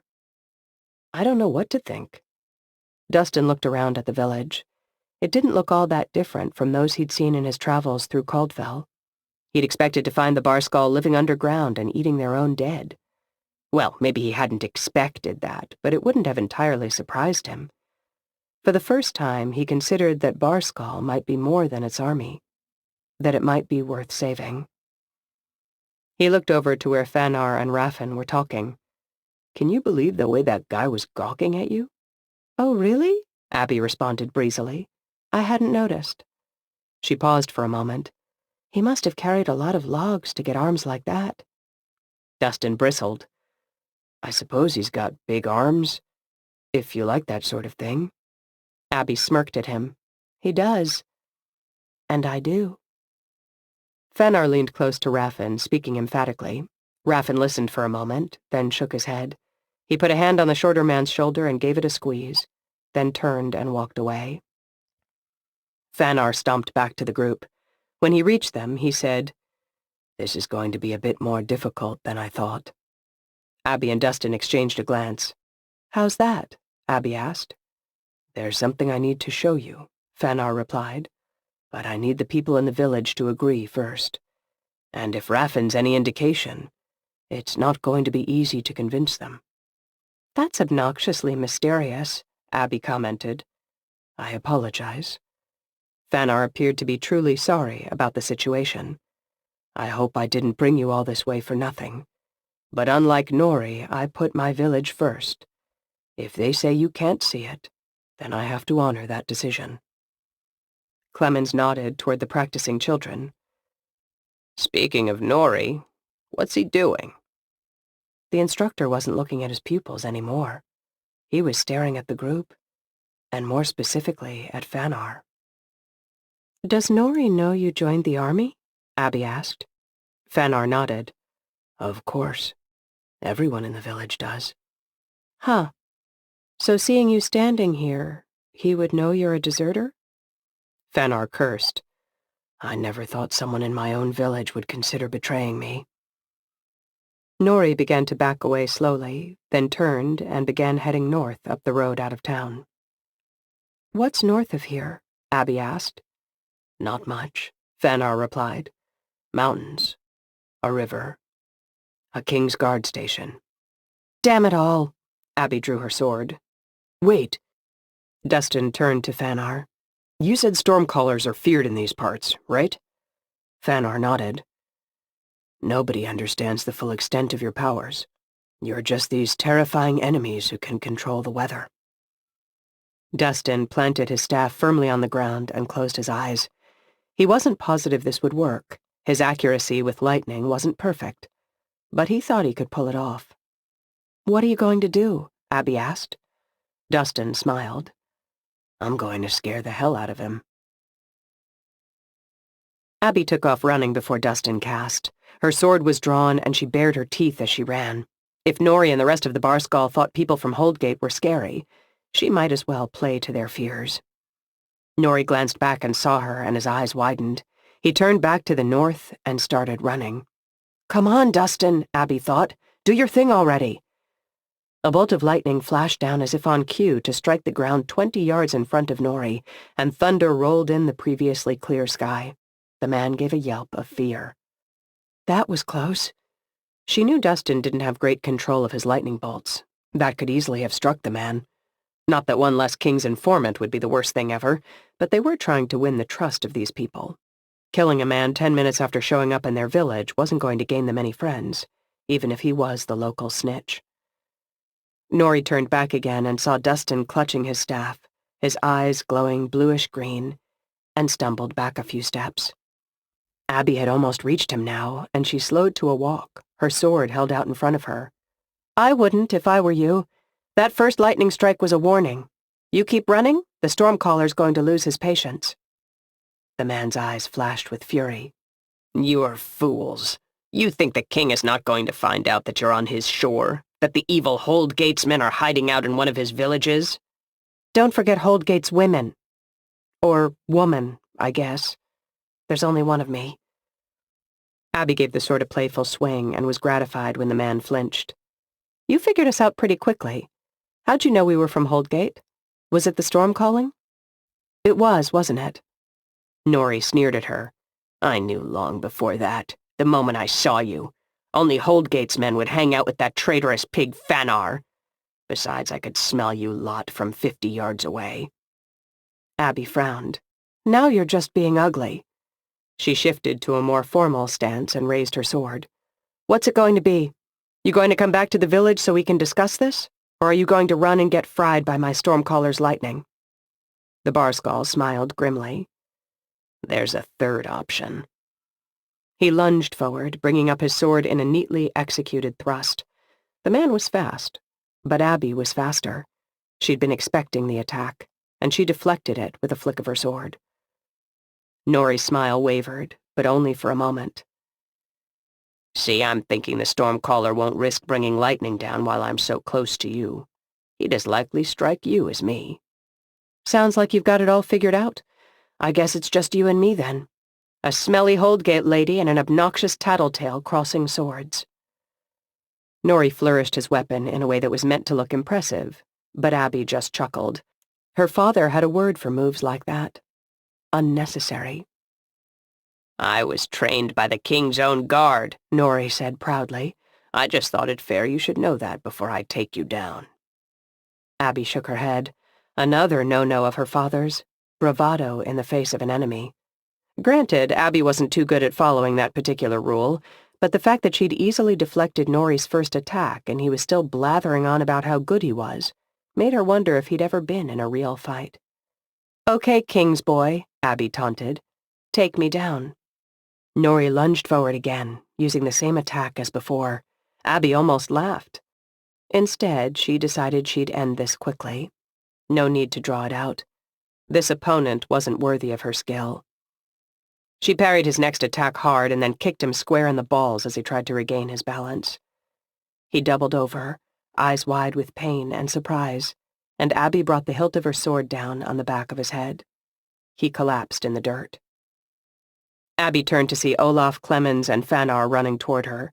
Dustin was still leaning on his staff, prepared to cast again if a further demonstration was needed. Olaf reached Abby first. "Nice going. He's still alive, though. Finish the job." Abby nudged Nori with her foot, and he groaned and rolled onto his back. His eyes were dazed as he stared up into the sky. "Nah, he's down. No need to kill him. We're guests in this weird town. Let's not kill the villagers unless we have to." Clemens stepped up beside them. "I kinda side with Olaf on this one, boss. If we don't kill this guy, he might run to the king when he recovers. Why risk it?" Abby rolled her eyes. "Enough with the boss stuff. And no, we're not killing him. Lack of courtesy aside, the village would pay a hefty price if the king found out his snitch was murdered. Now help me carry him back. I'm sure there's somewhere we can dump him." She grabbed his legs, and Olaf, after letting out a sigh that made it clear he still didn't agree with this approach, took his shoulders. As they carried Nori back into town, Abby noticed Raffin watching. The big man waved Fanar over. A few of the women showed Abby and Olaf to Nori's home, where they took him inside and dropped him on his bed. Olaf wiped the sweat off his forehead with the back of his hand. "I know your way is logical and all, Abby, but it sure would have been easier to kill him." When they exited the house, they found Fanar waiting for them, a wide smile on his face. "What are you so happy about?" Abby asked. "They loved what you did," Fanar told her, "that you stopped him from running to the king but didn't kill him." "Wait, does they mean the villagers? They were watching?" Fanar chuckled. "Every one of them with a view of the action, yeah. And you better believe the whole town will know in an hour. It's not official until everyone agrees, but Raffin says you're in." It took Abby a minute. Then she got it. "They're going to let us see the secret thing?" Fanar nodded. "Not a thing, though. A who." Chapter 12. Sid realized she was being followed halfway between the city council building and the foggy day. She'd spent the day in the least interesting way possible, negotiating logistics. Algon was going to dispatch 500 able-bodied sailors to the Holdgate fleet, provided Benjamin agreed to teach at their new magic academy. Holdgate had to actually get the sailors to the ships. It wasn't like they could just pile all those people onto the foggy day and haul them up north. Likewise, they couldn't send a half-dozen empty ships to Algon, since the ships would need a crew to pilot them south. Besides the logistics of getting the sailors to the ships, there was also the matter of recruitment. Algon didn't have 500 men and women just standing around waiting for work. It would take time to find and hire enough people. After nearly a day of conversation, they'd worked out the broad strokes. Algon would have 1 year to fulfill their end of the agreement, and they'd be required to provide at least 125 sailors per season. Holdgate would send 4 ships with skeleton crews each season to pick up the recruits. Now that the negotiations were over and Sid was back in the sunlight, she silently cursed Captain Roy for nominating her to lead a ship. She could run a crew, strategize a battle plan, or pilot a ship into a raging storm. All that stuff was second nature. But meetings? She'd rather fight the Battle of Holdgate again. She sighed. 6 hours of meetings just to come up with a plan she could have written up in 15 minutes by herself. She was convinced some people just liked to listen to themselves talk. Jarvie, on the other hand, seemed positively chipper. He'd led the negotiations from the Holdgate side, and even Sid had to admit he'd done a great job. He seemed to know when to push and when not to. He had a way of holding his ground on the points that really mattered, while making himself look generous when he agreed to the most minor requests from the other side. "I'm almost sorry we were so efficient," Jarvie said. "If we would have been a little stingier in meeting some of their demands, I bet we could have gotten 50 additional sailors out of them." Sid shook her head in disbelief. He actually wanted to hold more negotiations? That was when she saw the man watching them. It took her another 10 minutes and few unnecessary turns to confirm he was following them. Jarvie was oblivious to the whole situation. He happily walked beside her, recounting the events of the day's meeting as if it had been a thrilling battle. "I must say I was impressed with Otto's attempt to have us pay an extra tax on the ships picking up the sailors," Jarvie chuckled. "It was a bold move. I'm not sure I would have had the stones to suggest that." Sid put a hand on Jarvie's back. Don't turn around. But we're being followed. "Ah!" To Jarvie's credit, he seemed completely unsurprised by the news. "Do they know you've noticed?" I don't think so, but they're about to find out. Sid took a sharp right and stopped, waiting just around the corner. When their stalker rounded the turn, Sid grabbed him and slammed him up against a wall. Who are you? Why are you following us? The man's piercing blue eyes were wide with surprise and terror. "My name's Max. I didn't mean to scare you." It was clear from the man's accent that he was Arcadian. Sid put a hand on the hilt of one of her swords. Trust me, we're not the ones who should be afraid in this situation. Max's eyes flickered to the twin swords on her back. "Of course. What I meant to say was, I'm sorry I was following you. I should have approached you straight away. I saw you leaving the city council building and I wondered where you were going. I need to have a conversation with you. It involves your blacksmith friend." 10 minutes later, they were aboard the Foggy Day, gathered in the captain's quarters. Benjamin and Sid sat at the small table, and Jarvie hovered behind them. Max stood across from them. "First," Max stated, "I need to apologize for the men who attacked you the other night." Benjamin raised an eyebrow. "You sent those assassins after me?" Max held up a hand. "No, I was against that move, but some in my organization hired the assassins. Yes." And what organization is that? Sid asked. Max thought a moment before answering. "We don't have a name. We're Arcadian nobles looking to help other Arcadian nobles. Life isn't easy for those who've managed to make it here." Sid frowned. I thought Algon had a giant wet crush on all things Arcadian. The Arcadian man chuckled. "Our culture, our style of dress, but not our people. To hear them tell it, they believe our time has passed, that it's time for Algon to take over as the epicenter of riches and magic. Like that'll ever happen. They had plenty of questions for us when we first arrived, but now that we've answered them and also refused to teach them magic, they'd rather see us gone." Benjamin scowled at the man. "That doesn't explain why you attacked us." "Again, my apologies about that. Allow me to explain," Max said. "In order to get from Arcadia to Algon, one must cross the frozen north, as we call it, then sail the cresting sea." We're aware of the geography, Sid snapped. Tell us why you tried to kill my friend. If Max was perturbed by her tone, it didn't show. "Algon has gone to great lengths to keep Arcadian nobles from making that journey safely. They've even hired stormcallers to cause storms to sink our ships. We knew that Benjamin was an Arcadian, and we assumed you'd come to help them attack us. But then you saved the ship carrying the most recent group of Arcadians, and we changed our minds." Sid and Benjamin exchanged a worried glance. The storm captain turned back to Max. I'm sorry, you've got that wrong. They can't have hired stormcallers. Stormcallers work on the storm ships from Holdgate, and they're not bounty hunters. "You misunderstand," Max corrected. "These stormcallers aren't from Holdgate. These are the other ones." "What other ones?" Benjamin growled. Max cocked his head, surprised at their ignorance. The ones trained at the storm-calling school in Barskol. Raffin led Abby, Dustin, and Fanar to a small hut near the edge of the village. Abby had ordered Olaf and Clemens to stay behind, figuring they were the most likely to say something dumb that would offend the person Raffin was taking them to meet.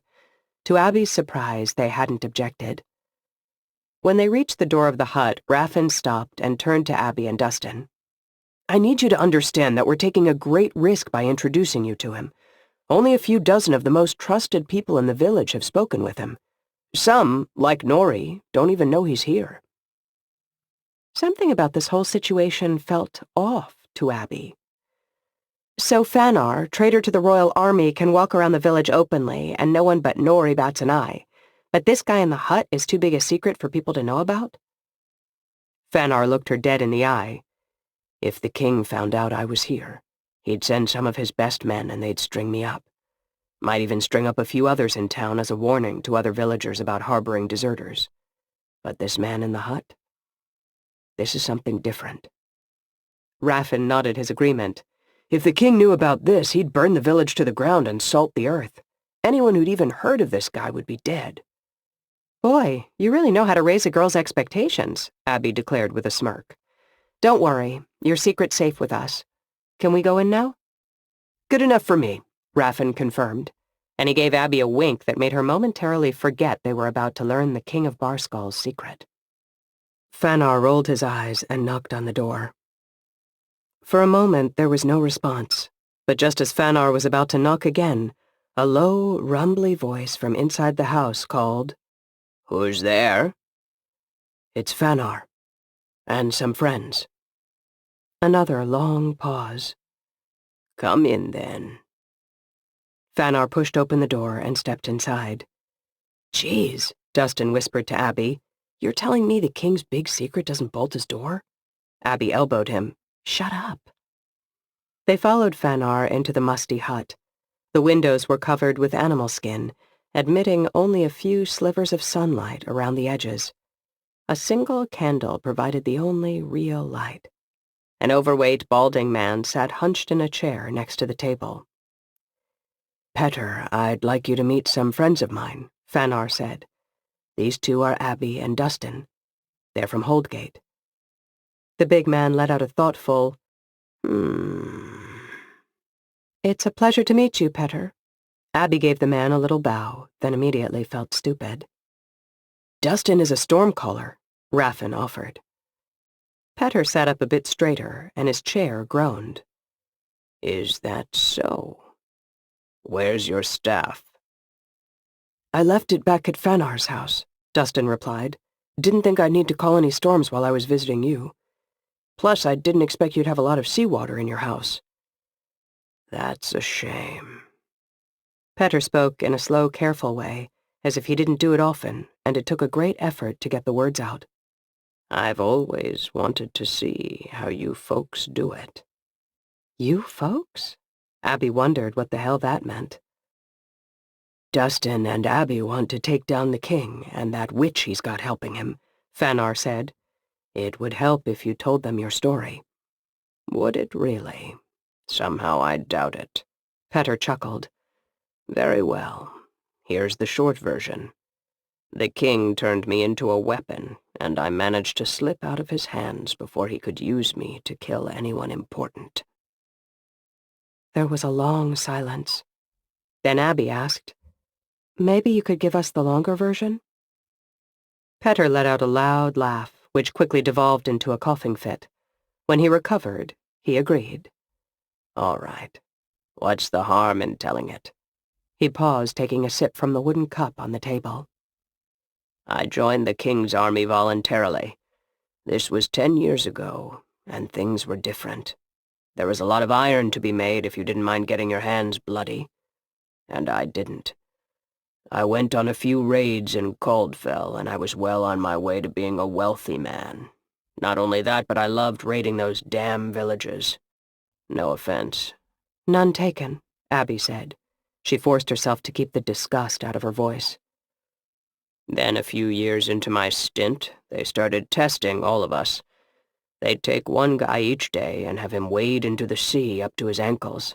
Then they'd have him think as hard as he could about the darkest cloud he'd ever seen. Nothing ever happened. Not until the day they tested me. That day, a few wisps of clouds appeared. It wasn't much, but apparently it was enough. They pulled me out of my unit and sent me to the king's castle. Holy shit, Dustin said. Are you saying... Abby grabbed his wrist hard, and he stopped talking. The time for questions would come later. There were only a few of us at the castle, Petter continued. They introduced us to a man named Victor. He was a master stormcaller. Impossible, Dustin muttered. Petter didn't seem to notice. According to what they told us, Victor taught himself storm magic after seeing a stormcaller in action a handful of times. Because he taught himself, his magic was different than what they teach you in Holdgate. He didn't know a staff was supposed to be required. He just waded into the water.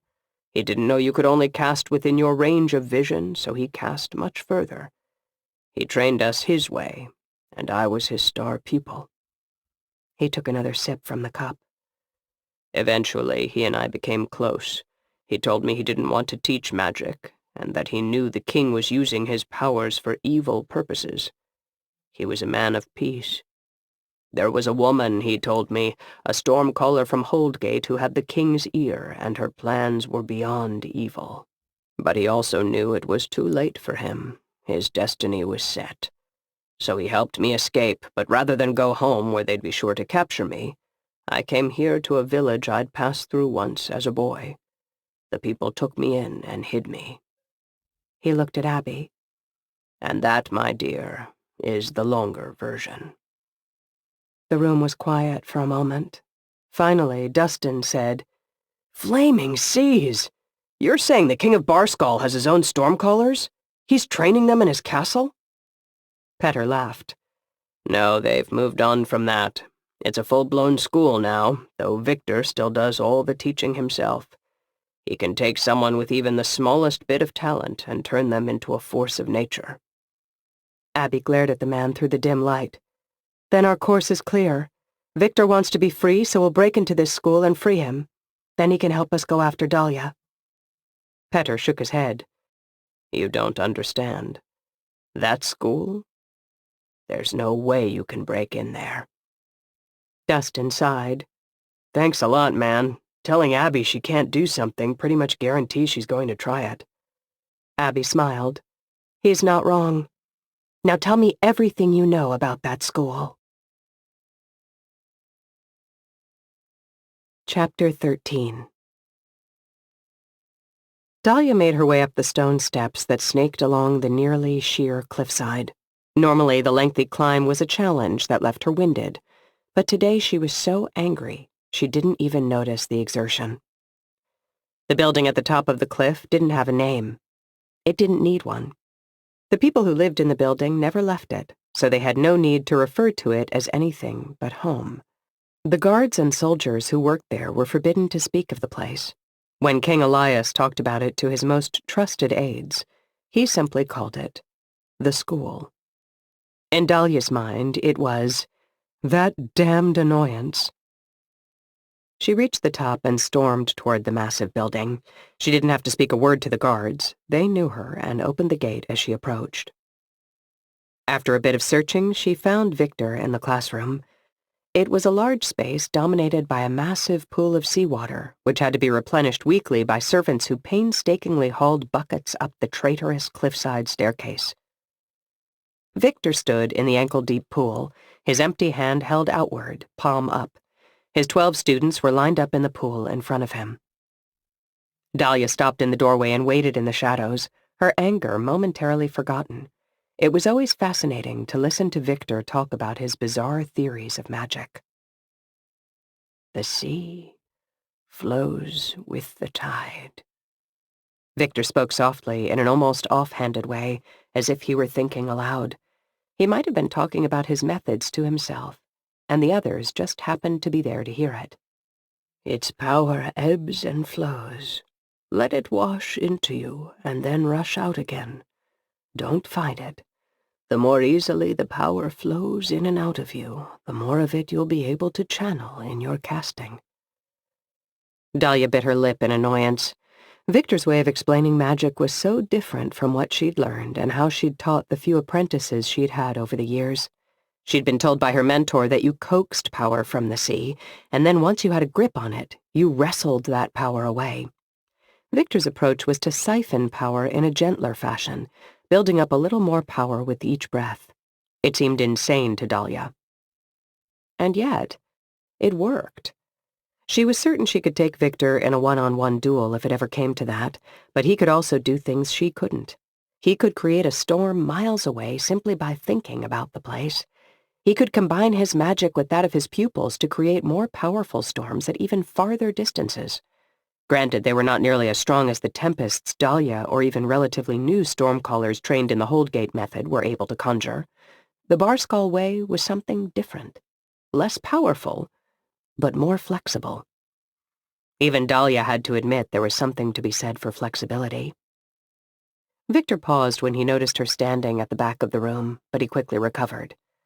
"All right, everyone, continue working on the flow. I'm needed elsewhere for a moment." He spoke a bit more quickly now, with a hint of nervousness in his voice. He wasn't a stable man, and his quirkiness surfaced more strongly when Dahlia was around. He didn't even try to hide the fact that he was terrified of her. He walked to the edge of the pool and climbed out, splashing noisily. Dahlia shook her head in annoyance as she gazed at the soaked bottom of his already tattered robes. His toes were like shriveled little raisins. "Dahlia!" He injected fake happiness into his voice, but it wasn't fooling anyone in the room. "I'm a real pleasure. It is a pleasure, I mean." There was no use drawing out the awkward conversation, she decided. "Victor, I'm not pleased with what I'm hearing." The false smile fell away and a panicked look appeared in his eyes. "What are you hearing? I'm training the storms. Training the storm callers to bring storms. Twice as many this year." Dahlia grabbed him by the arm and led him out of the room. "That's not what I'm talking about. I'm referring to the special project I gave you." Victor let out a strained laugh. "How could you hear anything, that is? You and I are the only ones who know about it." "Exactly." She leaned in close, sensing his discomfort and wanting to exploit it. "And you know what I've heard on the project? Nothing. 0 updates on your progress." "Ah." Victor stared at her a long moment before speaking again. "That's because there hasn't been any progress, I mean." "I see." That was exactly what Dahlia had been afraid of. How was it possible? Victor was the most creative stormcaller she'd ever met. He'd invented a method of storm magic so different from what Dahlia had been taught that she could barely wrap her head around his methods, and he'd done it all without any training. A mind like that didn't come along often. As much as Dahlia was loath to admit it, his connection to the sea was even stronger than her own. So how was it that Dustin, a stormcaller trained in the Holdgate method, had developed a way to cast storms without seawater, and Victor could not crack it? By all accounts, Dustin was talented. He'd shown that from his first days as an apprentice, but he wasn't a genius. He followed instructions. He didn't invent. Victor shook the bottom of his robe and seawater splashed onto Dahlia's feet. He didn't seem to notice. "All due respect, Dahlia, but it's impossible. Casting without seawater. It makes no sense. It's like asking someone to breathe without air, or to cut without a blade. Storm magic comes from the sea itself." "And yet," Dahlia replied tersely, "I've seen it done." "You might as well ask me to fly." Victor was exasperated. He sounded much more sane when he was talking about magic. "You talk like a man who's given up. Keep trying. If you crack this, you will be rewarded, I promise you that. But if you continue to show no progress, perhaps I'll have the guards throw you out a window, and you can try that flying thing." It was an empty threat, and they both knew it. He was the only one who could teach his style of magic. Others had tried and failed. She couldn't have him killed. But she could make his life very, very uncomfortable. I don't mean to be that guy, but I gotta ask. Clemens scowled. Why exactly are we doing this? Abby glanced at Dustin, who just rolled his eyes. Abby, Dustin, Clemens, Olaf, Raffin, and Fanar were gathered in the latter's kitchen. Abby had just finished relaying the events of the discussion with Petter, and informed them their next mission would be to break into the Barskull stormcalling school to rescue Victor.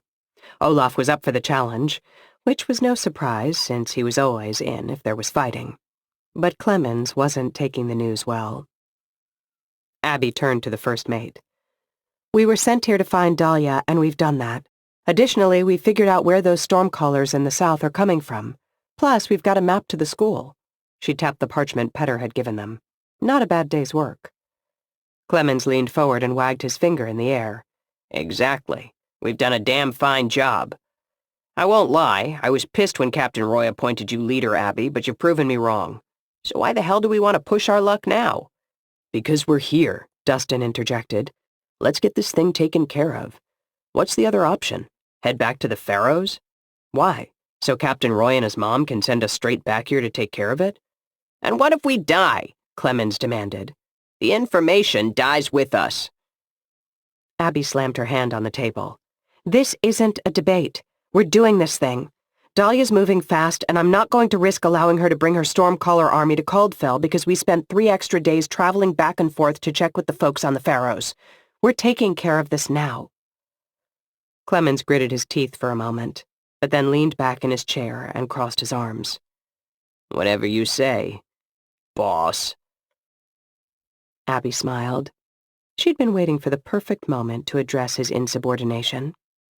And this was it. She was on him in a flash, leaping across the table and grabbing him by the throat. "Hey!" he yelled.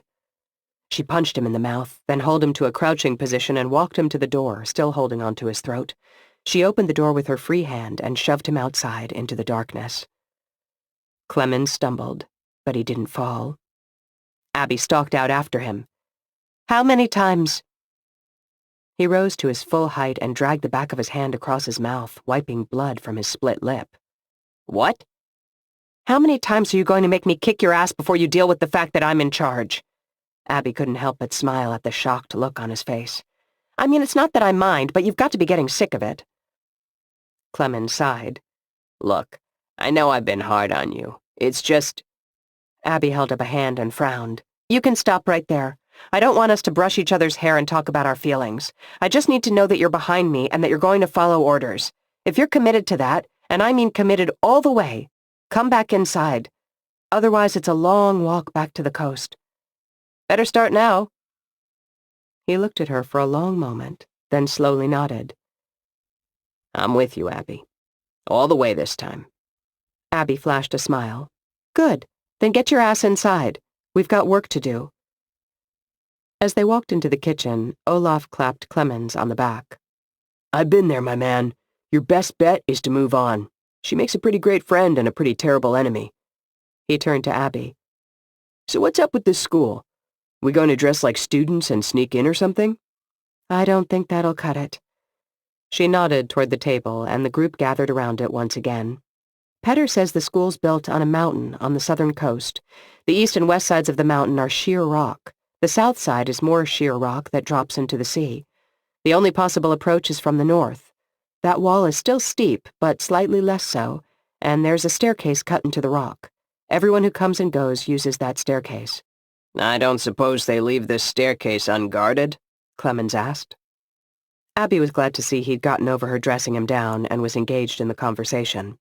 "Afraid not. There are 3 guard stations on the way up the steps." "Does this school have a name?" Olaf asked. Fanar chuckled. "You hold gates men and your obsession with naming things." "The way Petter tells it, it doesn't need a name," Dustin offered. Fanar grunted thoughtfully. So we'll have to fight our way in. Not to mention the dozen or so stormcallers in the school itself.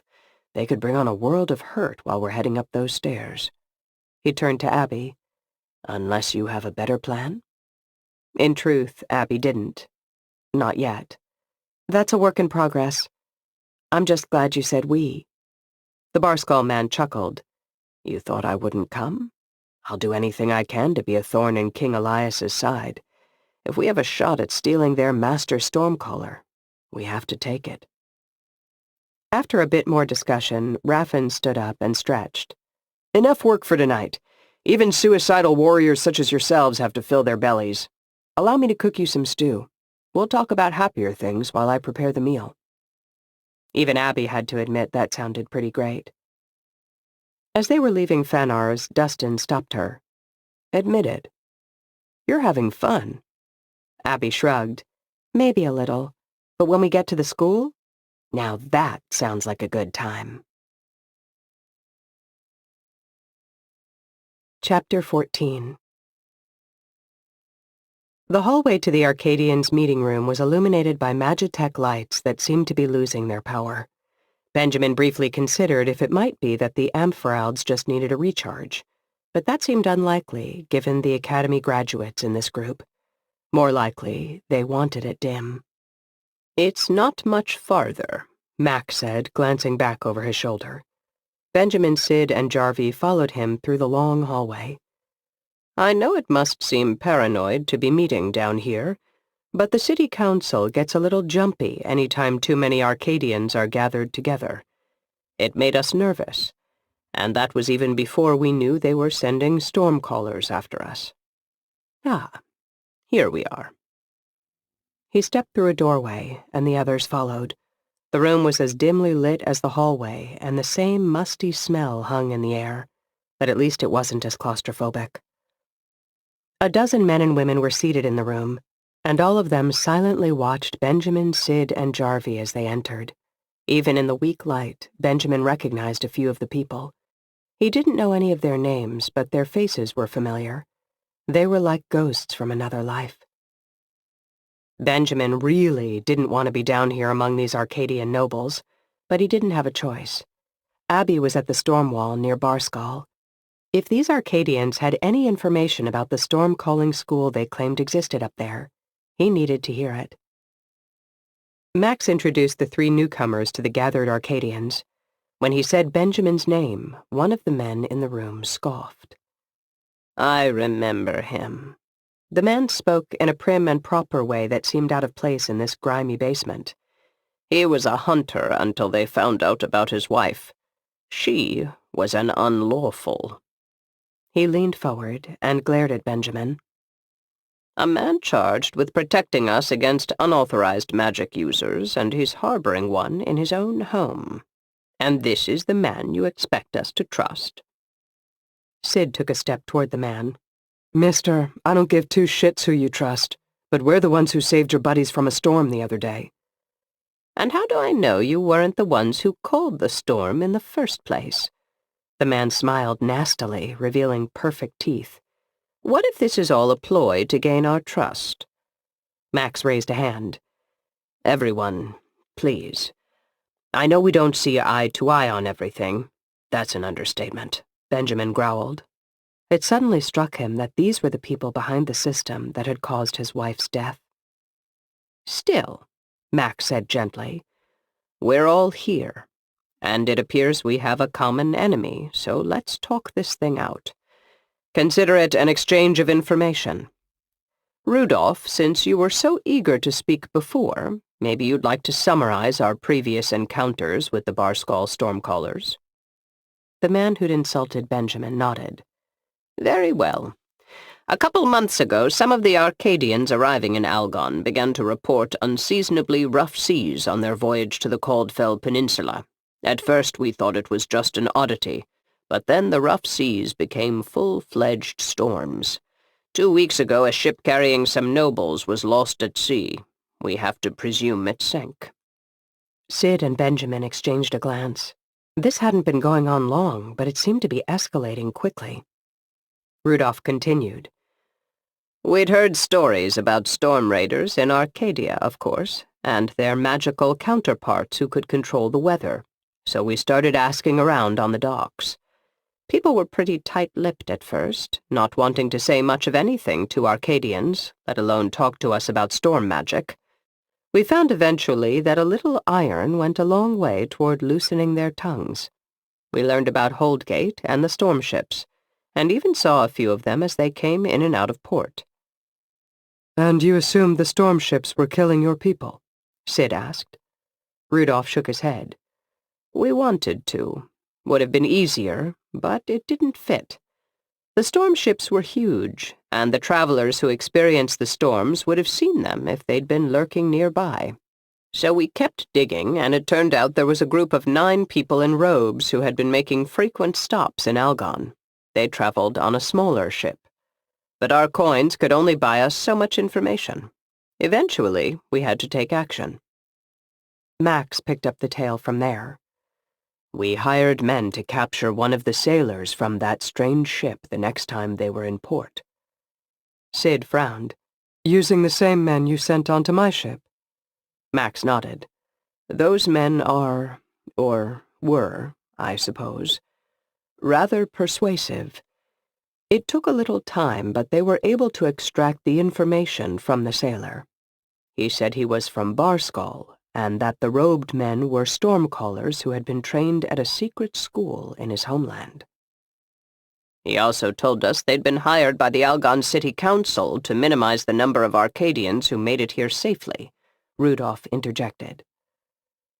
Benjamin thought for a moment, then spoke. I don't understand. Why would Barskull go to the trouble of secretly training stormcallers only to farm them out to Algon? And since when do the Barskull want to help people on the Caldfell Peninsula? Jarvie nodded his agreement. It seems almost certain the stormcallers have another purpose, one we need to learn if we're going to understand the whole picture. Benjamin looked at his friend. Otto said they are working on getting stormcallers to teach alongside me at the school.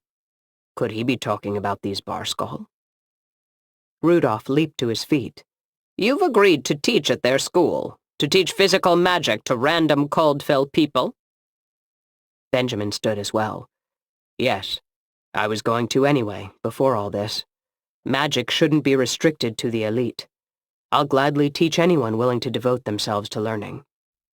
Rudolph scoffed in disbelief and turned to the other Arcadians. Did you hear that?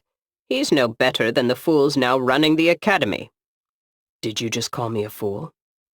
Benjamin felt anger rising in his chest, and he resisted the urge to conjure a fireball and shove it down this man's throat.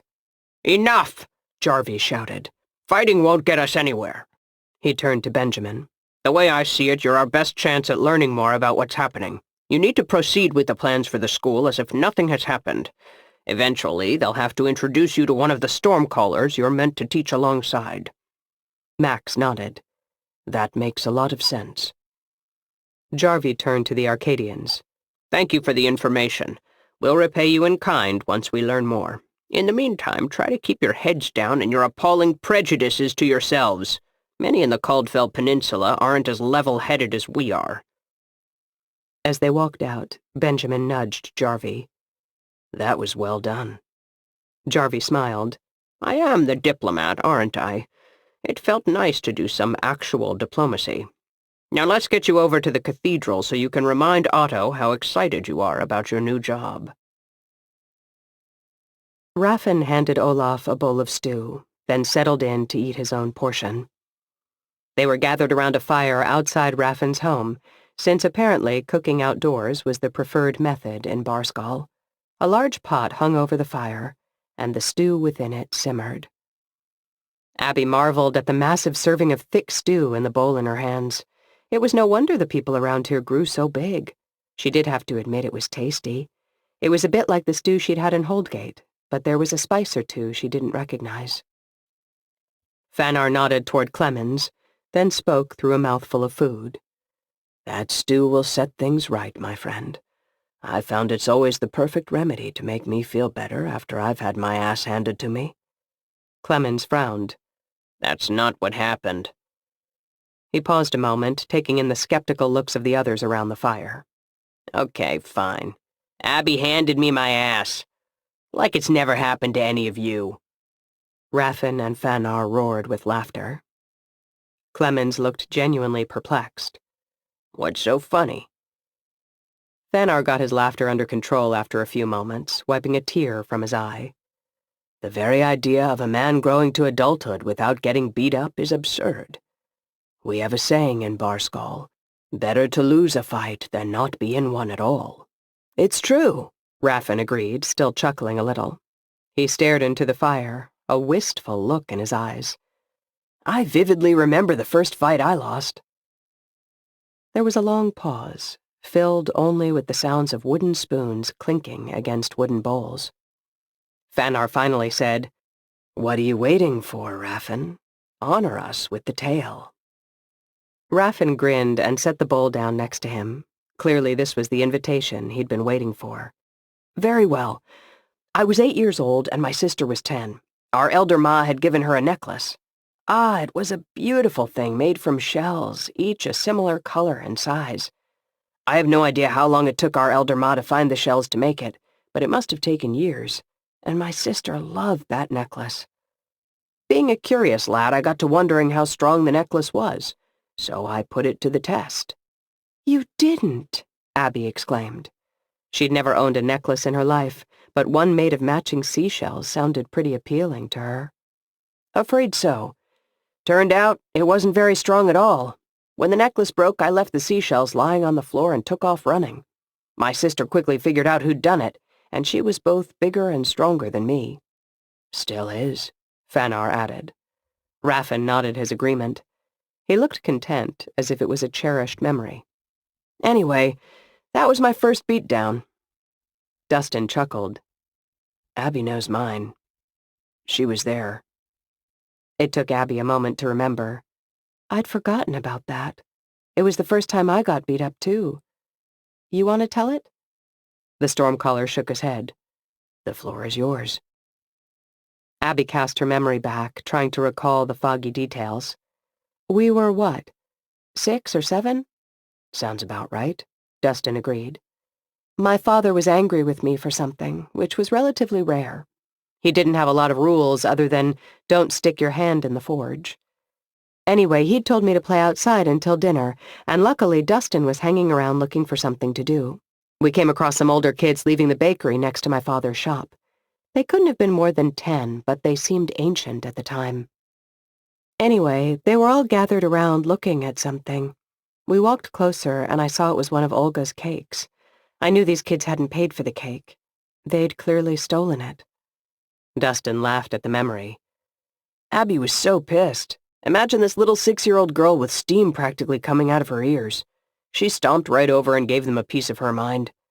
If I remember correctly, she gave them a lecture about how Olga was a widow who was barely scraping by, and told them they needed to march back in there and pay for that cake. The whole group was laughing now. I take it the boys didn't react too well to that? Fanar asked.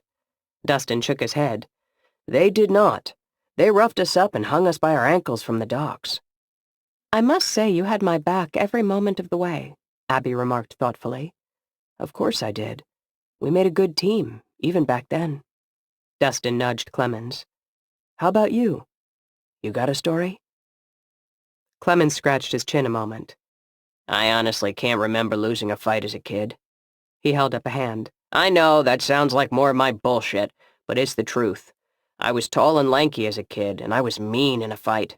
If someone came at me, I made sure they remembered never to do it again. That's part of why I got such a good first posting. My first job was aboard Thunderclap. Olaf's eyes widened. Wait, you served under Captain Tor? That I did. Come to think of it, the first time I got my ass kicked was aboard that ship. Abby looked as surprised as Olaf. Why hadn't Dustin or Captain Roy mentioned that Clemens had served on Thunderclap in the bad old days? For all they knew, he might be a storm raider. Raffin nodded toward Clemens. Come on, man. Tell the tale. All right. Clemens shifted his position on the log to better face the rest of the group. My first voyage with Thunderclap was along a southern trading route. We were clearing the way between Holdgate and Algon. It was the stormy season, and it was a rough journey. Captain Tor was tough, but he was also everything I wanted him to be. Decisive, and he took no crap from anyone. I was in awe of him, honestly. Abby looked at Dustin and raised an eyebrow. Anyway, we made it down to Algon and managed to save 2 ships from storms in the process. I was working harder than I'd ever worked in my life, but I was also happy. I was living my dream, and we were scheduled to head north next to fight the Barsquall. I couldn't wait. He paused a moment, as if not sure how to tell the next part. Not far out of Algon, we saw a bad storm to the south. I was in the crow's nest, and I called it down to the captain. We sailed closer, but soon I could see it wasn't a Holdgate ship. The design made it clear the ship was from somewhere else, and the wind was tossing it like a dead fly on a pool of piss. I mean, it was getting tossed bad. That ship was in trouble, so I called all that down to the captain, too. Abby noticed Olaf leaning forward, enraptured by the story. The guy probably still held a little bit of respect for Captain Tor, despite everything. The captain barked out some orders I couldn't quite hear, and everyone started moving, Clemens continued. It took me a few minutes to realize it, but they were turning the ship north, away from the storm. I assumed the captain had misheard my report, so I climbed down from the crow's nest and told him once again that there was a ship that needed our help. He barely glanced at me before saying that it didn't matter because it wasn't a Holdgate ship. Fanar let out a grunt of disbelief. He wasn't going to save them just because it was a foreign ship? Clemens nodded. I couldn't believe it either. I mean, we were supposed to be the heroes. We were supposed to save lives, and Tor was supposed to be the biggest hero of them all. I was so surprised and angry that I argued with Captain Tor. Those people needed our help, and I told him we were obligated to give it. Olaf winced. Challenging Captain Tor? I'll bet that didn't end well. Clemens smiled weakly. That's an understatement. All it took was a single nod and the crew was on me. Sailors attacked from all sides. It seemed like once the captain declared open season on me, everyone wanted to get a lick in. Captain Tor eventually put a stop to it. He told me he was putting me ashore at the next port, and that if I ever set foot on Thunderclap again, he'd kill me himself. Abby reached over and patted him on the back. I guess you showed the old bastard. You're first mate of Thunderclap, and he's as dead as a fish on dry land. Clemens nodded. It worked out for the best. I got a position on a lesser storm ship and worked my way up, and I learned not to believe every legend you hear. Raffin slurped the last bit of stew from his bowl. I guess the saying's true even in your case. Better to lose a fight than not to be in one at all. Abby gave Clemens a long look. He'd lost his position on Thunderclap for a noble purpose. Perhaps she'd misjudged him. He'd have the opportunity to prove himself soon enough. They'd be leaving for the storm-calling school in the morning. Chapter 15. 3 days later, Abby, Clemens, Olaf, Fanar, and Dustin crouched in a stand of rocks, waiting. The journey from Fanar's village to the school had been long and exhausting, but rather uneventful. Fanar had taken them on roads that were not well traveled, and the few groups they'd encountered hadn't seemed very interested in them. The biggest bit of excitement had come when they'd seen a group of 20 soldiers marching toward them. They'd managed to get off the road before being spotted, and Dustin had called in a light fog to give them a little extra cover. Now they were at the foot of the mountain that led up to the school, waiting for the sun to get higher in the sky. Petter had told them how the process for replenishing the Stormcaller's pool worked. The second day of every week, a group of villagers hauled buckets filled with seawater up the mountain.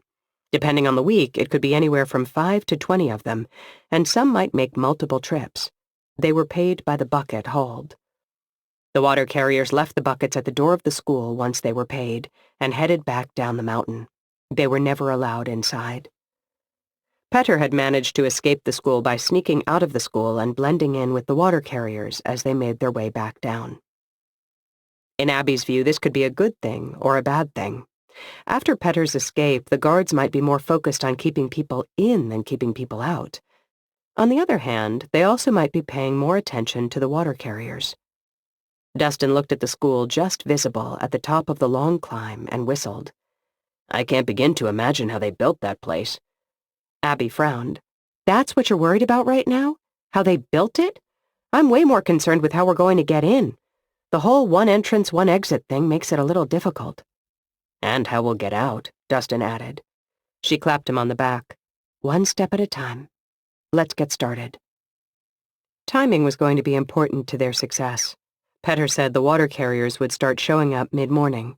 Abby wanted to beat the others. If too many had already headed up, they'd be turned away at the first guard tower.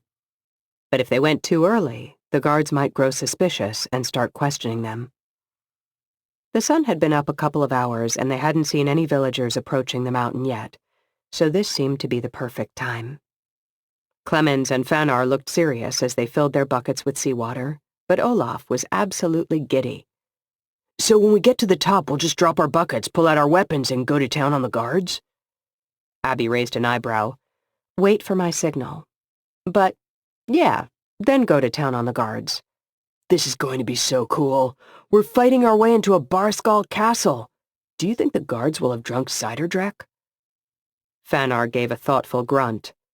They'll have it, but I doubt they'll want to use it on those treacherous mountain steps. They know as well as I do that a man on cider drac may not exhibit the necessary caution. Drinking it up there would be suicide. That's one thing in our favor, then, Clemens grumbled. He finished filling his second bucket, set it on the ground, and went to get his staff. Each of them had brought one from Fanar's village. Petter had said that the villagers' preferred method of carrying buckets was to place a pole across their shoulders with a bucket hanging from each side. This had the added benefit of allowing Dustin to bring up his storm-calling staff without looking suspicious. He was crouched near the edge of the water, scooping up handfuls of mud and slapping them on the end of his staff to obscure the amphorald embedded there. After everyone's buckets had been filled, Abby checked with each of them to make sure they were ready for the mission. Remember, let me take the lead. Fanar will talk to the guards because of his Barskal accent, but even if the guards start giving us shit, no one makes a move unless I make one first. Understood? The team all nodded. Good, Abby smiled. Then let's get started. It took a few tries and a little adjustment to figure out the best way to carry the poles with the buckets. It was a precarious balancing act, and the staff had to be situated in the correct spot or it caused serious discomfort after only a little walking. But once it was sitting correctly, it was almost comfortable, though still heavy. They made their way to the foot of the steps, and Abby stared at the school on the top of the mountain. It seemed much higher now that they were carrying the water. She'd spent so much time thinking about how they'd handle the fight at the top that she hadn't considered the effort the climb itself would require. She noticed that her crew looked just as nervous about the climb, and she flashed them a smile. Look at it this way. We'll be nice and warmed up when it comes time to fight. Fanar shook his head. You call this a warm-up? Maybe you Holdgates men are tougher than I thought. Abby considered reminding him that she was neither a man nor a native of Holdgate, but instead she just started up the mountain.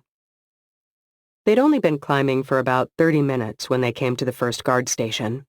2 guards stepped out of their little hut and gave the crew an appraising look. A bit early, isn't it? One of the guards asked. Fanar gave them a meek smile. My elder ma says it's going to rain later. She can feel it in her bones. We want it to stay dry. The guard looked toward the western sky, which was nearly cloudless. Your elder ma's bones, huh? They're never wrong, Fanar declared. The guard looked at the sky another moment, then nodded up the path. Better get a move on, then. Abby hoped her friends didn't see the massive sigh of relief she let out as they continued up the mountain. A little further on, something occurred to her, and she called to Dustin. Hey, you know that story I told last night? I remembered why my father was angry with me. Yeah? He was a bit short of breath from all the climbing, and his voice came out clipped. Why? Abby smiled at the memory.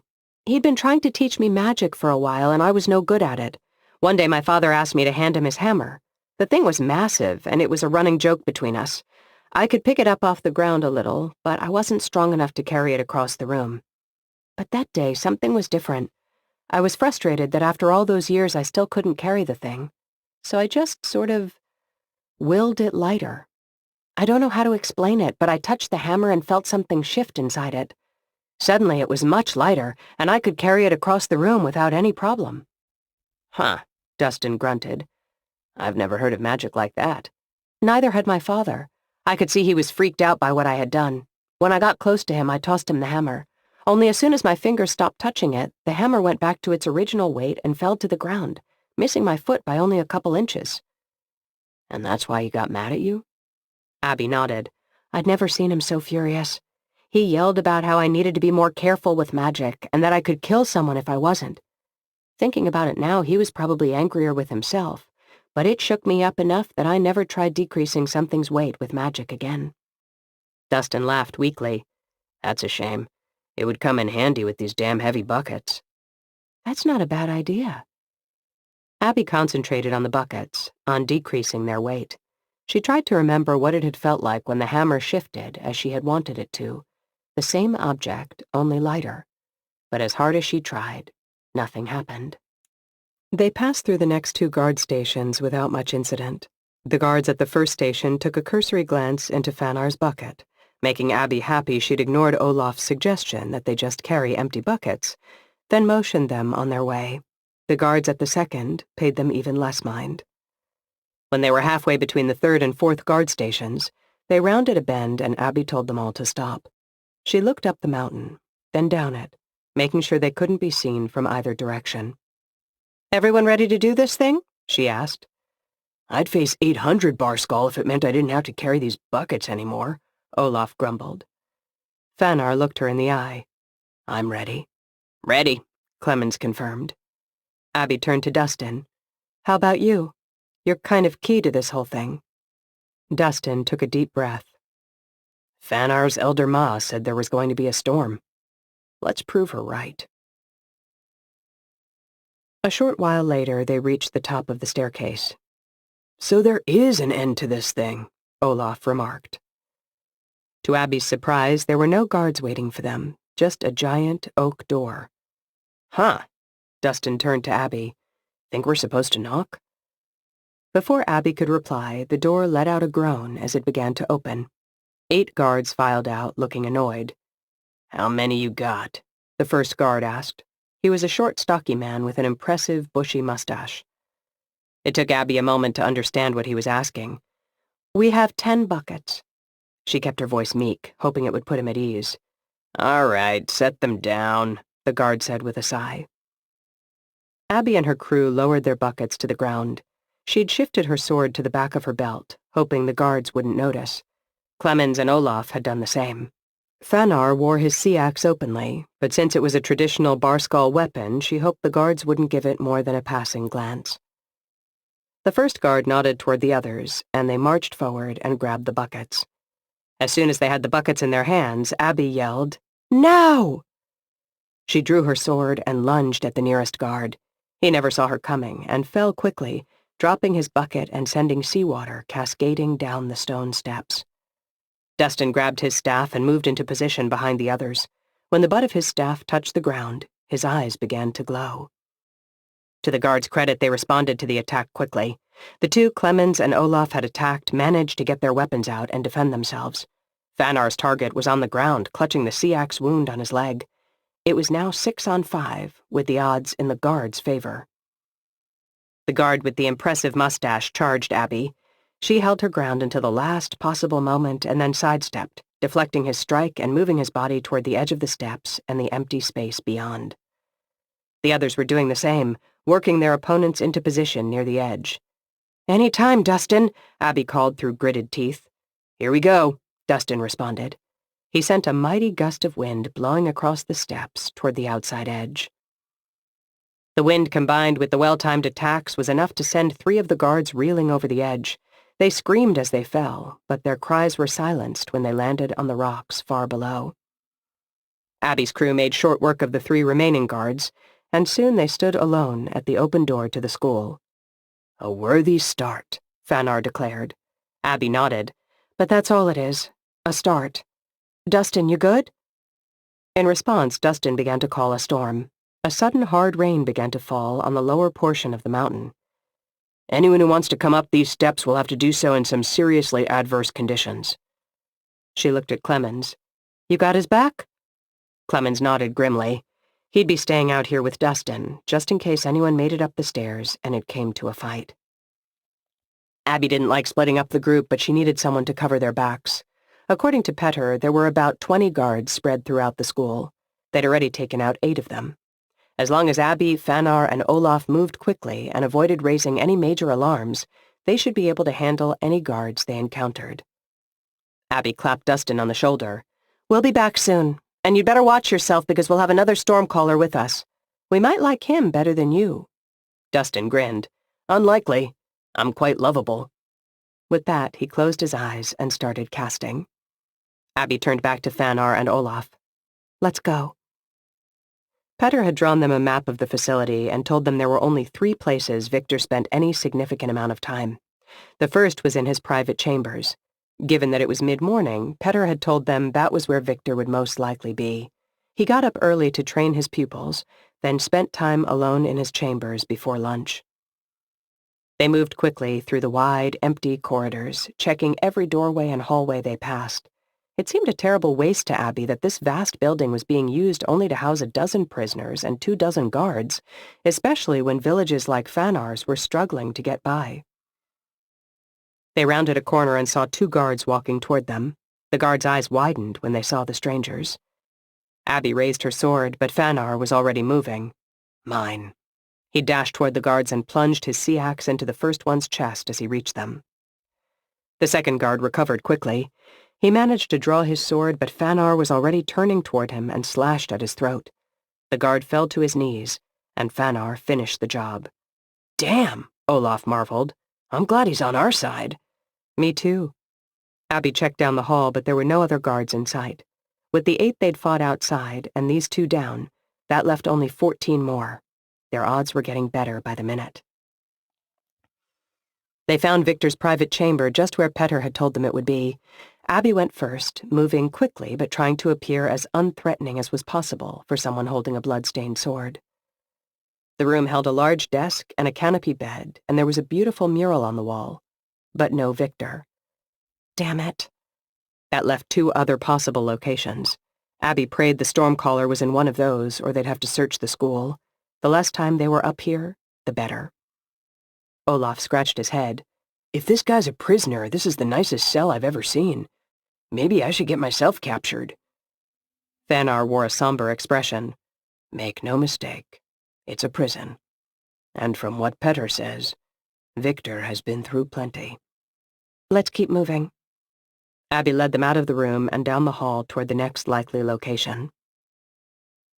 They passed a corridor heading toward the western part of the building, and Abby held up a hand. Fanar and Olaf halted. "What is it?" Olaf asked. Abby frowned. "I thought I heard footsteps." "Do we go after them?" Fanar asked. "If they saw us." He left the rest of the words unsaid. She considered for a moment. "No, it was probably nothing. Let's keep moving." They entered the next room Petter had told them to check. It was dominated by a large, shallow pool, and a tall, beardless man stood in the water at the far end. His long, stringy hair hung down over his face. He looked at them with his mouth open in surprise, but said nothing. Abby marched to the edge of the pool. "Victor?" He nodded slowly. "We're friends of Petter," she stated. "We're here to rescue you." His eyes widened. "Petter? Is he safe? Did he make it to the people?" Abby hesitated, not sure what he meant by that. He had a strange, distracted way of speaking that made her think the words he spoke were somehow different from the ones he intended. "Yes, he's safe. We'll explain later, but right now we have to leave. Come on." Victor broke out in a wide smile. "Thank you." He paused. "Wait. The guards. They'll be angry." Abby was starting to get nervous. Every moment they spent standing here was another moment the enemy could find them, and she was becoming more and more convinced that the steps she'd heard in the corridor were real. "It's okay. We've already killed half the guards. Let's get moving." "Half?" His eyes widened in amazement. "But why now? Why did you come when she's here?" Something inside Abby went cold. "She?" "Dahlia. She's here. She and her army are here at the school." Chapter 16. Dustin leaned over and peered past the edge of the stairs. To the left, he could see the deep chasm careening down hundreds of feet where the guards he'd pushed over the edge had fallen. If he craned his neck, he could see one of the guard stations off to the right. All was calm down there from what he could see. Apparently they hadn't heard the commotion of the battle, likely because of the storm Dustin had called down on them. It was raining lightly where Dustin and Clemens stood, but the eastern face of the mountain where the guard station was positioned was taking the brunt of the storm. Dustin hoped it would be enough to keep them from going outside if they didn't need to. He took a step back from the edge and noticed Clemens carefully keeping his distance. Dustin raised an eyebrow. "You afraid of heights, Clemens?" The first mate's cheeks reddened, which was answer enough. When I signed up to work on a storm ship, I didn't know it would involve climbing mountains. Dustin chuckled. "Don't be ashamed, man." "I'm not," Clemens snapped. "I mean, you put me on a ship, have me climb to the crow's nest, and I'm fine. As long as the sea's below to catch me if I fall, I don't get jumpy. But have you looked over the edge? If you slip here, not even the sea herself could save you." Dustin thought about the climb up to the school. It had been a treacherous path, some of it quite narrow. Dustin wasn't afraid of heights, and even he'd been nervous a time or two. And yet Clemens hadn't voiced one complaint the entire trip up in spite of his fear. Dustin had to admit that the man was made of stern stuff. Still, that didn't mean Dustin wasn't going to give him a little shit about it. He crept even closer to the edge and saw Clemens look away. "Does this make you nervous?" He dangled one foot over the edge. "I hope a stiff wind knocks your ass over the edge," Clemens grumbled. "It would serve you right." The storm caller laughed. "Not likely. The wind wouldn't dare blow without my permission." He glanced down toward the guard station and froze. All 6 guards had come out of the small building and were heading up the stairs at a fast clip. Shit. He took a step back from the edge and planted the butt of his staff on the ground. "We're about to have company, Clemens." Clemens cursed under his breath. "How do they know we're here?" Dustin shook his head. He wished Petter had known more about the security setup. Was it possible that the school had some way to signal the guard stations below? It didn't seem likely they'd have magitech on the relatively isolated island on Barskull, but if the king was working with Tor and Dahlia, it was possible they might have brought some here. But none of that mattered now. All that mattered was surviving the coming fight. Dustin turned to Clemens. "I'm going to focus my efforts on the guards on their way up. I'll empty the heavens on them right now, and when they get here I'll blow as many of them off the edge as I can. You'll have to take care of any that get to me, but keep an eye on that door. If the guards down there know about us, the ones in the school might too, and I don't want to get stabbed in the back while I'm looking down the mountain." "Aye, aye." There was no fear in Clemens' voice, just grim determination. Dustin closed his eyes and called down the storm. Lightning crashed, and the sky grew dark almost immediately. Clemens glanced nervously skyward as the rain began to fall in earnest. "No one's going to mistake that for a natural storm. If they didn't know we were here before, they do now." Dustin didn't disagree, but it couldn't be helped.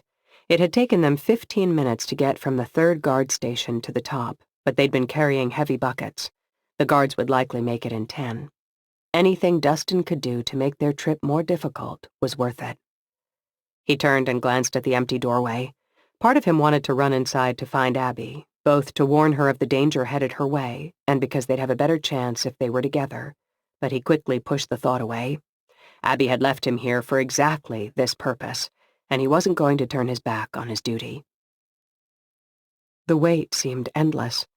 The path below snaked toward the east side of the mountain, so it was hidden from Dustin and Clemens' view. They also couldn't hear because of the storm.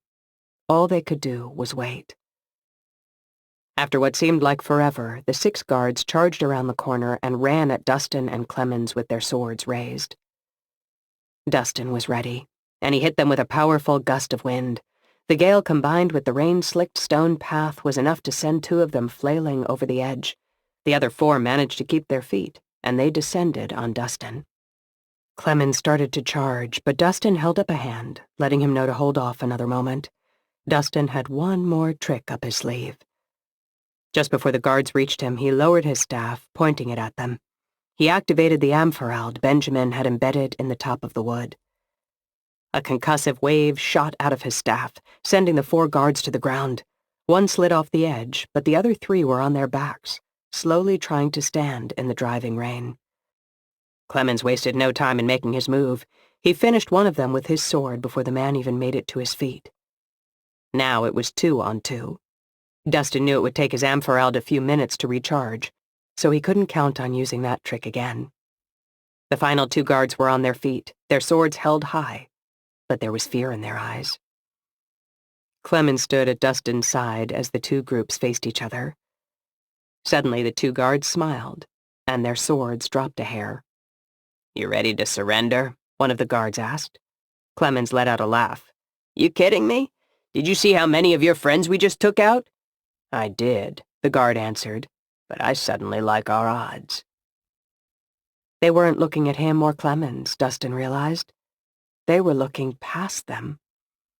Dustin spun toward the door, and what he saw made him freeze. A battalion of 24 Barskull warriors stood just inside the doorway. "Dahlia's here?" Abby asked. Her first reaction was delight. After all, hadn't their whole goal in coming to Barskull been to find Dahlia and figure out what she was up to? Now they learned she was in this very building. But then there was the other part about her army. Abby looked at Victor pointedly. "How many men does she have with her?" Victor looked skyward for a moment, as if calculating. "I haven't counted them. I did see them at dinner last night. I suppose it wouldn't be exact, but if I consider the number of tables—" "Just give us an estimate," Olaf barked. Victor moved his lips silently for another moment, then looked at them. "I would say about 120 warriors." "Hellfire!" Fanar cursed. Abby didn't say anything. 120 Barskull warriors? This changed everything. Even if the warriors didn't use Cyderdrek, and there was no guarantee they wouldn't, considering they were inside rather than on the narrow, wet mountain steps, those were impossible odds. "At least we made it here without them detecting us," Fanar declared. "Perhaps we'll be as sea-blessed during our escape." Abby wasn't so sure about that. She thought about the footsteps she'd heard in that corridor.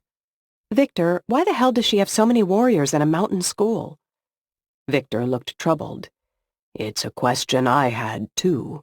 Or did, until I got the answer." Olaf looked at Abby and raised an eyebrow as if to say, "This man isn't right in the head." Victor continued. "They came a few days ago and took away all my students, the experts and the novices alike. They told me it was time for them, whatever that meant, but they left me, since Dahlia said I couldn't be trusted in combat." Abby's mouth went dry. Dahlia was making her move. Victor cleared his throat and spat on the ground in anger. "She and her warriors stayed and took over the school. She said she needed to train her warriors on how to work with a stormcaller, and that she's had trouble not being protected when she was stormcalling in the past." Olaf chuckled. "Damn right she has." The stormcaller waved an impatient hand in the air.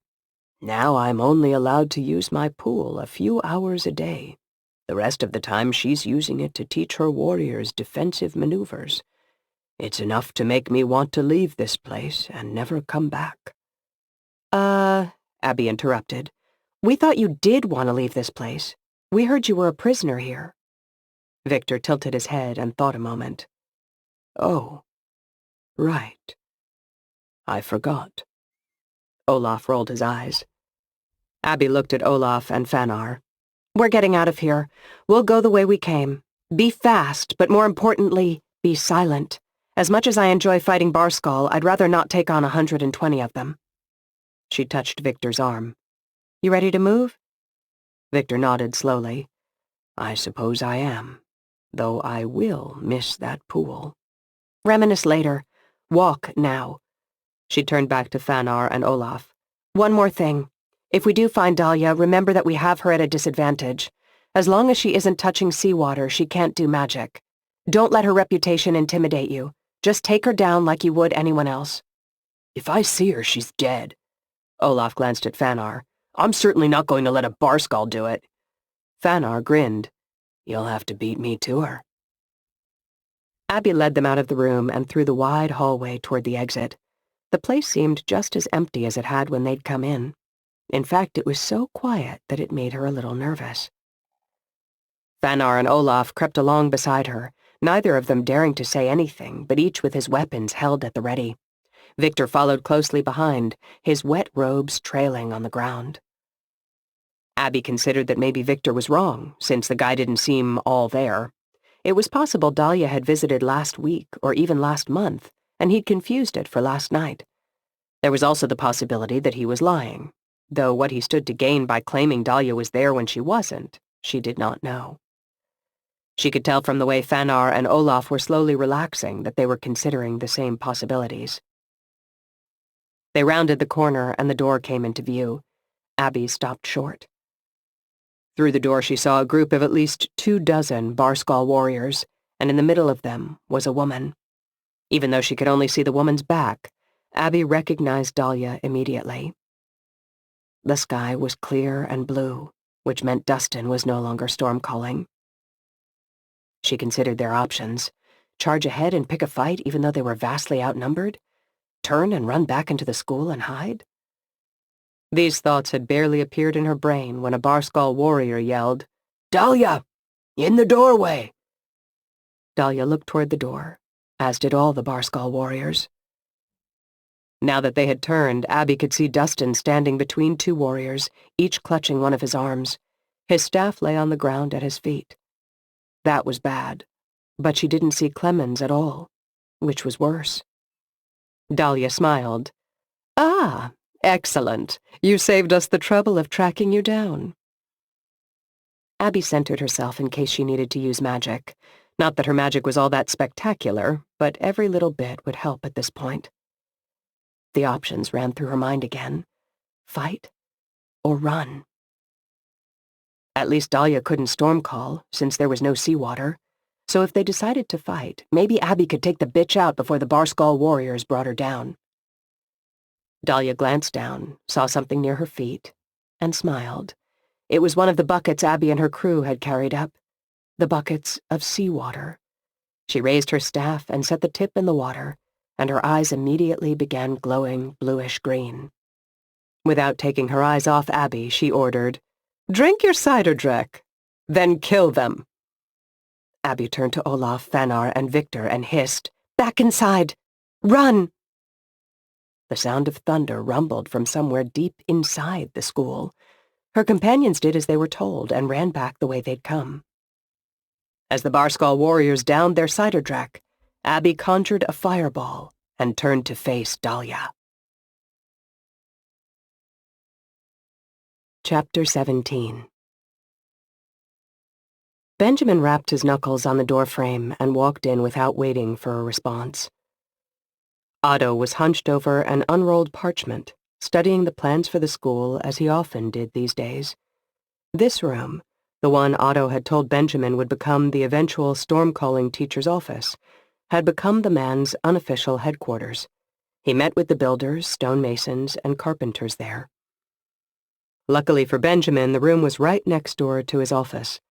In the past few days, he'd spent long hours pretending to work on his lesson plans, but in reality, he'd been eavesdropping on Otto's meetings. Nothing useful had come of his efforts so far. Every meeting had been exactly what Otto had claimed it to be, and Benjamin now knew more than he cared to about the difference between walls made of spruce and walls made of pine. The carpenter had been very passionate on the topic. Benjamin had also tried questioning Otto. He'd hinted, prodded, and pushed right to the point of obnoxiousness, but still Otto remained close-lipped about where they would be getting their storm-calling teacher. Sid was growing impatient, and Benjamin couldn't blame her. They had both come to the conclusion that things were already in motion for whatever arrangement the Algon City Council had with the Barskull stormcallers, and they felt they were wasting time waiting for more information to come to light. They needed to act. Otto looked up from the parchment as Benjamin entered, wearing a guarded smile. He was still polite to Benjamin, but as the days had gone by, it had become increasingly clear he was growing annoyed with the blacksmith's questions. "How's the construction progressing?" Benjamin asked as he approached the table. Otto looked at the parchment. Everything's on schedule. What can I help you with this morning? So much for the niceties, Benjamin thought. If Otto wanted him to get to the point, he was happy to oblige. He put his hands on the table and leaned forward so he was eye to eye with the councilman. Otto, I need to know about the storm-calling teacher. Otto sighed. We've been through this. We have leads, but things are still in motion. As soon as I'm able to— I know about the Barskull stormcallers, Benjamin stated, cutting him off. Otto hesitated, and Benjamin could see in his eyes he was trying to decide whether to lie about it. After a moment, he asked, How? That doesn't matter. What does matter is that you're working with the Barskull, the very people who are destroying villages in the north. The anger was rising in Benjamin's voice, but he didn't care. After playing nice for so long, he wanted answers. Don't be dramatic. We're not raiding villages. We're using the Stormcallers to keep the Arcadians out, the ones you agreed have a twisted view of who should learn magic. And what price are you paying for that protection? Benjamin growled. The councilman gestured to 2 chairs on the other side of the room. If we're going to talk, let's at least be comfortable. When they were seated, Otto held up a hand. I know that working with the Barskull looks dubious, especially to people from Holdgate. Indeed it does. The last man I knew who worked with them ended up with my daughter's sword through his chest. Ah, yes. Captain Tor. Otto leaned forward, a sly smile on his face. Here's the difference between him and us. Tor was a short-term thinker. What did he want in life? To accumulate wealth? He also had some vague plan for world domination. And you're better than that. Otto didn't hesitate. Yes. Tor's goals were purely selfish. We're trying to create a better world. Benjamin didn't know whether to laugh or punch the man. A better world through working with the Barskull? Like I said, long-term thinking.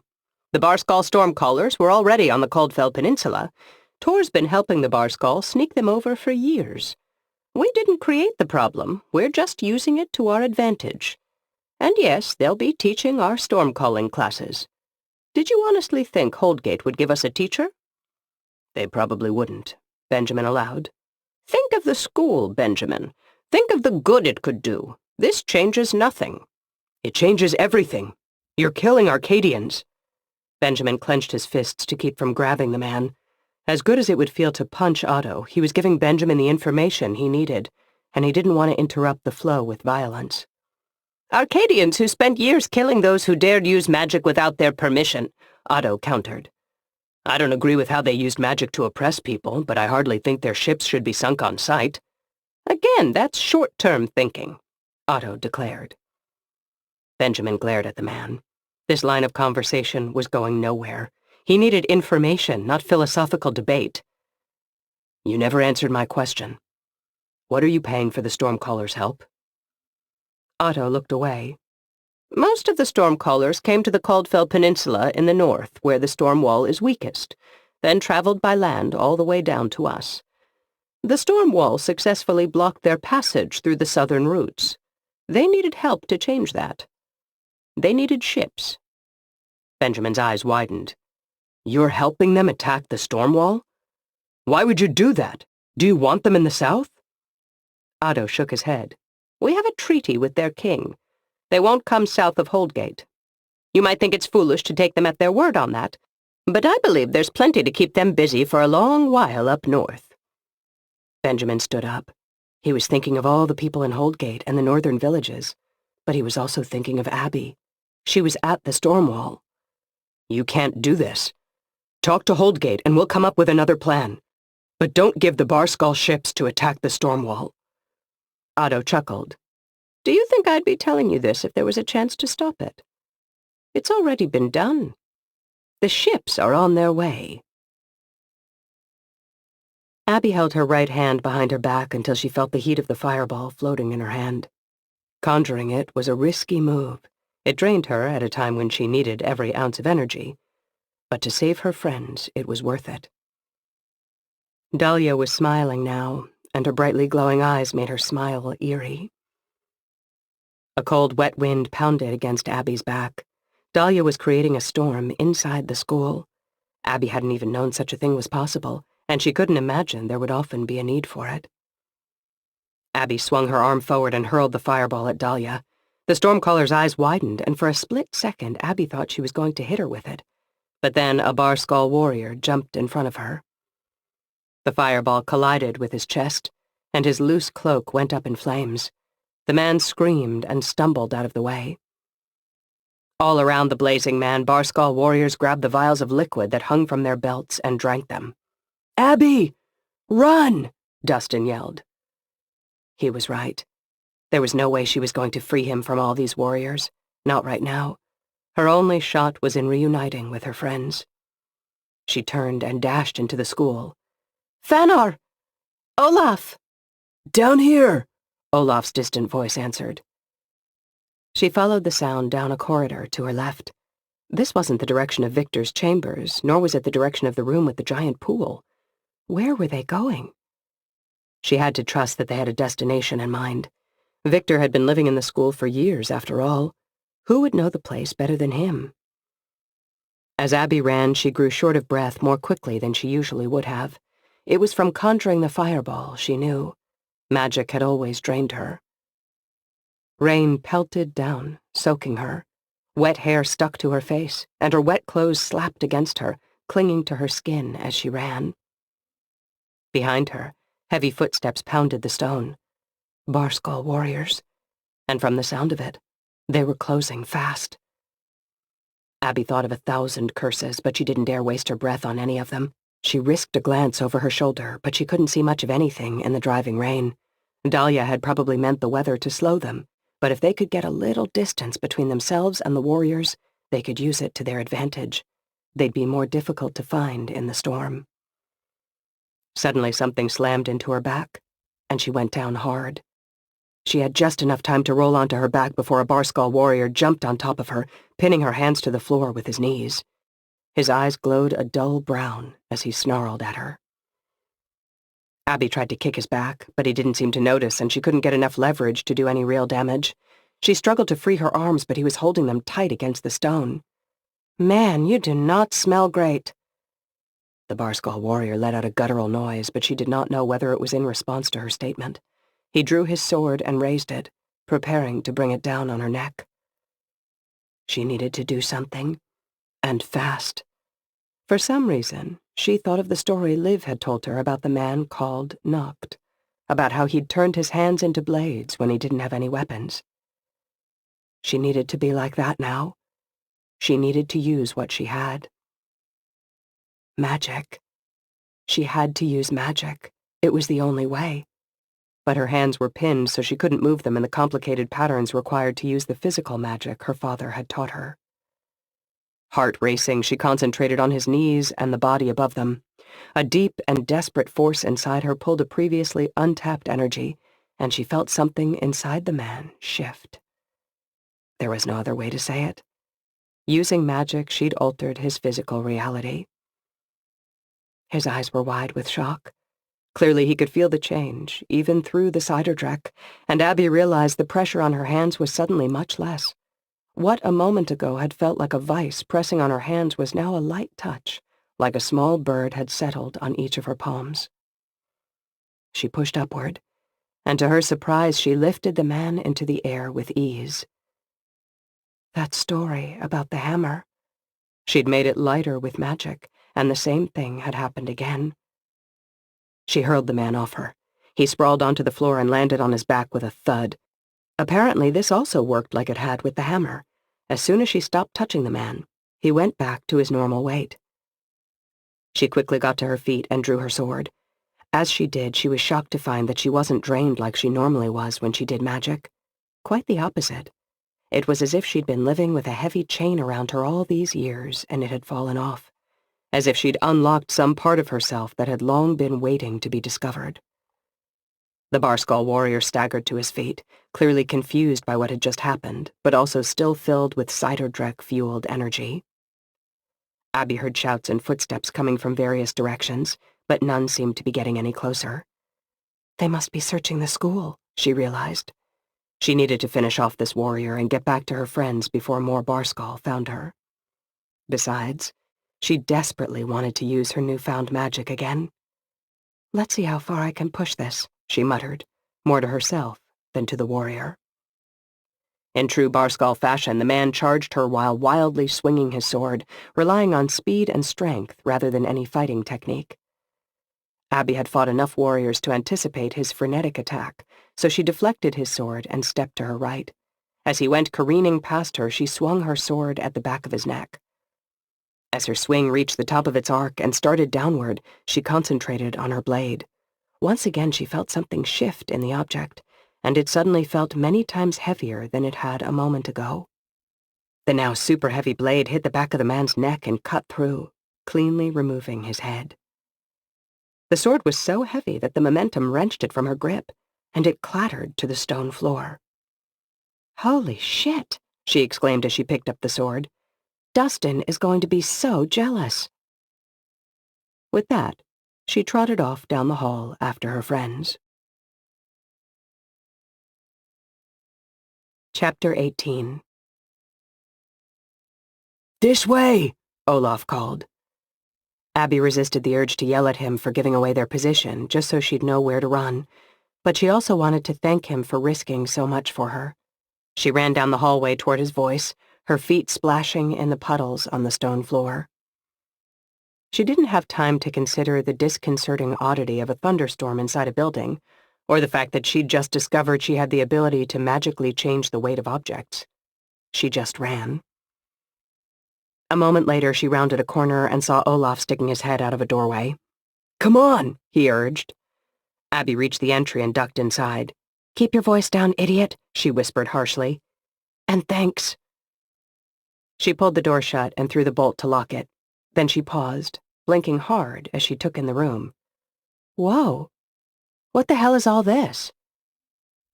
Unlike the sparse layout of the rest of the school, this room was richly appointed. Beautiful tapestries hung from the walls, and 3 finely carved chairs had been placed around an oak table. "It's for the king," Victor told her. "King Elias, that is.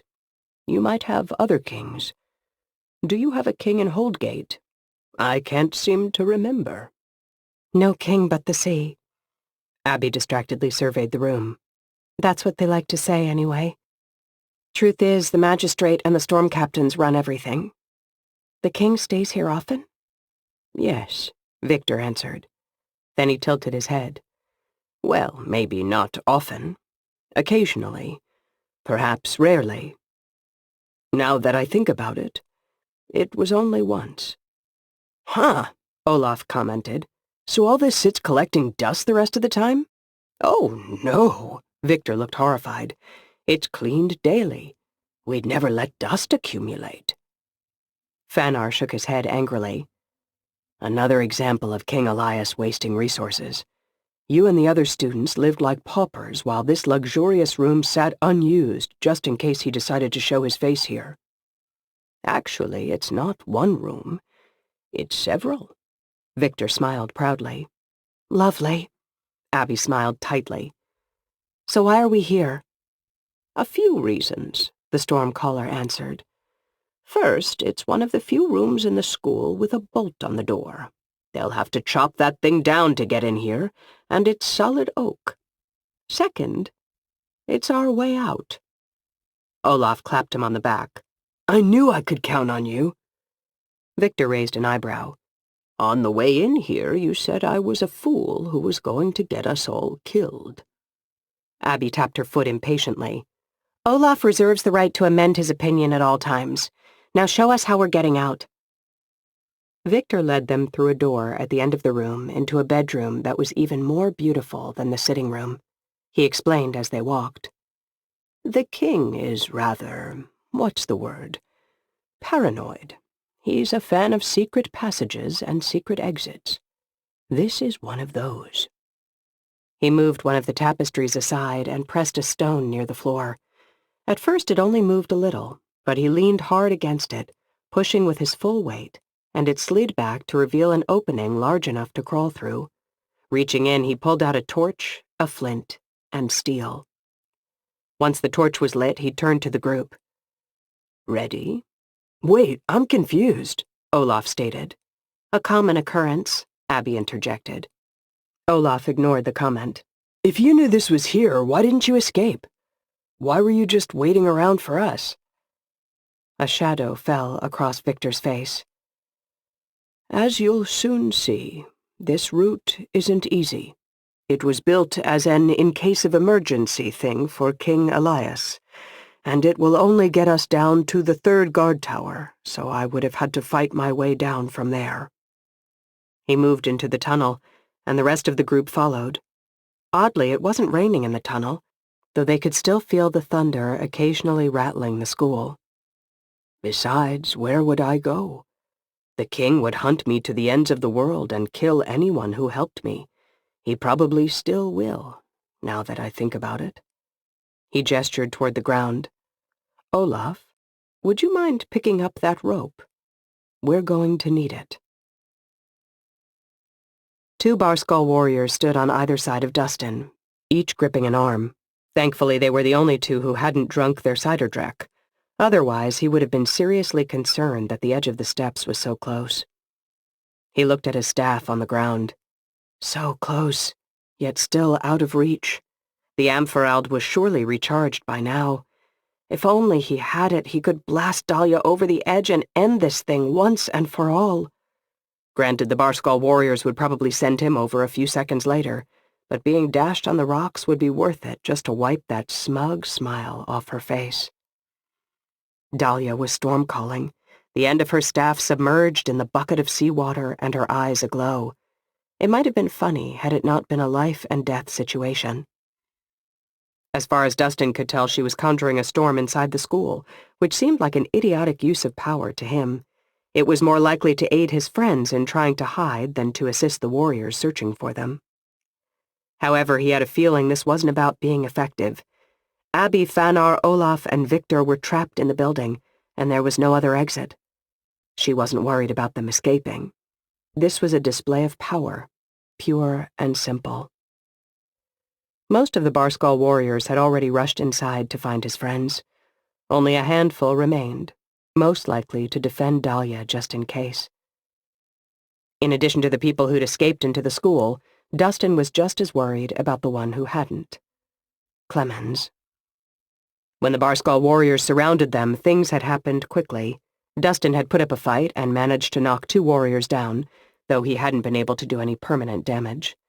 Dahlia had shouted that she wanted Dustin taken alive, and the warriors had rushed him, dogpiling on top of him to subdue him. By the time they hauled him to his feet, Clemens was nowhere to be seen. Dustin thought the most likely scenario was that Clemens had been pushed over the edge of the mountain during the fighting. It hurt even to think about that possibility. Clemens was kind of an asshole, but he was their asshole. Dustin said a silent prayer to the sea that the man was all right. 4 Barskull warriors rushed out of the school, soaking wet, and ran up to Dahlia. Ma'am, we found something. A door that's bolted from the inside. Dahlia looked at them, her glowing eyes adding gravitas to her gaze. Show me.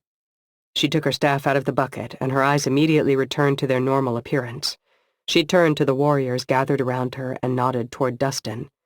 Bring this traitorous stormcaller. Dustin wanted to object that her calling him a traitor was a bit of a stretch, but the men on either side began hauling him forward before he had a chance. It was no longer raining inside the school, but the stone floor was wet, and the rain was still running down the walls. Dustin wondered what Dahlia's display had accomplished, other than making a big mess. Probably not much. A little way in, they came across a Barskull lying in an impressive pool of blood, his head about 10 feet from his body. Dustin whistled. Looks like things aren't going so well for your boys, Dahlia. We'll see, she answered grimly. Dustin silently wondered which of his friends had demonstrated the strength to lop off a head in a fight. The only one who might have been able to do it was Fanar, but his sea axe didn't seem up to the task of succeeding in a single strike. They made their way down a twisting hallway until the warriors finally stopped at a door. This is it, ma'am, one of the warriors told her. He pushed on the door to demonstrate that it was bolted. Dahlia nodded at the door. "What's in that room?"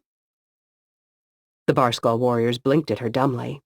None of them answered, their Ciderdrek-fueled aggression barely restrained. "You've got to be shitting me," Dahlia barked. "Can we please find someone who knows the layout of this building?" A few minutes later, a small man in a guard's uniform approached, his head bowed. "Ma'am, this is the door to the king's chambers. We keep them ready for him in case he wishes to spend time here." "Huh." Dahlia kept her eyes on the door, not bothering to look at the man. "Can you think of any reason Victor would hide in here?" The man thought for a moment. "It's one of the few doors with a bolt." He hesitated for a moment and then added, "And I don't understand how Victor could have known about it. But there's also a secret passage." Dahlia spun toward the man. "Where does it lead?" Victor led them out of the secret passage into a brightly lit room. The storm had stopped, and Abby put her hands on her back and stretched. The room was larger than the king's chambers, but it was absolutely empty. The only features were a closed single door on one end and double doors on the other. Victor made his way toward the double doors. "Follow me." As they walked, Olaf spoke. "I have to ask, Victor, how the hell does a prisoner know about a secret passage in the king's chambers?" Victor sighed. "I've been here a long time. Long enough to see 3 of the king's appointed schoolmasters come and go. I trained the students, but the schoolmaster oversaw everything else. The first master was cruel. The second was kind. Perhaps too kind, or at least the king seemed to think so. He and I became... what's the word? Ah, yes. Friends. He showed me things he shouldn't have." They reached the double doors, and Victor pulled them open. Abby blinked against the harsh sunlight streaming in. After traveling through the tunnel by torchlight, it took her eyes a moment to adjust. Outside was a balcony, and its floor was a pool of water, much like the one in the classroom. "What is all this?" Fanar asked. Victor stepped into the water and breathed a sigh of relief, as if happy to be in his element. "It's a pool. The students and I would practice storm calling here. There's nothing like practicing on the open water." He gestured past the end of the balcony to the sea, which spread southward. Abby stepped into the ankle-deep water and walked to the edge, then peered over the rail and looked at the mountain below. "Are those the steps?" Victor smiled. "Yes. Now you see why the rope will be handy. I suspect one would break a significant number of bones if he were to simply jump." The drop had to be at least a couple 100 feet. Abby nodded toward the massive coil of rope Olaf was carrying. "That thing's long enough?" "It was placed in the secret passage for that sole purpose, so one would assume." Victor pointed at something down on the mountain. "That's a guard station. We'll have to get past 3 of them." Abby nodded. "I'll take that over facing 120 Barskull in this school any day. Olaf, bring that over here. Let's get moving." They tied the rope to the edge of the balcony and dropped the other end. It reached the steps far below with a few feet to spare. Abby turned to Victor. He didn't exactly look like the rope-climbing type, and she couldn't imagine his daily routine in the school involved a lot of physical exercise. "You going to be able to do this?" "Yes. Almost assuredly. Probably. One would hope." Olaf rolled his eyes. "Let's just do it." Fanar went first, climbing down the rope quickly and confidently, his feet doing most of the work while his hands provided balance and support. Victor went next. His climbing style involved desperately clutching the rope and letting gravity pull him down. Abby winced at the rope burns the man must be getting. When Victor reached the bottom, Olaf looked at Abby. "You're next." "I don't think so." When Olaf argued, she pulled rank and ordered him to go. Abby watched as he descended. She still hadn't told her friends about her new magical skill, not that there had been a lot of time. Besides, it wasn't the type of thing that came up in casual conversation. She wasn't sure how she felt about it herself. Olaf reached the bottom, and Abby swung her legs over the edge of the balcony. She had just gotten a good hold on the rope with her feet and both hands and was ready to start down, when suddenly the door at the end of the room burst open, and Dahlia charged through it. "Shit!" Abby shouted. She briefly considered climbing back into the pool, but then she saw the horde of Barskull warriors following close behind Dahlia. That made her choice for her. Down it was. Dahlia stepped into the pool and immediately started storm-calling. A huge wind slammed into Abby.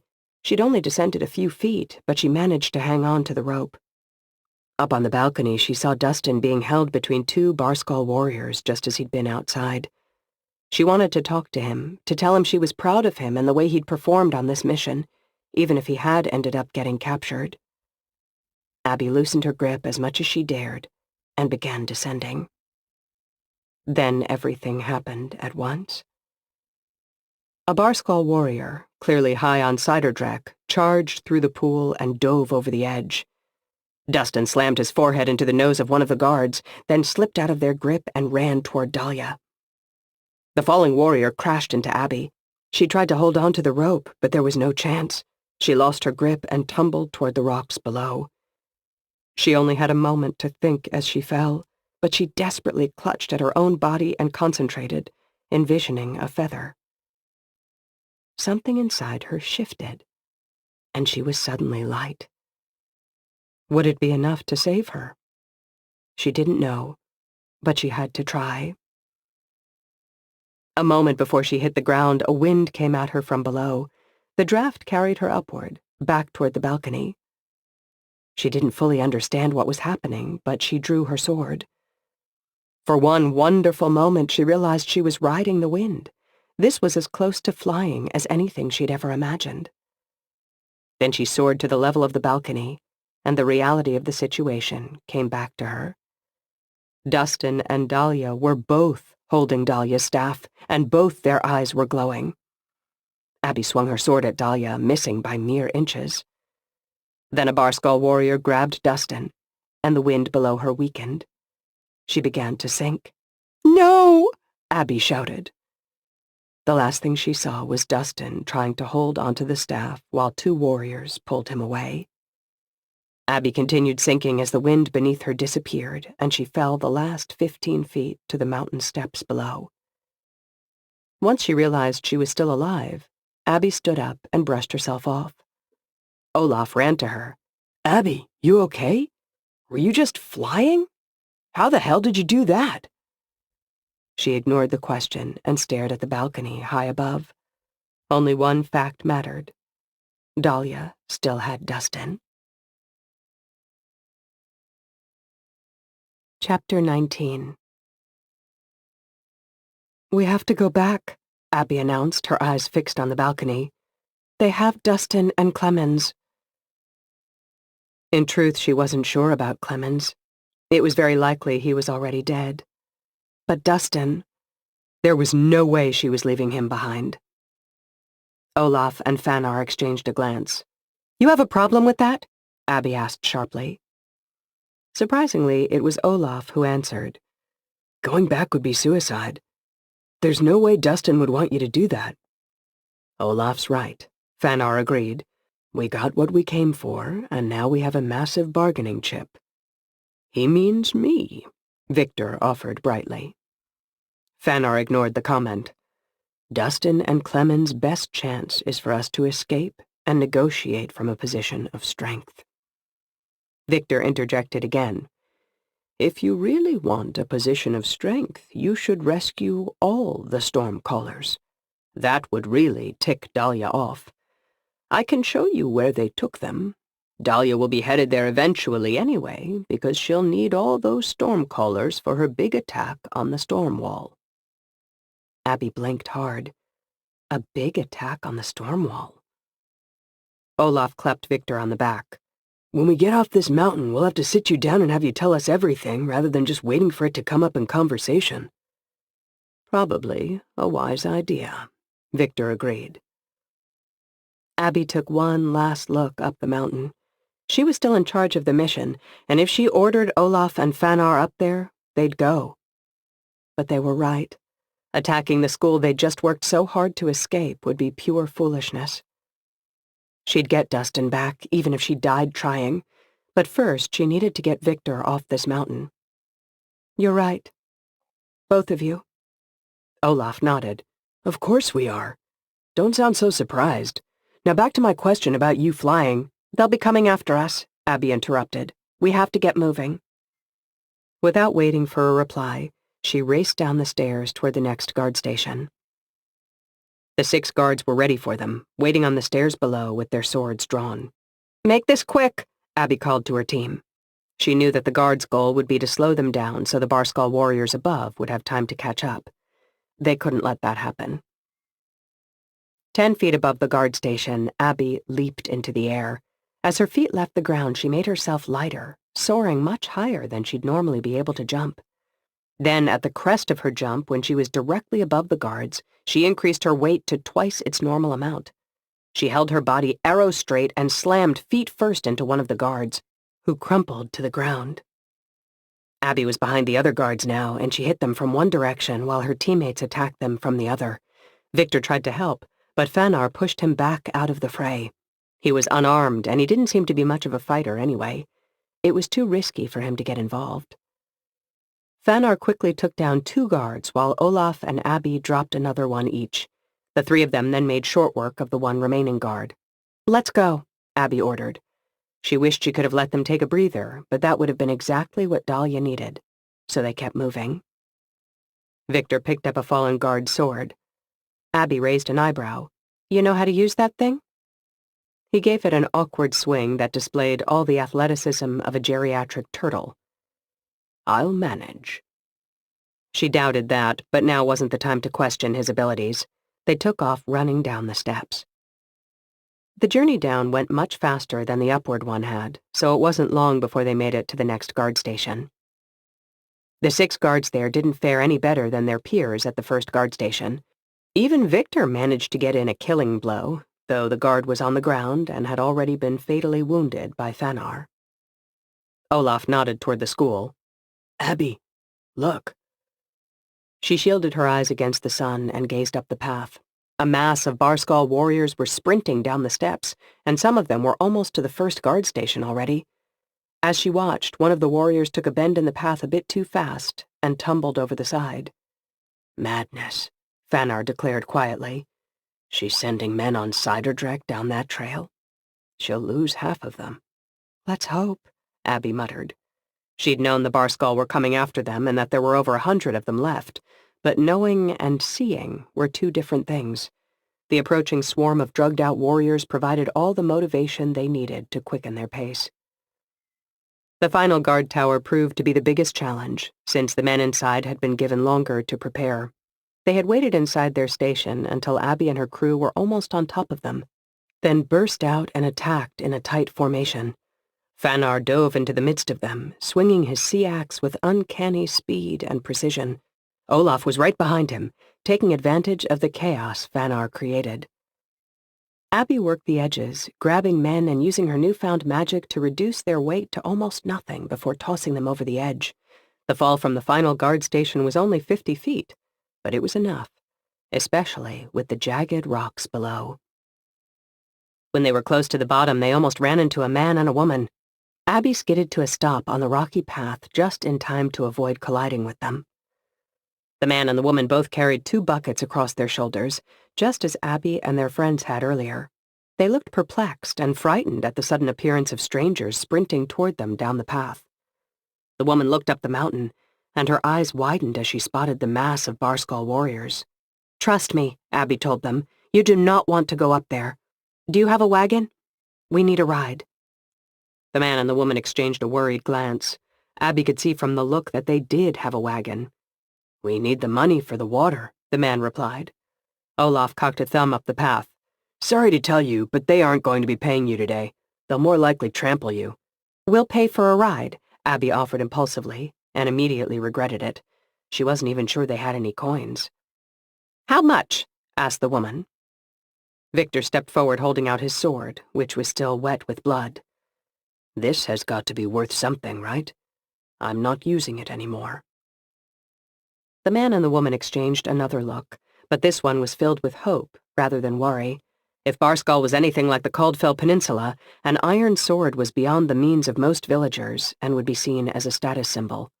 "Where do you need to go?" the man asked. Abby glanced up the stairs toward the Barskull warriors, who were growing uncomfortably close. "Let's get to the wagon, then we'll talk." The villagers left their buckets where they fell and ran the rest of the way down the mountain with Abby and her crew. The wagon was waiting nearby, and they all piled in. The man took the reins and set the horses to galloping as soon as everyone was aboard. "Where to?" he asked over the pounding of the horses' hooves. Abby turned to Victor. "You said you knew where they took the Stormcallers." He smiled proudly. "I do. Or I did. Wait, I think I do. Havert. Or Hobart. Something along those lines." "Is there a town with either of those names?" Abby asked the woman. She nodded. "There's both." "You gotta be kidding me," Olaf groaned. "I thought towns here didn't even have names." "The ones that matter do," the man called from the front. Fanar looked offended, but said nothing. "It's on the eastern coast," Victor said absently. "Or was it the southern coast?" "It has to be Havert, then," the woman said. "Hobart is inland." "Thank the sea," Abby said. "How far is it?" "About a day's journey," the woman replied. "Add a half-day if we want to travel off the beaten path," the man added. "I assume we want to avoid royal involvement." "Indeed we do," Abby affirmed. "Take us to Havert. And on the way, Victor is going to explain everything he knows about Dahlia's plan." Dustin sat in the back of a wagon, hands tied as it bumped along the road. He groaned as his bruised body was rudely jostled against the wooden bench. He had no idea where they were going.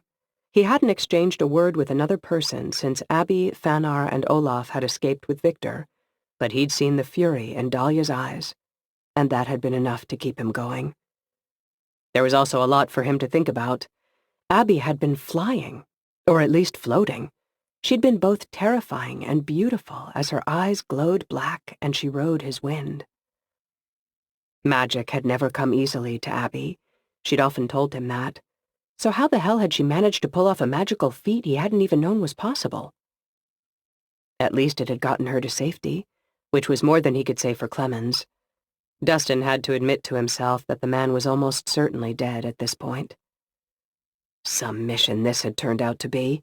Not only had they failed in their original goal of stopping Dahlia, but their first mate had been killed and their Stormcaller captured. On the plus side, they'd rescued the king's secret storm-calling master. But Dahlia had a whole mess of his students to help her carry out her plan, whatever that might be. Could Victor really make that much of a difference? The wagon rumbled to a stop, and Dustin waited. While the vehicle had been moving, a light breeze had rolled through the back of the wagon. But now that it was still, the heat was stifling. Beads of sweat soon formed on Dustin's brow. After a long while, the back of the wagon opened and Dahlia climbed in. She was carrying his staff. Dustin said nothing as she sat down across from him. She regarded him for a full minute before speaking. "You were trained by Harold, correct?" He nodded. Dahlia looked down, studying the staff in her hands. "Harold was a solid stormcaller, a bit temperamental, but a dependable man." Dustin said nothing. Best to let her do the talking. "For all the things Harold was, he wasn't creative," she continued. "He was no innovator. I think we can safely say you didn't learn your ability to stormcall without seawater from him." Dustin hadn't expected that. He'd thought she'd be angry about Victor or Tor or even Thunderclap, but he had never considered that her primary concern would be his ability to call storms on dry land. This time she didn't even give him a chance to respond before continuing. "We knew Harold was your only official teacher, and that you went straight from his mentorship to your post on the foggy day. Then you disappeared into the mountains of Caldfell for a few days, and you came back with this new ability." She leaned forward and looked him in the eye. "The way I see it, there are two possibilities. Either you met a rogue stormcaller in the mountains who taught you this technique, or you came up with it on your own. And neither scenario seems plausible. I'll be honest. I'm stumped." Dustin met her eyes but didn't respond. She still hadn't asked him a question. And you know what? I don't even care where you learned it. I'm more interested in how. Show me how to storm call without seawater, and all your transgressions will be forgotten. I'll put you on a ship to Holdgate this evening, and we'll part as friends. Dustin couldn't help himself. A ship to Holdgate? What about the storm wall? Dahlia smiled. That won't be a problem much longer. Answer my question. How do you do it? He thought for a moment, trying to concoct some lie that would appease her. But he decided the truth would serve him best. There's no secret. It's just something I can do. She held up a finger. Now I know that's not true. That would imply you were some sort of storm-calling genius, but you barely passed your testing. I had Victor try to figure it out, and he actually is a genius. He taught himself storm-calling with no instruction. You know what he told me? He told me what I already knew to be true. Storm-calling without seawater is impossible. That belief, Dustin knew, was the very reason she couldn't do it. But he wasn't about to say that. I'll ask one more time. Will you teach me how to storm call without seawater? He met her eyes and simply answered, No. She pointed the staff at him and activated the amphorald. A wave of energy slammed into him, knocking him over the edge of the wagon and onto the dirt road.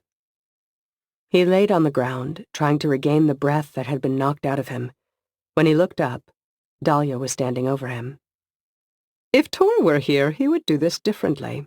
He'd spend days, weeks even, getting the information out of you. He was patient. I am not. I don't have the time to waste on long interrogations. She grabbed him by the collar and hauled him to his feet. We'll be at our destination in a few hours. I trust that you'll change your mind by then. Otherwise, I'll give you to the sea. She looked toward the front of the wagon. Driver, help him back onto the wagon. She turned back to Dustin.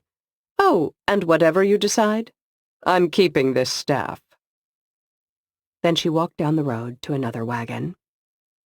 Dustin was still coughing when he felt the driver's hands on his shoulders. Wow, that was intense, a familiar voice remarked. He turned and saw Clemens smiling at him. He was dressed in a Barskal Guard's uniform. Pretty cool, huh? I stole a guard's uniform back at the school, and I've been undercover ever since. I took care of the 2 guards riding with us, too. I've been sitting up front with 2 dead bodies for hours. It was gross. What are you... Dustin started, but then he began coughing again. Don't try to talk, Clemens said. I've got it all figured out anyway. I asked myself, Clemens, what would the boss do in this situation? So we're going to steal this wagon, beat them to their destination, and then ambush the hell out of that crazy bitch. Chapter 20. The only reason the storm wall ever worked was because of the small number of ships trying to break through, Victor told them. It was designed to discourage single vessels from crossing over. Their theory was that we dirty Barskal wanted to come over to raid your villages, and if you made it difficult, we'd give up. And they were kind of right. Abby noticed that Victor was a lot more articulate now that he was relaxed and traveling in the back of the wagon. He still occasionally had trouble finding the right word to get his point across, but it was happening more rarely as their journey progressed. But Dahlia doesn't want to sneak 1 or 2 ships through, Victor continued. She wants to move her entire fleet. Abby tilted her head at that. Barskal's not known for having a mighty fleet. Perhaps not. But King Elias has been working, what do you call it? Covertly, to change that. He's been building ships for years to prepare for this moment, and now he has 24 warships ready to sail. The original plan was for Captain Tor to lead the fleet, but it sounds like you all changed that for him. Damn right we did, Olaf proudly claimed. Abby leaned forward. Why do you know all this? You're just the crazy stormcaller they kept locked up in the school, right? I mean, no offense, but it's true. Victor smiled weakly. It wasn't meant to be that way. Before they built the school, I lived in the castle with King Elias and his advisors. They had me attend all the important meetings, and I watched this plan forming from the beginning. But after a while they got sick of all my questions, and my mind, well, I used to be sharper. What happened? Olaf asked. Victor looked at the floor of the wagon. I don't know. King Elias pushed me to increase my skills, and the harder I was pushed, the more difficult it became to find my words. Fanar patted him on the shoulder. You're doing a damn fine job speaking now, my friend. Victor nodded. Some days I can. Abby gave him a moment, then tried to redirect him to his story. You said you were in on the plan from the beginning? Yes. This was years ago. But the idea was to put the storm wall off balance with a long series of attacks on the Faroes themselves. If we made them think the islands were our target, they'd start defending them strongly, which would force them to gather more of their storm ships near there. They'd station more of their fighters on the islands rather than on the ships. We knew we would have to let a lot of warriors die attacking those beaches for the plan to work, but King Elias didn't care. Once they had their defenses focused on the islands, we'd unleash our fleet and destroy their storm ships, which was the real goal all along. Abby shook her head. A dozen of Holdgate's best storm ships crushed in one blow. Makes sense, though, Fanar agreed. It would be much easier to have them gathered in one place rather than having to track them down on the open sea. Victor nodded. And after that was accomplished, we were to move on to Holdgate and take the city. Good luck with that, Olaf growled. Tor tried the same thing. With one ship, Abby reminded him, albeit a powerful one. She looked at Victor. How many stormcallers have you trained over the years? Victor thought about that for a moment. Perhaps 100, including the half-trained students Dahlia just took from me.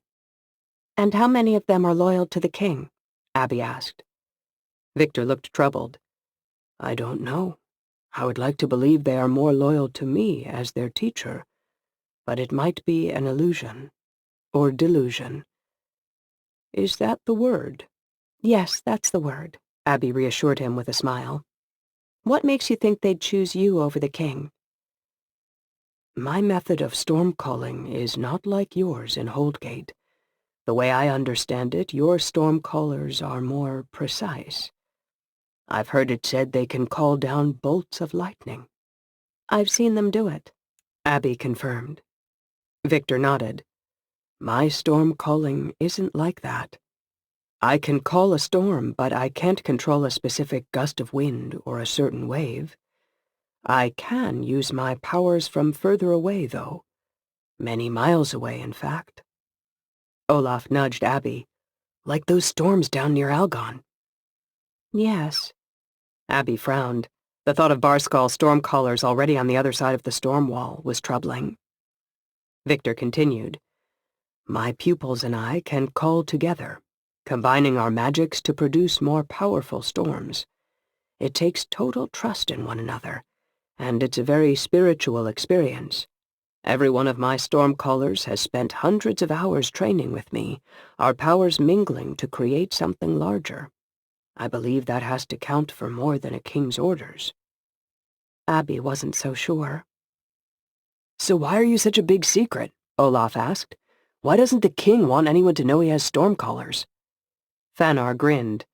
I can answer that one. King Elias has long made it a point of pride that the weak people on the Caldfell Peninsula need magic, while we Barskal use nothing but our fists and our steel. And your cider drac, Abby added. He laughed. That too. But to admit to using storm magic would be like admitting weakness, and the king would never do that. Now that I think about it, King Elias was probably using stormcallers to aid in our attacks on the Faroes, but I never saw any. He must have kept them hidden away somewhere. The rest of the trip to Havert was uneventful. They learned that the man and the woman were named Georg and Linda, and they spent much of the day in pleasant conversation with them, listening to funny stories about their lives in the shadow of the mysterious school. Georg was extremely cautious, taking routes that avoided the larger towns and having Abby and her friends lay down in the wagon bed any time another traveler approached. It was wise to be careful, but Abby was beginning to worry that they were losing too much time. They'd had a head start when leaving the school, but Dahlia could have easily caught up if she was heading to Havert via a more direct route. They stopped for the night far away from any village and camped in the long grass. Abby lay on her back, gazing at the sky. The stars looked brighter here. Some of them seemed like tiny specks of light floating in front of her eyes. She resisted the urge to reach out and touch them. She turned to Fanar. "As much trouble as I've found here, I must admit Barskal is beautiful." Fanar grunted his agreement. "The people here are good, too. Most of them, anyway, though they are superstitious.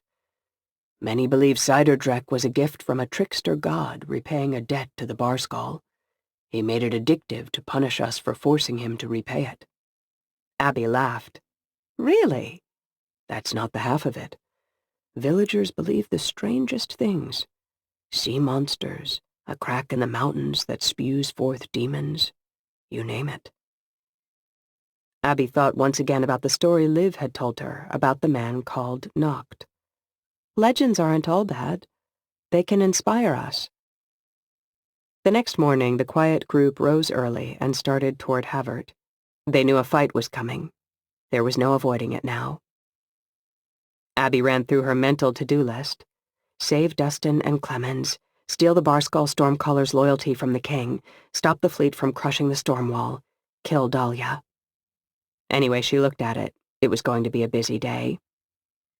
After a few hours on the road, Georg drew the horses to a slow walk. "Are you sure you want to go to Havert?" "Of course," Abby answered. "Why do you ask?" He nodded down the road, where Abby saw a thick column of smoke rising in the distance. "Because it appears to be on fire." Things were not going well. Dahlia glared at the head of her guard, a man named Benedict. Though he stood a foot taller than she, beads of sweat stood out on his forehead, and he couldn't seem to meet her eye. "Say that again," Dahlia snarled at him. "I'm sure I didn't hear it correctly, because what I heard would be impossible." Benedict swallowed hard. "We lost him, ma'am. We lost the Stormcaller." "That's what I thought you said. Tell me how an unarmed, guarded, and bound man in the back of a wagon managed to escape." Benedict looked at the ground. "We're still trying to figure that out. The wagon he was in has disappeared, as have the driver and the 2 men guarding him. We think maybe they were in on it." Dahlia scoffed. "Really? Is that what you think? That Dustin somehow convinced his driver and his guards to betray their homeland and help him in his hopeless quest to stop us?" Sweat ran freely down the man's face now. "Yes, ma'am. It seems the most likely scenario. It did, anyway." "Did you consider the possibility that his friends, the ones you let escape from the school, might have rescued him?" She held up a hand. "Don't bother. I already know the answer. Forget about the Stormcaller for now. See that the men are all aboard the Winter Knight, and try not to lose any of them this time." The man gave a quick bow and trotted off, relieved that the conversation was over. Dahlia took a deep breath and tried to calm herself. It was true that the last day and a half had not gone as planned. She'd somehow managed to lose Victor, and then Dustin, both key Stormcallers, and apparently the Arcadian girl could fly now. She looked at the sea and reminded herself of the positive things. A plan that had been years in the making, one that had forced her to serve first under Tor and then under King Elias, was coming to fruition. She had the entirety of the Barskal army at her disposal, as well as its fleet of ships, meager though it might be. A few hours from now, she'd deliver a crushing blow to the storm wall, destroying all its storm ships. Then she'd head to Holdgate and ransack the city. Once all the Holdgate ships were under her control, she'd be able to ensure the storm wall was never rebuilt, and she'd be able to travel freely between her 2 kingdoms on Barskal and the Caldfell Peninsula. She'd made an alliance with the City Council of Algon for some additional ships and sailors, and she'd honor that arrangement for a while. However, she knew she'd eventually expand her kingdom south to Algon, then to Arcadia, and whatever lay beyond. She beheld the 25 ships lined up before her. The smallest was her own The Winter Knight, the ship she'd used to escape Holdgate after the battle had turned so sour. She'd upgrade her vessel shortly. With any luck, she'd be able to take back Thunderclap, and she'd return to Holdgate victorious on the ship she'd helped make famous. The other 24 ships had been built in Barskal's shipyards over the past 2 years, warships designed in the grand Holdgate style. Traditionally, Barskal ships had been inferior vessels made quickly and cheaply, which was part of the reason the storm wall had been so effective in deterring them for so many years. Tor and Dahlia had pressured King Elias to modernize his ships, and to that end they'd even kidnapped 2 Holdgate shipbuilders and brought them to Barskal to help with the process. Holdgate ships weren't invincible, Dahlia knew. Only 2 years ago a storm ship had disappeared somewhere near the Lost Isles, and even a stormcaller and his young apprentice hadn't been enough to save that vessel. But these ships were as good as anything Holdgate possessed. As good as Thunderclap. Perhaps even better. And with Dahlia commanding the fleet, they'd make short work of the storm ships defending the storm wall. She took one last look, then boarded the Winter Knight. Half the crew were outcasts, the ones who'd piloted the ship when she'd escaped Holdgate, and the other half were Barskal guards. The Barskal stormcallers were gathered together on another ship. As much as she marveled at their ability to conjure storms at great distances, she had trouble thinking of them as true stormcallers. As a large group working together, they could accomplish some useful things, but their powers were nothing compared to hers. Benedict approached and bowed his head. "We're all set, ma'am. The crew is aboard and ready to sail." "And the other ships?" she asked. "I checked with all the captains, and they are ready as well." Captains. It seemed odd to think of Barskal in such lofty positions. They were land generals who'd been trained only recently to run a tight ship. They had a long way to go before they were at the level of someone like Tor, or even that loser, Captain Roy. "How is the mood among the captains?" Dahlia asked. "Well, they're excited for battle, of course. And they're thrilled to sail their ships to Caldfell after we break the storm wall." She sensed hesitation in his voice. "Please speak freely. I need to know." The man cleared his throat, then continued. "Some of them are uncomfortable with the stormcallers." Dahlia frowned. "I see. And why's that?" "Most of them didn't even know Barskal stormcallers existed until a few days ago when we presented them with the full scope of the plan. It's taking them a bit to adjust to the idea, since King Elias has openly mocked storm magic for so long, and to find out he was developing his own stormcallers all the while. It's hard for them to understand." Dahlia sighed. The one thing she didn't like about leading was having to cater to the fickle emotions of the people supporting her. "Any thoughts on what we could do to alleviate their concerns?" "I know it's not possible now, but perhaps if King Elias himself could address them, if they heard it from the king's own lips." "That won't be possible," Dahlia snapped.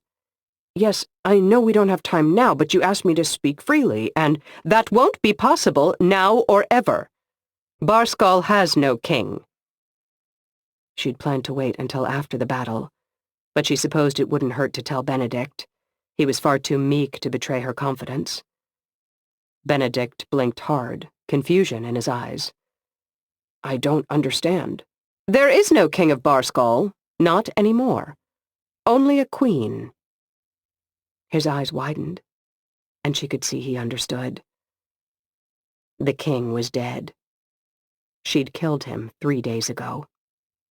"Give the ships the signal to depart," she ordered. "We'll follow at the rear so I can provide wind for the fleet." Benedict nodded sharply and marched off to do as she'd asked.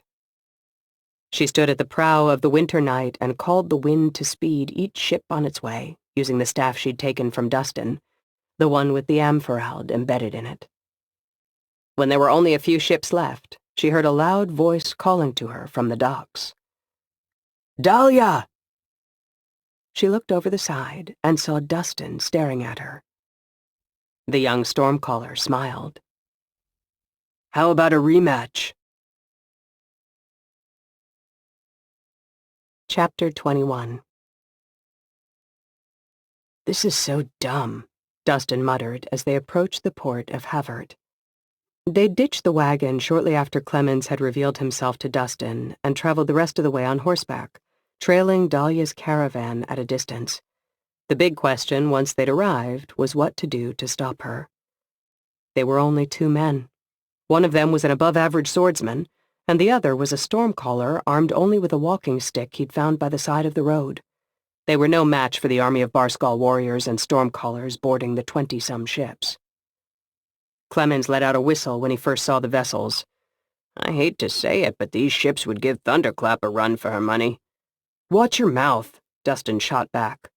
Thunderclap was his ship, and he was obligated to defend her against both physical and verbal attacks. But he had to admit to himself that Clemens did have a point, even if he wasn't going to say it out loud.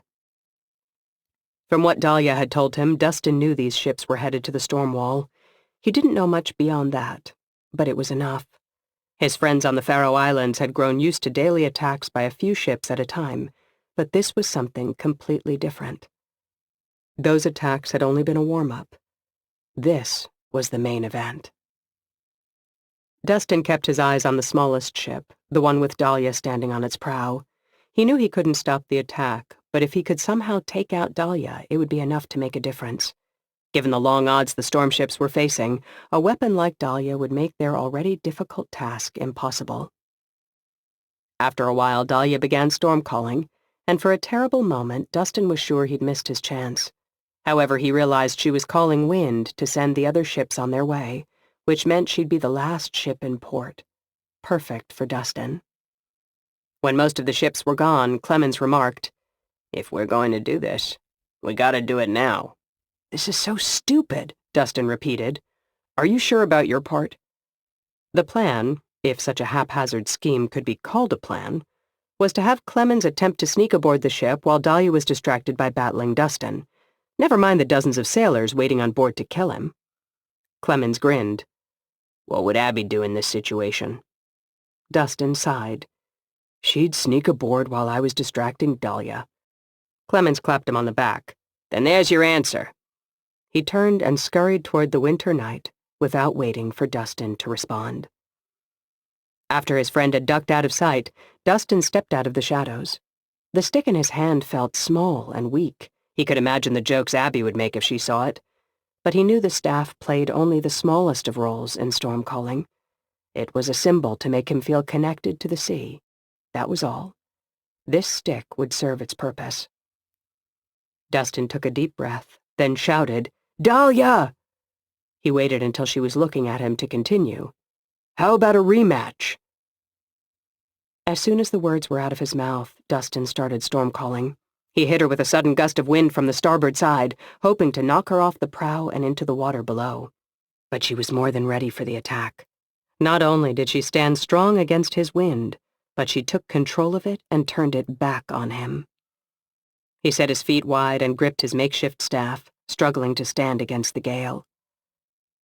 Dustin focused on the energy flowing through him. He wasn't making a strong showing so far. He'd spent so much time thinking about this, about how he'd take her down if it came to a rematch. And here he was, getting his ass kicked again. No, the battle's just beginning, he reminded himself. He called a massive wave, and it slammed into the port side of the winter night, spilling over onto the rail and crashing onto the deck. The ship rocked with the force of it, and he heard shouts of terror from the sailors on the deck. Clemens clung to a rope on the starboard side. He'd managed to get a hook over the rail and had climbed to deck level. If Dustin could keep Dahlia and the crew busy a bit longer, Clemens might have a chance. Dahlia's face was usually the picture of calm when she storm-called, so Dustin was gratified to see that it was now a mask of fury. Her eyes flashed with bluish-green light, and a lightning bolt crashed into a building behind Dustin. Dustin briefly considered trying the same tactic. He wasn't very accurate when calling lightning, but it might be worth the risk. On the other hand, Clemens was aboard that ship. Instead, he sent another huge wave at the ship. It smashed into the winter night, and again he heard the sailors shout. He knew he wasn't doing any permanent damage, but that was all right. His goal here was to keep Dahlia's attention. Clemens climbed over the rail and disappeared onto the deck. Dustin had to imagine he was creeping toward Dahlia. If he reached her without being spotted by the crew, he could end her once and for all. Dustin kept attacking with wave after wave, hoping to keep the crew off balance, and Dahlia responded with more lightning strikes. From the blazing heat on his back, he knew the building behind him was on fire. Just a little longer, Dustin thought. Suddenly Dahlia spun, lowered her staff, and fired. Dustin heard someone yell in pain as the energy blast hit him. Clemens, Dustin thought. Dahlia turned back to Dustin and smiled. Nice try. You got any other tricks? Or are you ready for a fair fight now? Georg raced his wagon toward the center of town as Abby looked on helplessly from the back. Fanar and Olaf were just as anxious, fingering their weapons and preparing for the battle that was now close at hand. For Victor's part, he looked almost peaceful. He wore an easy smile and occasionally held his hand out of the wagon, letting the wind caress it as they sped along. Olaf kept giving him dirty looks, but Abby decided to cut him some slack. The guy had barely been out of his school in years. Let him enjoy his fresh air. Even if it was on the way to a bloody battle where he'd probably die. Strange as it seemed, the smoke rising from the center of Havert had to be a good sign. Abby knew Dahlia and her Barskull storm raiders were launching their attack on the storm wall from there. The fires meant someone was putting up a fight. Fanar touched her knee. I want you to know that no matter what happens today, it's been an honor to fight at your side. Take it easy, Barskull. We're not dead yet. But yeah, it's been an honor to fight with you, too. Abby turned to Victor as they sped toward the docks. Hey, how will we find the Stormcallers? If Dahlia runs this thing like the Holdgate fleet, they'll spread them out evenly between all the ships. Victor shook his head. That's not how our storm calling works. Our power comes from large numbers of people using magic together, so they will have to be in close proximity. If she's smart, she'll put as many of them as she can on the same ship. She's smart, Abby muttered, as much as I hate to admit it. The smell of smoke was thick in the air as they approached the seaside, and Abby tapped Georg on the shoulder. Drop us off here. I don't want you getting any closer to the fight than you need to. Georg pulled the wagon to a stop, and they got out. Abby looked Georg and Linda in the eyes. Thank you. You saved our lives. It was an honor, Linda responded. Victor pushed his way in front of Abby and held out the sword he'd taken from the guard at the school. Don't forget your payment. Thanks. Georg glanced nervously at the fire. Aren't you going to need that? Victor shrugged. Probably not. I'm not great with it anyway. As the wagon pulled away, Olaf looked nervously toward the water a few blocks ahead. So what's the plan here? Abby considered for a moment before answering. In truth, the only plan was to do anything they could to free the Stormcallers. Barring that, they had to stop Dahlia. Stick close to me, she told them. Follow my lead. With that, she took off running toward the water. The others quickly followed. As she ran, she felt the heat from the burning building pressing against her. It made her think of the last time she'd faced Dahlia, during the Battle of Holdgate. There had been a burning building then, too, but Dustin had called a torrential rain to put out the blaze. This time, no rain was falling. She rounded a corner and the port came into view. No! They were too late. The ships were already headed to sea. They'd missed their opportunity to save the Stormcallers before Dahlia used them to destroy the storm wall. Then she saw there was one ship still waiting at the dock. It was smaller than the others, and someone was standing at the prow. Dahlia! Down on the docks, Dustin stood holding a pathetic little staff. Abby's heart leaped in her chest. He was alive. She'd hoped, but the realist in her had doubted Dahlia would let him live. And yet, here he was. He was storm-calling. Dueling Dahlia, she realized. Abby turned to her crew. Stay here a moment. Then she ran toward Dustin. He had his eyes tightly shut as she approached, and the bluish-green glow leaked from between his eyelids. She wanted to give him a hug, but there was no time for such nonsense. Not until after they'd given Dahlia the ass-kicking she so righteously deserved. "Dustin!" Abby called. He cracked his eyes open and stared at her, the shock clear on his face. She wanted to explain everything, and she wanted to ask him 1,000 questions. Instead, she just said, "Give me an updraft." Dustin looked confused for a moment, but then he got it. He nodded fiercely. "Ready when you are." That was the only signal Abby needed. She took off sprinting toward Dahlia's ship. When she'd almost reached it, she leaped into the air. As her feet left the ground, she thought as hard as she could about a feather. She imagined she was a feather. The magic flowed into her, and her body became as light as air. Dustin called an updraft beneath her right on cue, and she shot upward like an arrow from a bow. Dahlia's eyes widened as she saw Abby gliding toward her. To the woman's credit, she reacted quickly, almost immediately calling a wind to push Abby away from the ship. But it was too late. Abby crested the prow and once again channeled magic, returning her body to its normal weight. She crashed to the deck and sprang to her feet, sword in hand. Dahlia quickly pointed her staff at Abby, but it wasn't her staff at all, Abby realized. It was Dustin's. Abby charged, knocking the staff out of the Stormcaller's hand, then grabbed Dahlia by the arm and twisted her around. She put one hand on Dahlia's shoulder and pressed the tip of her sword to the Stormcaller's throat. Then she turned them both to face the crew.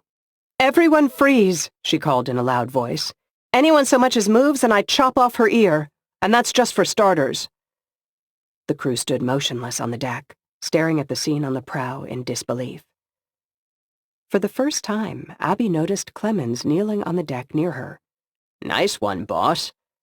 There was no sarcasm in his voice this time. When he said boss, he meant it. "What are you doing up here, man?" she hissed at him. He shrugged meekly and gestured to the sword she held at Dahlia's throat. "I was trying to do that, but I didn't do a great job." Dahlia spoke in a soft voice that showed amazing calm considering her position. "Abby, it's too late to save your friends at the storm wall, but it's not too late to save yourself. The only safe way out of this for you is to put down that sword. I'll let you off the ship, and we can go our separate ways. But if you harm me, these Barskull are going to tear you apart." Abby pressed the tip of the blade farther into Dahlia's skin, and a small trickle of blood ran down. "Yeah, we're not going to do that whole negotiation thing. Instead, your people are going to get off the ship, and my people are getting on." Dahlia stiffened. "So that's your plan? You're going to steal my ship and leave me on the shore?" Abby chuckled. No. I'm afraid things aren't going to end quite that nicely for you." Chapter 22. "Clemens, how many men do we need to sail this ship?" Abby asked. Clemens inspected the winter night for a few moments. 5, plus Olaf and me." The crew of the winter night was lined up on the main deck. Dustin, Olaf, Fanar, and Victor were now aboard as well. Olaf and Victor kept looking at Dustin and Clemens in awe, as if they were having trouble believing the two men were still alive. Dahlia's hands were tied and she was sitting on the deck, Fanar's sea axe at her throat. Abby walked the line, addressing them as she went. "All but 5 of you are going to leave this ship in a few moments. If any of you give us even a hint of trouble, we'll kill you. If any of you try to come after us, my Stormcaller will rain down lightning on you and fry you dead. Take this opportunity to save your own life." She watched their eyes as she went, looking for the meek ones, the ones who wouldn't meet her gaze. She looked for fear. When she'd walked the entire line, she pointed at the ones she wanted. You, and you. Can you sail?" The men all nodded. "Good. Everyone else off." None of them moved. "Didn't you hear me?" Abby asked, the frustration clear in her voice. One of the men spoke up. "No disrespect, ma'am, but the minute we step off this ship, you're going to kill Dahlia. And although she's a cold bitch, some of us have been working with her for a long time. We'd rather not see that happen." Abby raised an eyebrow. She'd never imagined Dahlia's crew would be loyal to her. But maybe she should have. After all, the people of Holdgate had practically worshipped her before they learned the truth about the Storm Raiders. As terrible as Dahlia was, there was apparently something about her that inspired devotion. Abby looked the man in the eye. Okay, listen. Dahlia's staying with us, but if you get off this ship, I promise you she will not die today. Still, the man hesitated. The other option is I kill Dahlia and we fight, Abby offered. As you may have noticed, we have a storm caller and I can fly. You haven't even seen what my other friends can do. It was a bluff, but she was hoping it would be enough to intimidate this man. The man stared back at Abby for a long moment, then nodded. I trust that you'll keep your word. Abby smiled. Good. Now get the hell off my ship. The man started walking, and the rest of the crew followed. As the men filed off the ship, Dustin leaned close to Abby. Are you sure this is a good idea? I mean, Dahlia kept me alive, and look how it came back to bite her in the ass. Maybe we should rethink this. She shook her head. I gave my word that Dahlia wouldn't die this day, and I intend to keep it. Now, come sundown, it could be a different matter. Besides, as long as she doesn't have a staff and we keep her away from seawater, she's not a threat. As soon as the crew was off the ship, Clemens began barking orders at the 5 who'd stayed behind. To their credit, the men got right to work, doing as he asked. Abby kicked Dahlia lightly. You going to tell us anything about what we can expect to encounter out there? Dahlia didn't answer. Lovely, Abby muttered. She turned to Dustin. Ready to take your station? He smiled and trotted to the front of the ship. He picked up his staff from the deck where it had fallen when Abby had ripped it from Dahlia's hands. Nice to have this thing back. I'll bet, Abby agreed. That other one was so skinny it reminded me of your— Don't even say it, Dustin complained. Besides, what do you know about my— whatever? Some girl in Fanar's village told me. Abby laughed. Clemens trotted up to her. We're ready when you are, boss. She grinned. Okay. Dustin, let's do it. Dustin closed his eyes, and wind quickly filled their sail. The next few hours were spent cruising toward the storm wall. Dustin pushed them hard. His concentration so deep he almost seemed to be in a trance as he stood at the prow. Abby wondered how far behind the other ships they were. Victor had said that Holdgate storm callers were more accurate than the Barskull variety, which would mean they were more efficient in making a ship go quickly.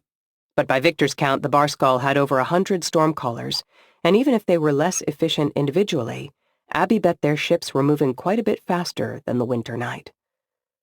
Victor did his part to help, crouched near Dustin on the prow, his hand in the trough of seawater. He was storm-calling too, but rather than trying to speed their ship up, he was trying to slow the others down. He conjured a storm far ahead in hopes it would interfere with the Barskull ships. At one point, Abby approached Fanar. You fought at sea with the Barskull against the storm ships, right? The man nodded. What can you tell us about their methods? Fanar thought for a moment. Their primary tool is proximity. Everything the storm ships do depends on a little distance. If the storm ship is too close, any magic you Holdgatesmen use against them has the potential of damaging you as well. So their goal is to get in as tight as they can and try to board your ship. Abby nodded toward Dahlia. I assume you outfitted those new ships of yours with plenty of hooks and ropes? The stormcaller didn't answer the question, but she did look up at Abby. You know, I never thanked you. Abby cocked an eyebrow. Why should you thank me? For getting rid of Tor. His ego was out of control, and it was beginning to hamper my plans. I would have had to kill him eventually, but you took care of that for me. When her surprise subsided, Abby replied, Well, for that I can sincerely say you're welcome. I'd do it again in a heartbeat. Abby, look, Clemens called. He was pointing past the bow of the ship to the distant clouds. Though it was only mid-afternoon, the sky was pitch black ahead, except when it occasionally flashed with lightning. So that's what a true Stormcaller battle looks like. Olaf's voice was filled with wonder. Dahlia chuckled. You idiots have no idea of the trouble you're in right now. You are royally screwed. Any rational person would turn this ship around and sail back to Barskull, yet you're sailing right into the heart of the storm. You're charging into the danger. Have you met us, lady? Olaf asked. This is kind of what we do. Abby laughed, but Dahlia's comment had made her consider the truth. They were charging into a fight with 24 Barskull warships and 100 Stormcallers. Versus what? The Stormwall's 18 stormships, plus Thunderclap? As much as Abby hated to admit it, Dahlia was at least partly right. If they were going to win this thing, they needed help, and they needed it fast. Benjamin wasn't going to throw up again. He promised himself he wasn't. But the way the foggy day was being tossed on the waves sure wasn't making it easy to keep his vow. The driving rain pelted his face. Water everywhere I look, he thought. He stumbled to the starboard side of the ship to see how the battle was progressing. Not great.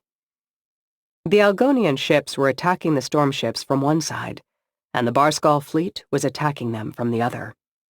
"Nicholas," Captain Sid called. "We need to get in closer to those stormships. We're not doing any good back here."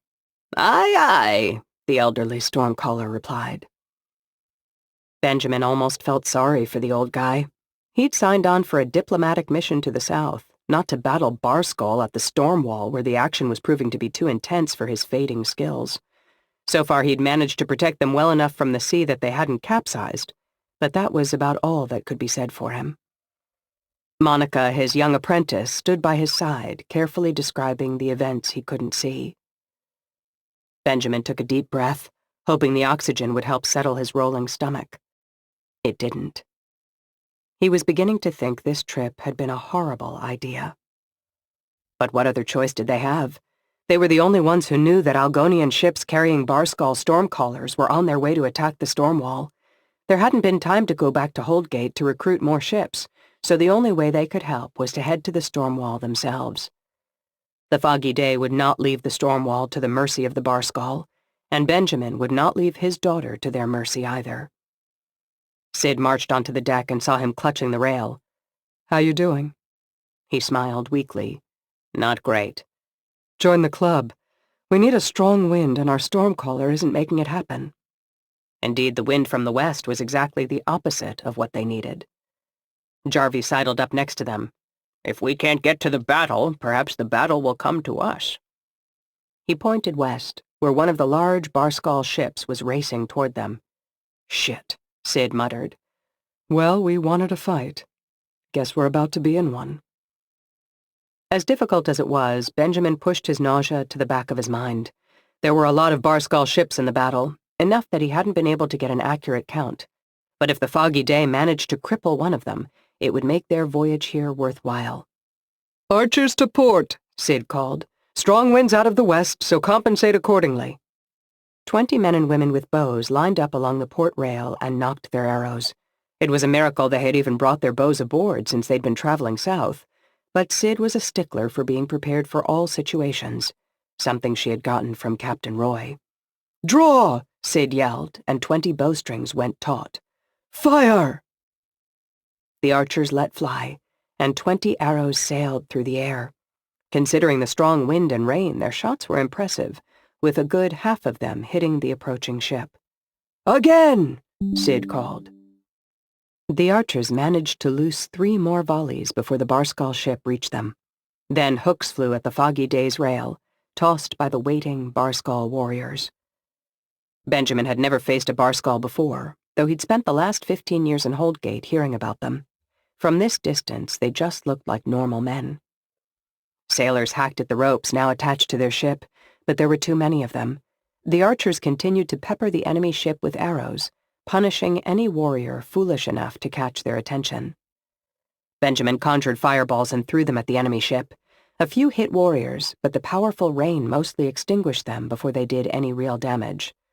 "They'll wait until they board to drink their cider dreck," Sid bellowed, "so kill them before they have the chance." Still, despite their solid defense, Barskull warriors soon began to make it onto the foggy day. There were just so many of them that it was impossible to fight them all off. Toward the bow of the ship, Benjamin saw a warrior climb over the rail and immediately lift a flask to his lips. Cider dreck. Benjamin raced toward the warrior, drawing his sword as he ran. The warrior turned to face him, his eyes glowing a dull brown and a crazed smile on his face. Benjamin stabbed at the man and caught him in the shoulder. His blade sunk deep into the flesh. The Barskull warrior didn't seem to notice, and he swung his sword at Benjamin's head in a powerful blow. Benjamin blocked the attack, cursing himself all the while for not internalizing the idea that Barskull warriors didn't feel pain. Injury was ineffective, so he needed to kill. Twisting his empty left hand in a complicated pattern, he conjured ice on the deck beneath the Barskull's feet, then rammed his shoulder into the man. The Barskull warrior went down hard, slipping and falling on his back. Benjamin was on him in a moment and drove his sword into the man's chest. Lesson learned, Benjamin grumbled. He turned and surveyed the deck. What he saw made his nausea come rushing back. Dozens of Barskull warriors stood on the deck fighting the crew of the Foggy Day. He saw Sid battling a warrior, a sword in each hand. Jarvie used his shocker to down an opponent and his knife to finish him off. He saw men and women whose names he hadn't even bothered to learn boldly standing up to the Ciderdrek-fueled warriors invading their ship. He felt a rush of pride at the bravery of his shipmates and the urgent need to join the battle. There was no way he was going to let them have all the fun. Benjamin turned to the nearest Barskull warrior, raised his sword, and charged. Chapter 23. The sky was dark above the winter night, and large drops of rain fell onto the deck. All around them, ships were joined in battle. Arrows flew, lightning crashed, and iron swords clanged against iron swords. The winter night sailed into the fray. Clemens hustled up to Abby. "We're here, boss. What do we do?" "We need to find the Stormcallers." Her eyes scanned the sea, but it was impossible to tell much about the ships. She couldn't begin to guess which one might house the Stormcallers. "There," Victor said casually. He pointed toward a ship sitting motionless some distance away. "How the hell do you know that?" Abby asked. "Simple. They're not fighting anyone. They're sitting off to the side of the battle. A big ship like that full of Barskull? It would be attacking unless it had a good reason not to." Olaf scratched his head. "Well, that actually makes sense." "Yes, it does," Abby agreed. The Stormcaller ship was controlling the weather, which in turn directed the flow of the battle, all without engaging in it. She trotted up to the prow to tell Dustin. Dustin looked weary when she told him the news, and Abby couldn't blame him. He'd been going all out for hours, but she needed him to push on a little longer. If they could get on that ship and win over the Stormcallers, they would have a chance. He called a wind, and the crew adjusted the sail, sending them cruising toward the stationary ship. Dahlia sat on the deck watching everything. She hadn't said a word since they'd arrived at the storm wall. Abby kept waiting for her to make some sort of move to escape, but so far she'd been the perfect prisoner. Abby nodded to Olaf. "Watch her. Don't listen to a word she says, but watch her." Olaf nodded grimly, then asked, "Wait, where are you going?" Abby gestured toward the Barskull ship. "Are you kidding?" Olaf groaned. "You're attacking an enemy ship and I don't get to come?" "We'll be right back. Hopefully. Clemens, you got the crew under control?" "Aye, boss." "Good. Fanar, Victor, you're with me." As they pulled alongside the Barskull ship, she could see men standing near the railing, holding swords, watching and waiting to see what the winter night would do. They were playing defense, a very un-Barskull move. Abby became even more convinced Victor was right. Fanar gave Abby a hook with a rope attached to it and handed another to Victor. "I found these below deck. Nice, huh?" Abby looked at the rope a moment, then set it down. "Actually, I have another idea. Follow me." She trotted back to the prow, Fanar and Victor at her heels. "Dustin, I need another ride." Dustin hesitated, then pointed upward. Abby nodded. "The three of us need to get over to that ship." Dustin shook his head and chuckled. "When this is over, you're going to have to tell me how you do that." "I'll give it a shot." She turned to Fanar and Victor. "I'm going to grab onto you, and the three of us are going to jump off the ship. Dustin will give us wind, and I'll make us light so the air can carry us over." Fanar raised an eyebrow. Okay. How can you do that?" Victor elbowed him. "She's magic now. Keep up." They ran to the starboard side and climbed onto the rail. "You guys ready?" she asked. "Very much so," Victor replied. Fanar just grunted. Abby looked at Dustin, and he nodded. When she held out her hands to the men on either side of her, Fanar took one and Victor took the other. "Ready? Jump!" All three leaped off the rail. As their feet left the wood, it occurred to Abby that she'd never used her magic on 3 people at once, or even 2. She probably should have tested it before risking their lives.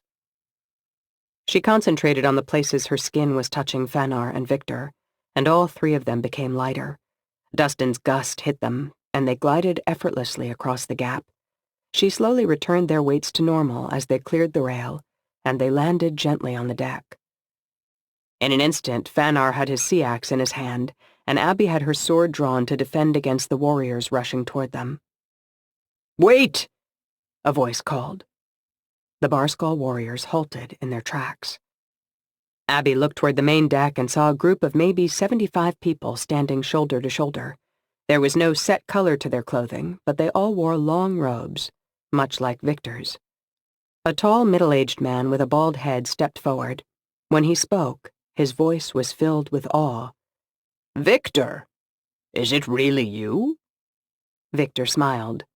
"Snorri, it's been too long, old friend. How are you?" With that, the crowd of stormcallers erupted in excited chatter. They pressed forward, each of them wanting to speak to Victor. Abby remembered what he had told her. All these stormcallers had a deep, almost spiritual connection with him. One of the Barskull warriors stepped toward Snorri. "Enough of this insanity. There's a battle going on, and these people are the enemy. Lay one finger on them and we'll toss you and your friends overboard," Snorri warned. "There are far more of us than there are of you." He was right, Abby realized. There were only a dozen or so warriors aboard, probably there to protect the stormcallers if the ship was attacked. Or were they there as the stormcallers' captors? "Victor, who are these people?" Snorri asked. Victor grinned. "These are my friends, Abby and Fanar. They freed me from the school." A murmur went through the throng of stormcallers. Snorri pushed his way forward to put one arm around Abby and the other around Fanar. "You saved our master from captivity, and we are forever grateful." "Yes, well, about that," Victor said. "We need your... what's the word? Help." The stormcallers fell silent. "Anything, master," a woman near the back called. Victor bowed his head. "I appreciate that. What I'm asking, well, proposing, really, will help you as much as it helps me.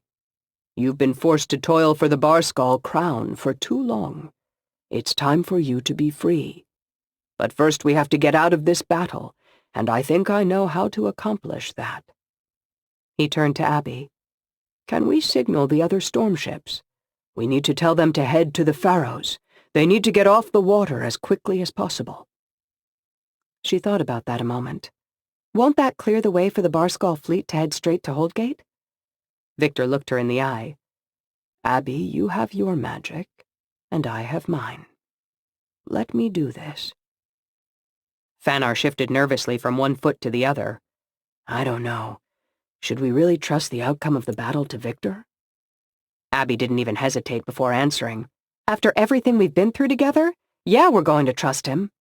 She turned toward the winter night and yelled, "Clemens, we need to signal the other ships. Get a torch." Benjamin brought his sword down, severing the last rope that tethered the Foggy Day to the Barskull ship that had attacked them. Then he turned and looked around the deck. To his surprise, there was a calmness over the ship. The last Barskull warrior was dead, and the ship was safe.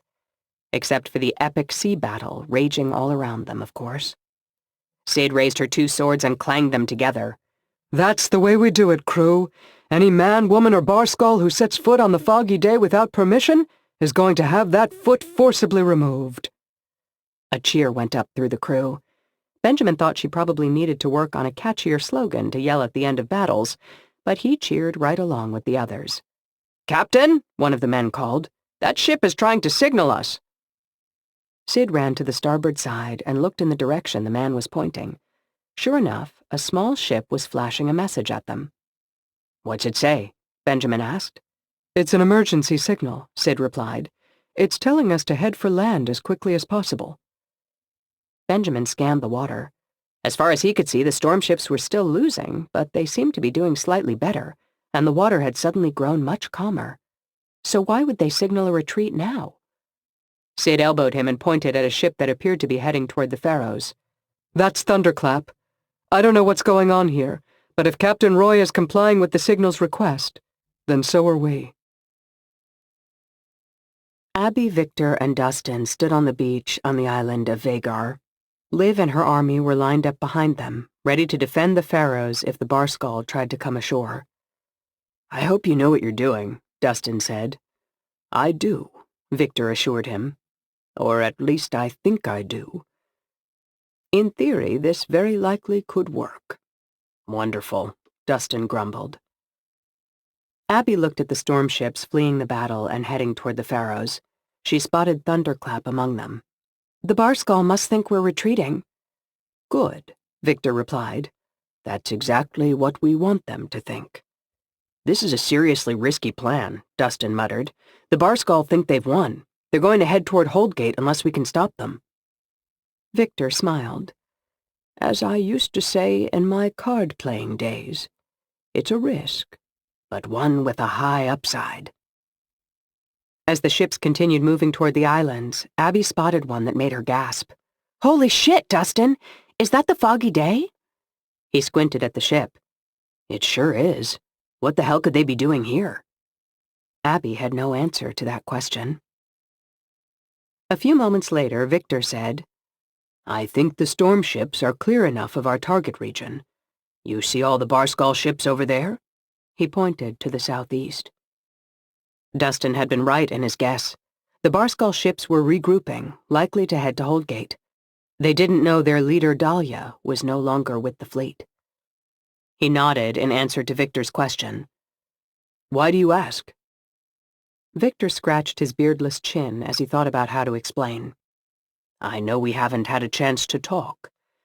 At the school, I was busy running for my life while you were busy getting, captured. But my form of storm calling is quite different than yours. So I keep hearing, Dustin replied. Yes, well, Barskull stormcallers are more powerful when we work together. We can cast storms farther away, but we can't achieve the accuracy you can. There's no way I could call a gust of wind to carry Abby into the air, for instance. Huh. Fascinating. But is this really the time? I believe we can combine our powers. There was passion in Victor's voice now. Or at least I think it's possible. In theory. But if all the Barskull Stormcallers channel magic together, and you shape that power, we can end this thing. Dustin looked troubled. That's not... I've never tried anything like that before, obviously. What if it doesn't work? You hadn't tried storm calling without seawater either, Abby reminded him. Until you did. Dustin looked at the distant Barskull ships. Okay. Let's do it. Wonderful! Victor raised a fist into the air, calling all the Barskull stormcallers to gather around him. Victor took Dustin's arm and led him into the surf until they were ankle-deep in the water. Shall we begin? Dustin nodded and placed the butt of his staff in the sea. Abby watched from the beach as Victor put his hand on Dustin's shoulder. The stormcallers around Victor put their hands on him, and everyone else touched the shoulder of the person in front of them until they were all linked. In a loud voice, Victor cried, "Begin!" For a moment, nothing happened. Then Dustin's eyes began to glow more brightly than Abby had ever seen them shine before. He looked up into the sky, eyes wide, and twin beams of bluish-green light shot high into the clouds. The sky above the Faroes suddenly became clear, and the sun shone from the deep blue expanse. Abby saw that every person on the beach, from Liv and her soldiers to the sailors who'd gotten off their storm ships, was watching Dustin with awe. Only one portion of the sky wasn't clear, the spot directly above the Barskull ships.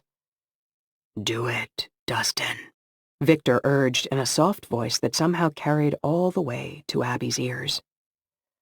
Dustin closed his eyes and the twin beams of light disappeared. For a moment, all was silent. Dozens of bolts of lightning crashed down simultaneously and struck the Barskull ships. Then a massive wave appeared, far larger than any Abby had ever seen. It was so large she didn't have a word for it as it raced toward the Barskull fleet. Abby heard gasps from the people on the beach behind her as the wave crested and fell on the ships. Another huge wave came just behind it. Then a third. Perhaps if she'd been closer, Abby would have seen debris from the ships, pieces of wood and sails floating in the water. But from where she stood, the ships were simply gone. The Barskull fleet had been destroyed. A cheer went up from the beach behind Abby. The stormcallers broke their linkage, and Dustin collapsed to his knees in the surf. Abby ran to him. "The power," he gasped. "I've never felt anything like it." "And I've never felt such accuracy," Victor added. "I think we both have something to teach the other." Abby once again surveyed the calm and empty sea where the Barskull fleet had been a few moments before. "Guys, I'm not sure how to tell you this, but I think we just won." Epilogue. The armload of logs was bigger than usual, but Raffin didn't mind. He didn't like to talk about it, but the truth was that he enjoyed bringing people fuel for their fires. He brought logs to the elderly and to the widows, and if there was still daylight, he brought them to random homes as a kind surprise. Carrying logs was honest work that allowed his mind to drift to other things, and these days there was plenty to think about. A group of children ran across the path in front of him, and he started to holler at them, but stopped himself. Just yesterday, these children had been forced to train with swords in the afternoon, but today the news had reached them that King Elias was dead. The leading citizens of Barskull were still trying to figure out who would take his place. Likely there would be a lot of fighting that would lead to someone practically indistinguishable from Elias taking the throne, but for now they were enjoying a temporary respite from the monarchy. He turned down the path and headed north of town. This particular armload of logs was destined for Petter. That grouchy bastard burned more logs than a family of 4, and he lived alone. Still, Raffin didn't mind. Walking down this path reminded him of Abby and her friends. This was where he'd first met them. In a life of cheerful tedium, that was a day worth remembering. Raffin didn't know if Abby and her friends had had anything to do with the death of the king and the suddenly reduced military presence in Barskull, but something had changed in Raffin since he met the girl. For the first time in his life, he was considering leaving the village. Even though he'd only met her briefly, he'd felt an instant attraction to her. He wished he'd said something about it, or even asked to go with her and her friends. Perhaps he'd see her again one day. But for now, he was content carrying his logs. Abby soared high above the beach of Vagar. She rode on a breeze Dustin had called for her. For the first time in a long while, all her cares were forgotten, and she felt free.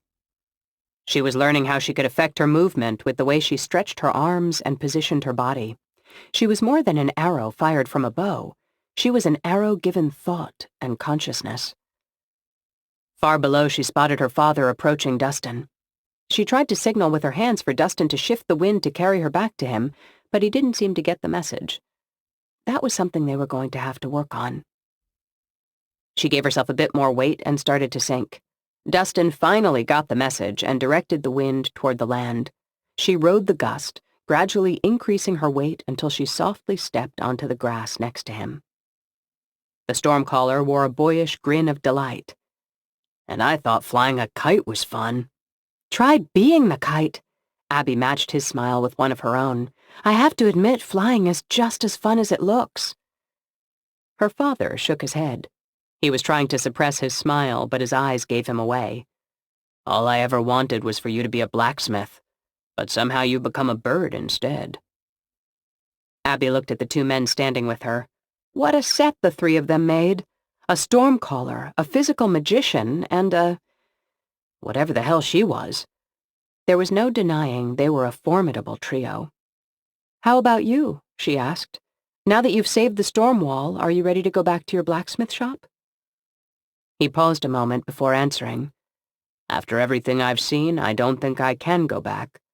I hid in that shop for so long." He pointed toward the sky. "You know, the first bit of magic you ever performed was changing the weight of my hammer. Maybe that's why this works for you so much better than other forms of magic." Abby tilted her head questioningly. "I remember that, but I didn't know it was my first bit of magic. I thought you were teaching me before that." Benjamin laughed. "I was trying, but you never had a lick of success before that day." His laughter faded, and she saw something serious in his eyes. "It's time, isn't it?" she asked. Benjamin nodded. "You sure you don't want me to come?" "I'm sure." "Well, no use putting it off," Dustin said. "Let's do it." With that, they headed toward the wagon that would drive them to Dahlia's execution. Liv hadn't wanted to make the execution a public spectacle, and the rest of them agreed. Fanar would be there. Dahlia had freely admitted to killing the Barskull king, and though he wasn't a fan of King Elias, he felt it his duty to volunteer to perform the execution. Victor had decided not to be present, but Abby, Dustin, Captain Roy, and Liv were in attendance, along with a few of Liv's closest advisors. Clemens and Olaf had both been invited since they'd been part of the crew that had captured her, but surprisingly, both had declined. When Abby arrived, Dahlia was seated on the ground next to the stump that would presumably serve as the platform for her execution. All she had to do was lay down her head. Dahlia looked perfectly calm, like a woman waiting for tea to be served. Fanar had traded his sea axe for a full-sized axe for the occasion, and he stood near Dahlia with the axe resting on his shoulder. Liv didn't waste time on ceremony or a list of the charges. Instead, she simply addressed Dahlia. "Anything you'd like to say before we proceed?" Yes. You're not going to kill me today. And here's why. She spoke in a confident voice that sounded like she was fully in charge at the prow of a storm ship rather than facing the business end of an axe. She turned and looked directly at Abby. "I believe you know a woman named Sid, formerly the first mate of the Foggy Day? She's a storm captain now, I believe." Abby narrowed her eyes. What was this woman playing at? Dahlia continued without waiting for a reply. "Sid keeps her head shaved. Do you know why?" Abby did, but she wasn't about to tell this group. That was Sid's business, so she just kept quiet. Dahlia was all too happy to answer her own question. "She shaves her head as a reminder of her brother who was lost at sea years ago. She's rather obsessed with the man. When I was on Thunderclap, she was constantly interrogating my crew as to her brother's whereabouts. It was a bit sad, especially when you consider that none of the crew knew what had happened to her brother. But I do."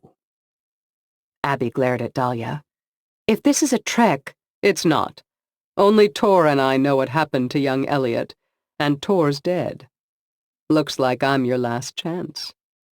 "Tell me," Abby growled. "No." Dahlia paused as if thinking. "But I will tell you this much. He's alive.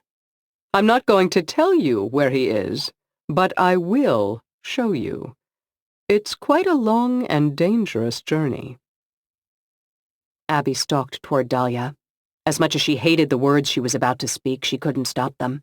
After everything Sid had done for her, she wasn't going to throw away her friend's chance to find her brother.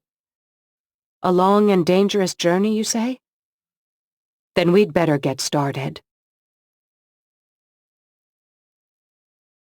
Author notes. P.T. Hylton. Written July 23, 2017. Thank you so much for reading Stormcallers. Writing in the Kurtherian Gambit universe is pretty much the best. I get to collaborate with Michael Anderle, the mad genius. I get to brainstorm about story and vision with C.M. Raymond and L.E. Barbant. I get support from the other awesome authors in the Age of Magic, Justin, Candy, Brandon, and Amy. But most importantly, I get to interact with the greatest readers on Earth. Or Earth, I-R-T-H. I guarantee Arcadia doesn't have any readers like you all. If you liked Stormcallers, you can pretty much blame it on L.E. Barbant. When I was in the early stages of writing Book 1, Storm Raiders, Lee started hitting me with a bunch of questions about the Barskull warriors. What was their culture like? Would we ever get to their homeland? Were there good Barskull? Would one of them one day join Abby's team?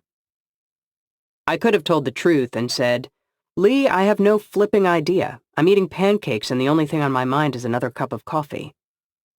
Instead, I said, don't worry, Lee. I have an awesome plan for all of that.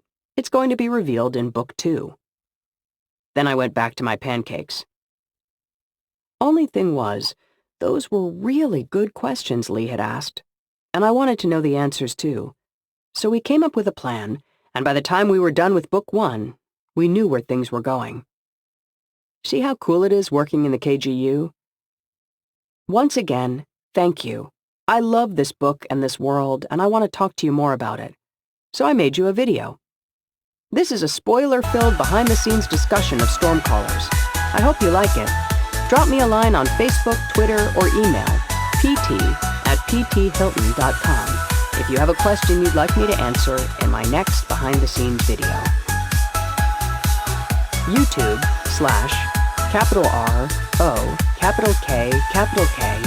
3YU601K. Best, PT. Author notes, Michael Anderle. Thank you for both reading this book and also reading all of the way to the end and reading my author notes as well. Even if PT freaking Hylton went and put a link to a video right before my author notes. Way to note block a friend, PT. That wasn't exactly what I wanted to write, but the other block isn't appropriate. But it would have been funny as hell, at least to me anyway. Smile. Right now, PT's first book, Storm Raiders, has sold over 1,600 copies, has over 1 million pages read, and is still a very low-ranking 5,604 in the whole Amazon store. The best-selling book in Amazon is ranked number 1, so only 5,603 ranks to go. All of these numbers and the kick-ass 72 reviews were accomplished in only 40 days. Pretty damned good. None of it is possible without you, the fans getting behind his book, and so from the bottom of my heart, thank you. I hope we are doing you proud.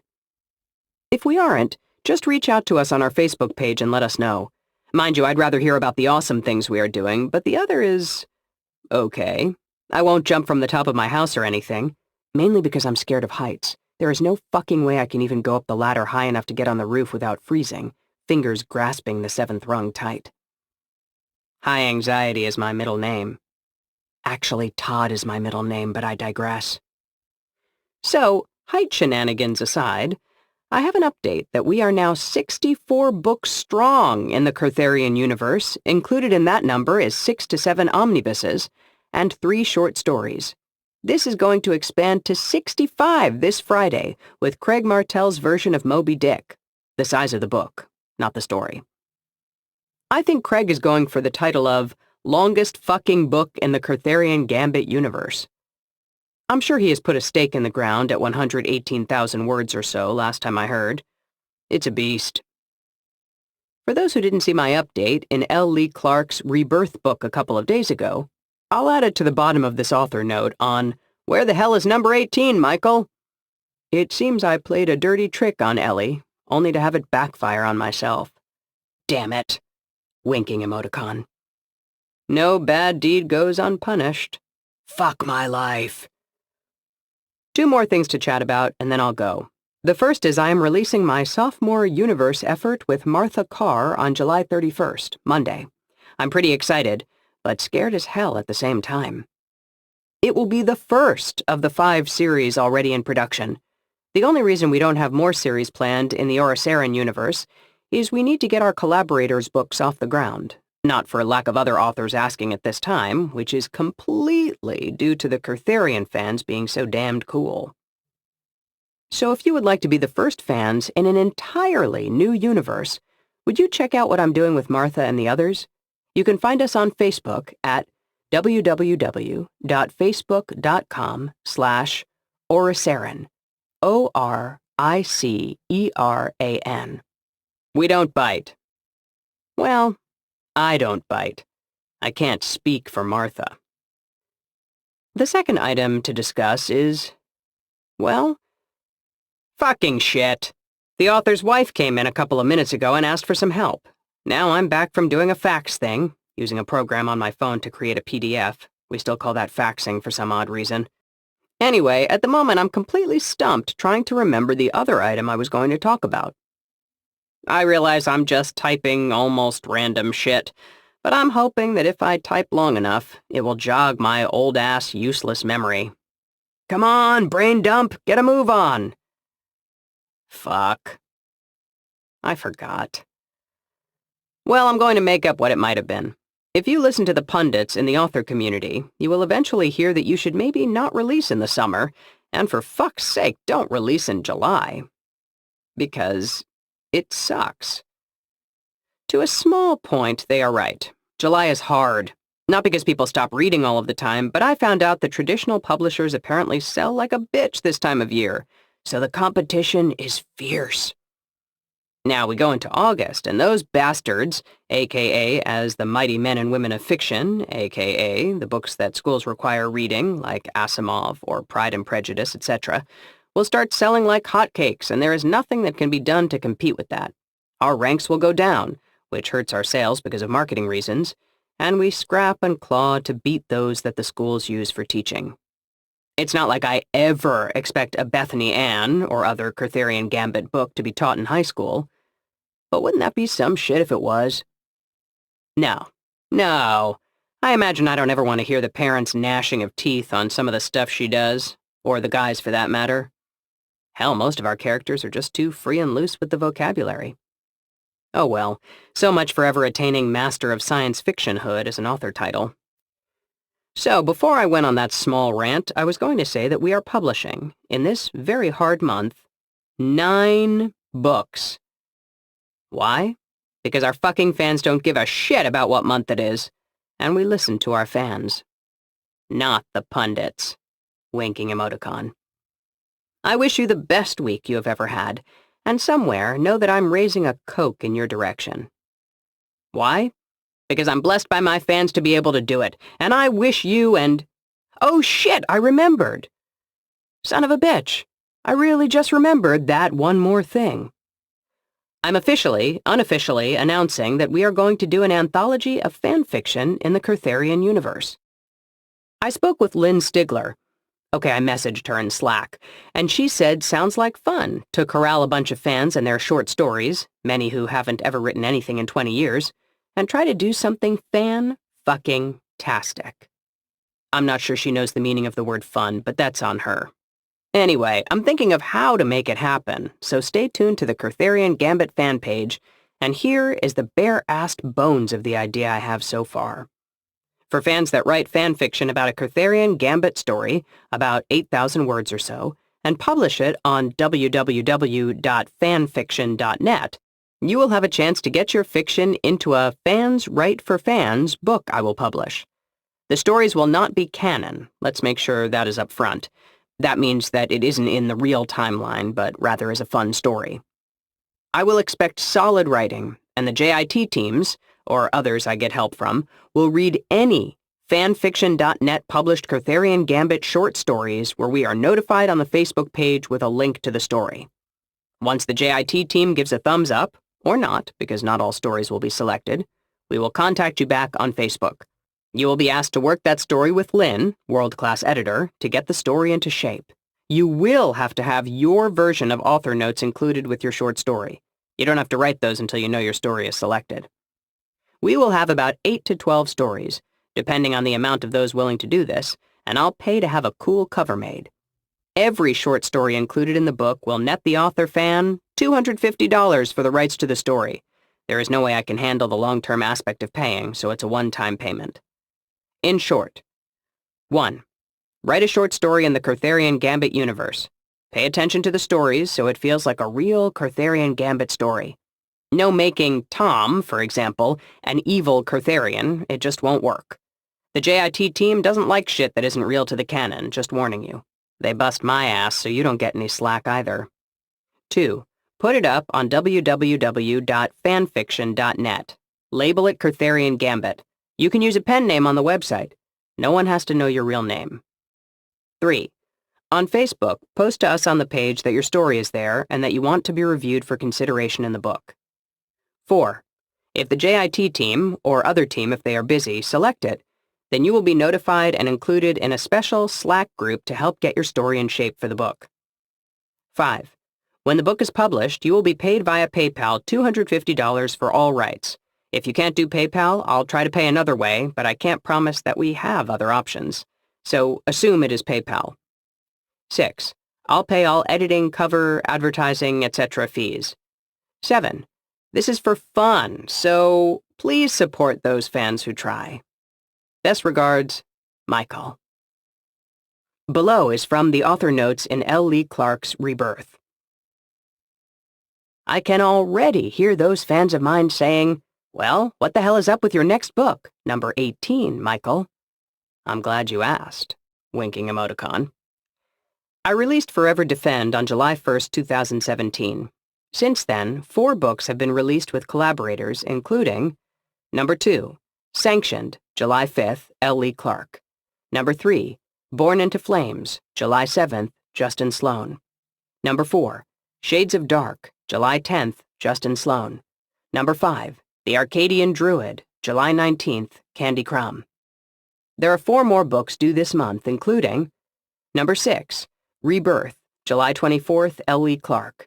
Number 7, Stormcallers, July 26th, P.T. Hylton. Woohoo, this one! Number 8, Nomad's Force, July 28th, Craig Martell.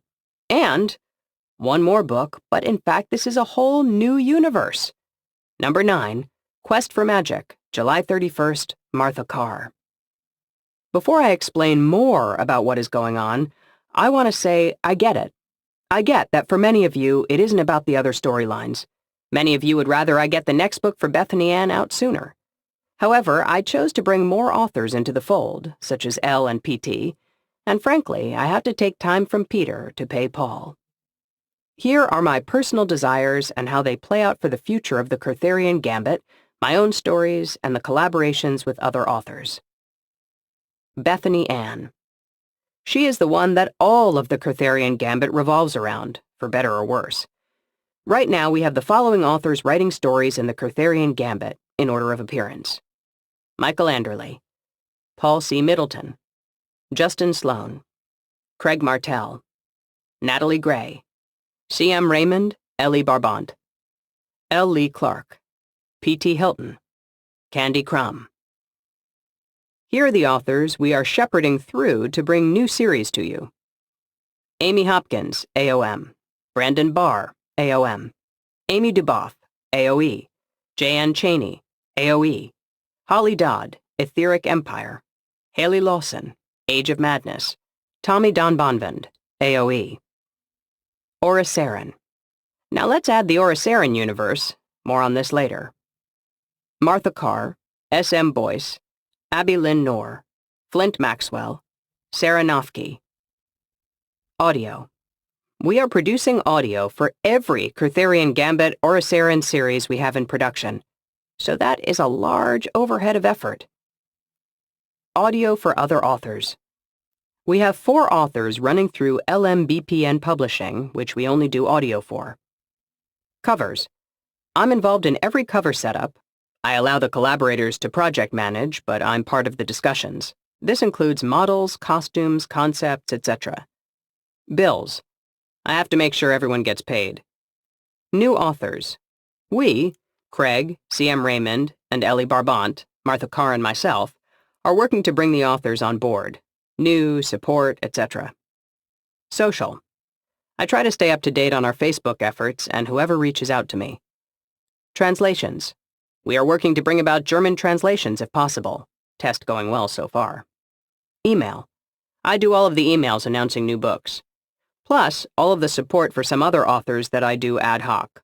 Now, I don't do all of this myself, as Stephen Campbell is a big part of doing a lot with this, and I haven't even started to say thank you to the JIT readers, other service providers we use for website, layout, art, editing, etc. we work with, communicate with, and everything else that goes on to make producing these stories and getting them out to your wonderful reading hands every month.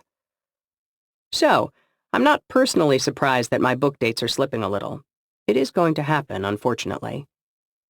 I just promise that I will complete Bethany Ann's story, 21 books, Michael's story, 4 books, either by the end of this year, 2017, or early 2018, barring something unforeseen. Then, I will plot out Bethany Ann's next series. This is Gabra Zachman. We hope you have enjoyed this unabridged production of Stormcallers by P.T. Hylton and Michael Anderle. Text copyright 2017 by P.T. Hylton and Michael Anderle. Production copyright 2017 by LMBPN Audio. Prologue. Poland, modern day. "These are the best in the world," Antony said, handing a file folder filled with documents to Martinius. "Although I'm still not sure why you want to look abroad. We have a perfectly good team available to us here in Gdansk." Martinius took the file folder in his age-spotted hand and pulled his chair up to his wooden desk. It was the same desk that had been used by his father and his grandfather before him. "It's very simple," he answered. "This is not just any job. We need the best there is, Polish or not." "I can't think how your supporters will feel about us choosing a foreign team," Antony speculated. "I don't have a problem with it. May the best company win and all. But we might hear grumblings in the village, if you know what I mean. We have only a few supporters left now, and most of them aren't even Polish. The world forgot about the Sibyllin long ago. Who we choose is none of their affair." Martinius took a pair of wire specs from his front pocket and perched them on the end of his nose. His eyes were still good for a man well into his 70s. Just a little help with the reading was all that was needed. "Thank you, Antony," he said by way of a dismissal. Antony nodded and left the room. Martinius began to flip slowly through the pages in the folder. A hot cup of Darjeeling tea sat at his right hand. The early morning sunlight dappled through the trees and fell across the pages, lighting them for his consumption. As he lifted his steaming teacup to his lips, he flipped over one of the loose pages to expose an article with a photograph underneath. His eyes widened in shock, and the cup halted halfway to his lips. His hand trembled, and he set the teacup down, missing the saucer and leaving a water ring on the antique wood. Martinius used both hands to pick up the page and hold it in a patch of undappled sunlight to ensure his eyes hadn't betrayed him. "It's not possible," he said, squinting at the photograph. "Is it?" Chapter 1. "Mom?" I spluttered around my toothpaste foam as I stood in our living room in my PJs with my toothbrush in hand. The morning news was on, and beside the anchor's heavily make-upped face was a photograph of movie star Rachel Montgomery partying on the deck of a yacht with her entourage. I was getting ready for the last day of the school year when I heard the words storm, yacht, and rescue come from the television. During the week, we always kept our small-screen TV tuned to the news in the mornings. Most of the time, I ignored it, but not when there was news like this. "When we return," the anchor was saying, "more details on Miss Montgomery's hair-raising rescue from our own Devil's Eye Cove." Then it cut to commercial. "What is it, Targa?" I heard Mom through the screen door as she replied from the driveway where she was loading up her work truck. It happened that the king's son gave a ball, to which he invited all persons of fashion. Our 2 young ladies were invited. for they were people of distinction in the country. They were much delighted and were absorbed in selecting the gowns and headdresses which would best become them. Here was fresh trial for Cinderella, for it was she who ironed her sister's linen and starched